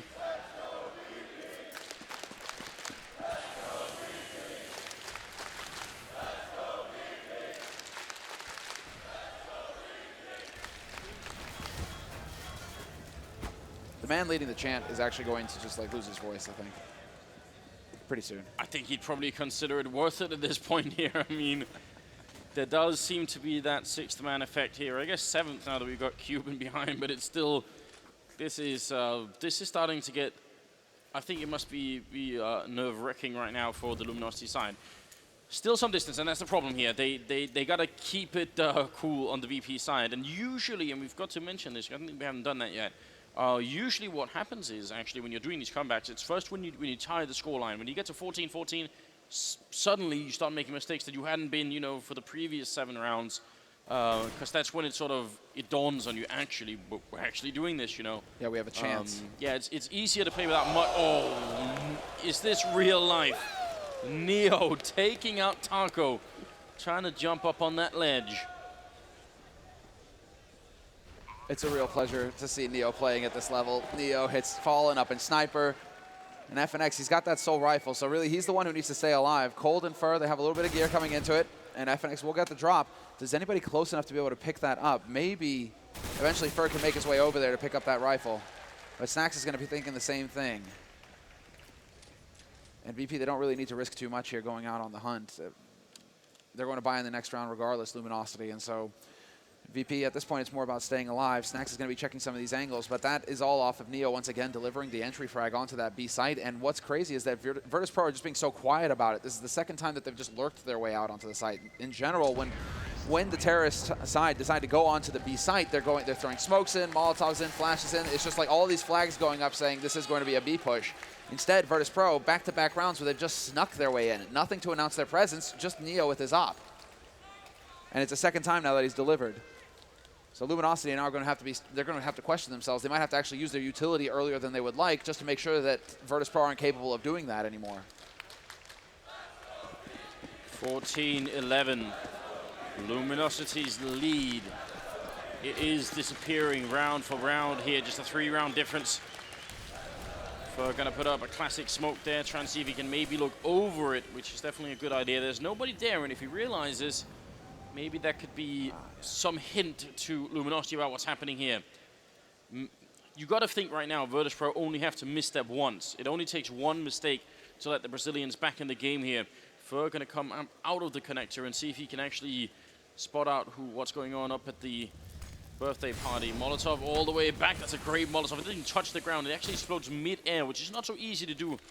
You got to be on point to get those kind of Molotovs in. They do have a decent stack going on here. Luminosity, 3 members on the bomb site, but again, you were saying there's not much of a signal that anything is coming, Selma. They're sneaking out along. They still haven't popped any flashbangs. They're creeping onto the bomb site without a single noise being made. Finally, it's going to begin. Fur picking up that first shot there onto Pasha, and actually the rest of VP slow it down a bit. You got to think maybe they would have been inclined to push up fast behind that. It was a perfectly timed flash that just shut them down, got them to back off and ruined that timing, because now Fur, he's in a better spot. Bialy is now going to have to try and work his way through here without getting shot in the back. Snacks is just going to run right into him and actually wins that fight straight up. FNX still on the site, full flashed, however. A good use of the nade so far for VP to create some opportunities for themselves. However, FNX is just going to go ahead and man-fight it. 1-for-1 trade, Snacks and Bialy, and now it's just Bialy in a 1v3. It's just not going to happen. Taco comes out of nowhere and gets all 3 kills. And it's now 4 match points for Luminosity. They're on the brink. They're on the edge, and can they keep their cool? That's all that matters at this point. Whereas Virtus Pro, now it's become real, Anders. Now there is no room for error. No, they have only one option left, and that is to play the next 4 rounds flawlessly. No more mistakes. I mean, the timing there was almost unreal. If Fur doesn't get that opening kill, then they get onto the bomb site without even... They only know that it's an A hit when everybody's on the site here. It looks like Virtus Pro, this time they do want a little bit of connector control. They're spread out quite far, and they are still very defensive here. So don't want to give anything away. And they're just waiting to see if Luminosity are going to be getting aggressive anywhere. Cold and Fallen, they will in fact get aggressive by pushing into sewers. And Taco is actually taking a couple of peeks over at Monster, so playing with fire. If Neo was waiting around there with the op, that would be perfect. Instead, it's Fallen to find Bialy. He almost gets the spray in. 16 health on Fallen, but that flick, it is going to make a huge difference here. That's the first opening frag. Now, just crossing the minute mark. They are sneaking up right behind Fur. And if they catch him off guard, that's going to get it back here. Fur going to pick up the 1 kill sprays and almost actually gets the second, but not quite going to happen. Neo picking up Fallen. There's still a 3-on-3 with 50 seconds They bring the bomb in towards the B bomb side. Taco's on the side. Cold going to be going down now. Everything riding on Taco here. They almost lined up. He gets the one spray in, turns around for it. Second kill, and there it is. The grenade! Taz is gone, and Luminosity are in the semis of a major tournament.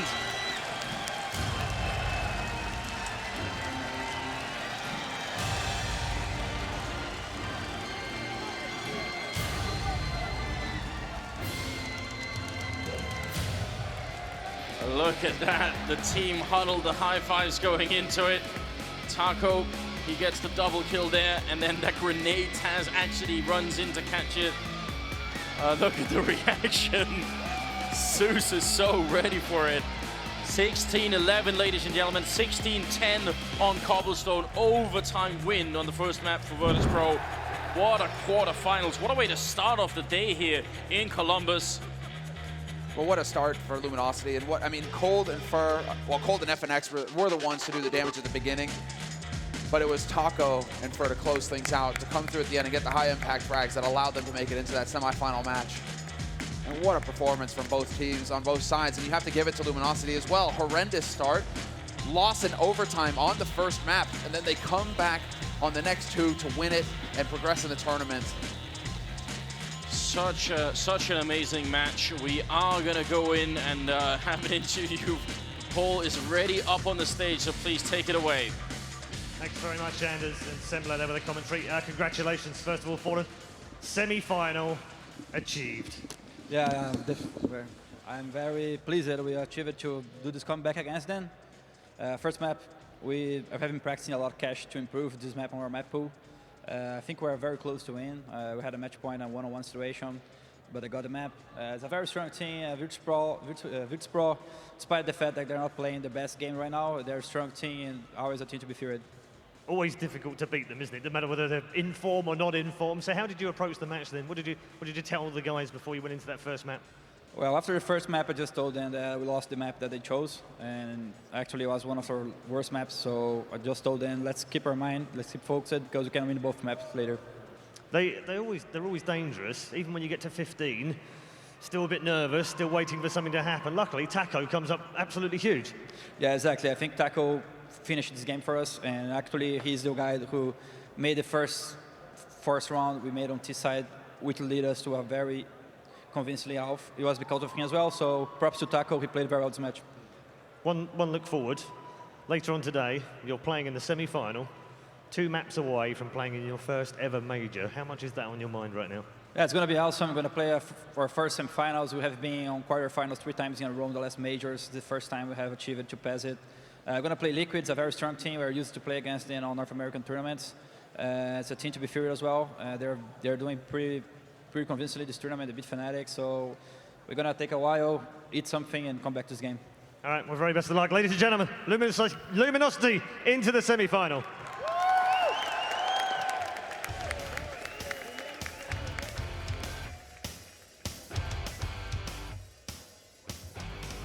They know me as the headshot machine.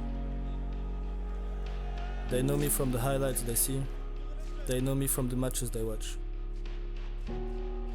They talk about my one-taps, and I think for me, aiming is so easy.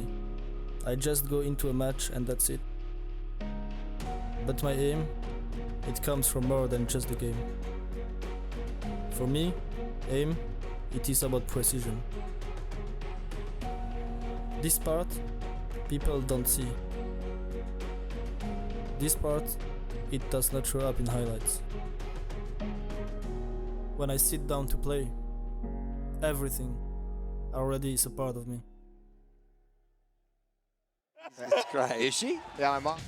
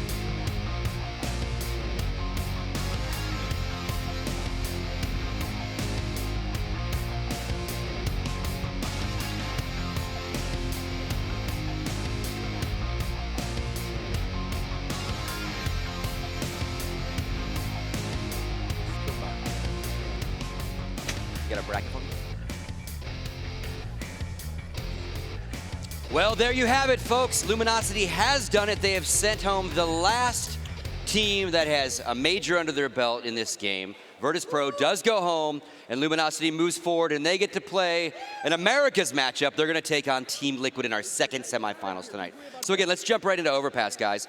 Again, it seemed like it was Luminosity's to lose from the get-go. Yeah, there wasn't really rolling. anything polished. I mean, again, it was this sort of strong start that they had, and then Virtus Pro came back into it. And you know, it wasn't a polished performance on the map that I thought we might see, actually. I thought they might be able to you know, really dominate. And it wasn't quite like that. Yeah, it could have been a blowout at one point. It looked like it was going to be. And Virtus Pro sort of dug deep. I don't know if that's one of the inherent kind of problems with the map, you know, is that when your economy's been broken, it's hard to get that utility. It can be very difficult for the CT side. But yeah, I don't know. I still was almost a little bit underwhelmed. It kind of felt like individual performances carried them through, rather than any sort of a amazing tactical performance, which is what I was expecting to see. I mean, it was a lot of it was an economic advantage that Luminosity gained, which we're seeing a lot, by the way, especially on the maps that we previously considered CT-sided. It's becoming very commonplace to see teams go up a lot early on in their terrace half, and then the losing bonus builds up for the CTs, and they kind of catch back up. But I mean, here, this is just so much. Oh, this was awesome. First of all, let's just appreciate this, because that's beautiful. Well done, Fer. But it is kind of a situation where this half, actually, that first half, it looked like it could have been much closer. Actually, I think the scoreline actually tells a different story than and there was so many close rounds as well. I mean, that's what I'm saying. Like, it was always like one person left alive in a 1v1 and things like that. So it could have gone either way at the start. I mean, that's what Virtus Pro, unfortunately, is going to look back on. I don't think they should be disappointed about the comeback. They did a really good job there. They were grinding it out. They did the best they could. It's going to be very hard to get that many in a row on T-side. What they should look back on is the first half of the game, because there were chances there where they would have got a couple more rounds. With how the rest of the game went, it would have been that really tense game I was talking about, where you could put Luminosity under some pressure and maybe have an overtime session or a 16-14 type result where you saw, I mean, the guys from Luminosity, when they're on CT side there, they looked like they tightened up a bit. They looked like they weren't like playing as free. They were just hoping, like, if I miss my shot, this guy bails me out. It was that sort of tense scenario. So it's great for them that they're through. Obviously, their first ever semi-final, but Virtus Pro made them earn it here. This wasn't that easy pass. This wasn't that follow the yellow brick road. I knew it was. I knew it was coming. This wasn't the one that Scoots was talking about. The Lollipop Guild. Tin Man, Cowardly Lion, Scarecrow, maybe? How do we want to figure this out, folks? Why am I the Cowardly Lion? I don't know. I just throwing them out there. I do have full disclosure. I did make a mistake in the pregame, right? Taz gave an interview to Puckett back in the MLG arena, and he did mention us talking about his slump, but he didn't deny it. He basically said, I don't know why they're talking about our slump and not talking about everything else about us. And so, full disclosure, I love Taz, so I didn't mean to take his words out of context. He wasn't denying that they were in a little of a slump. I mean, what else has he done? Has he published any poetry or anything? No. Written a sonnet, you know? Maybe. So anyway, so again, I didn't even play Counter-Strike personally. Another hat. Another historic thing. The hat is good. Does this not mean that for the first time we'll have a non-European team on one side of a final? Because obviously it's going to be Liquid. It's only ever been Europeans in the final. Okay. Another historic part to the historic major. Yeah, almost as if the draw favored it. Let's look at the bracket. Conspiracies, of course. Bring that bracket Way to big it up there, Rich. Way to big it up in front of the home crowd there. All right, here Don't we worry, go. guys. Nothing to see. All smoke and mirrors. Do not look at the Shut man up! behind the kid. Now the semifinals are all set, folks. It is going to be Na'Vi taking on Astralis. That's going to be our first match coming up after this. So we're going to give Luminosity a little bit of a break, like Fallen said on stage. Calm down, get some food, and then we will close the night with Team Liquid taking on Luminosity. And then obviously, the big day tomorrow is not only an all-star game to start it off, and then as well, obviously, our grand final. So again, let's just get your guys' final thoughts on this Luminosity victory. I thought it was a great win for him because they didn't get a breeze through it. This Virtus Pro. I do want to focus on Virtus Pro more because we expected Luminosity to kind of win that. We all predicted LG to make it out, but for Virtus Pro, Taz doesn't like us talking only about the slump. Well, this performance in this major was very strong from them. Yeah. And if there's a performance that's going to get you out of any kind of poor performance, out of consistent underperformance, it's going to be this. And we kind of came into this expecting Virtus Pro to be dead men walking. There's been a lot of talk of, not from any Virtus Pro camp or team member, but from analysts, from commentators saying, is this the event that finally makes them change their roster? Because nothing seemed to be working coming into this. And this one, I mean, they just proved that they're still here. They're still willing to play. They're still ready to play in these big tournaments. Yeah, you know, I kind of want to agree, but I think there is some, you know, issues. Like, for example, they had that 16-4 against Na'Vi where they were never really in it, and they used to push Na'Vi really close. It used to be one of the great matchups. Yeah, it's a best of one. Maybe had that been the series, that might be different. Here against Luminosity, we can talk about how good Luminosity actually are, but when it comes to majors, you know, Virtus Pro should be in here and being, you know, we're the boys. We've done this. We've won one of these. You know, they should be taking the game by the scruff of the neck and really turning the screw on Luminosity. And if you look at how close the series was kind of overall, even on their map, you know, having to win it in overtime, and it was a comeback from them to, you know, to sort of do that. Luminosity were in the ascendancy. I wouldn't say it's been convincing. I think they've still got some problems that they need to take a look at. But the good news for Virtus Pro and for Virtus Pro fans is that they have been getting slowly and steadily better in 2016 across each LAN that they've performed at. So there is that, but ultimately I think there's still some issues in the team. I don't think we should be waving the Polish flags just yet, a la Carmack. So, okay, on the Virtus Pro side of things, the problem is, despite this being a fantastic series, it's very exciting. Like, one thing, it's funny, I noticed a lot of people were commenting like, oh, I'm surprised most of the crowd wasn't cheering for Luminosity instead of Virtus Pro. I think Virtus Pro, to me, is the most obvious team that should get cheered all around the world. It's such an exciting style of play. Their players are so flamboyant in how they play the game, and so they always make for great matches. I've always said Virtus Pro are the catalyst of all the great rivalries in the game because they always have these close back and forth slugfests. They did it here. The problem is, I kind of feel like they overperformed here. I actually feel like the way they were able to push this team so far in this series, I think Luminosity is a better team. I think what that is it is the big pressure match. And they don't buckle under pressure, but other people come down to their level, if you know what I mean. So much as we've seen in the past, Astralis fail, even though much better team to teams that were supposedly beneath them beforehand, like losing to NIP before. I feel as though Virtus Pro just kind of like established a decent level, but the whole reason they're not playing in the semis or further is they couldn't go above to where the teams like the Navi's going now, Astralis in that quarterfinal that they saw. They don't have that fifth gear at the moment that they used to have, which was the plow mode, you know. This wasn't so much plow. This was more like just consistent play, like grinding play. It's actually kind of a little bit out of character for Virtus Pro. It wasn't that like we dominate you or you wreck us. It wasn't really that way. And I actually think Luminosity, what was great about this series is it just showed all the strengths. Like you saw Cold Zero was really consistent. FNX came up with the clutches. Fallen actually didn't get involved as much with his AWPing as he usually did. But interestingly, I think you have to say the T-sides won them the series overall, which is where they make their bread and butter, you know. They were even able to obviously secure a win on the map. We're not necessarily expecting them to on Cobblestone, so they continue to show us the expansion of the map pool. I think this is just a good preview going forwards. Like now, I mean, Team Liquid can watch this and go, oh yeah, well, it was really close. Virtus Pro took from it. You'll have a hard time just doing what Virtus Pro did there. That's going to be very, very difficult. So this might well be the Luminosity that goes to the final now, I think. Yeah, and just in terms of players, you know, I think if you look at Virtus Pro, you got to give, you know, plaudits to Taz over the series, Snacks over the series, and Neil. The two players that really had the question marks about them coming in, I think leave the tournament with similar question marks, you know, Bialy and Pasha to a certain degree. So I think that's interesting. Whereas with Luminosity, their allegedly weakest player, Taco, had a really good series again. So, I mean, you know... He's in good form right now. Yeah, exactly. I think Taco's actually raised his game, and that's the thing. When Fallen drops off, the question mark always was with his team, what would happen? Who would step up, you know? Because you've got Taco in there. Well, Taco's been great lately. So, Luminosity did seem to just have a bit more strength and depth, and I think Virtus Pro is still going to be scratching their heads a little bit about what the future might hold. Any final thoughts for you, Moses?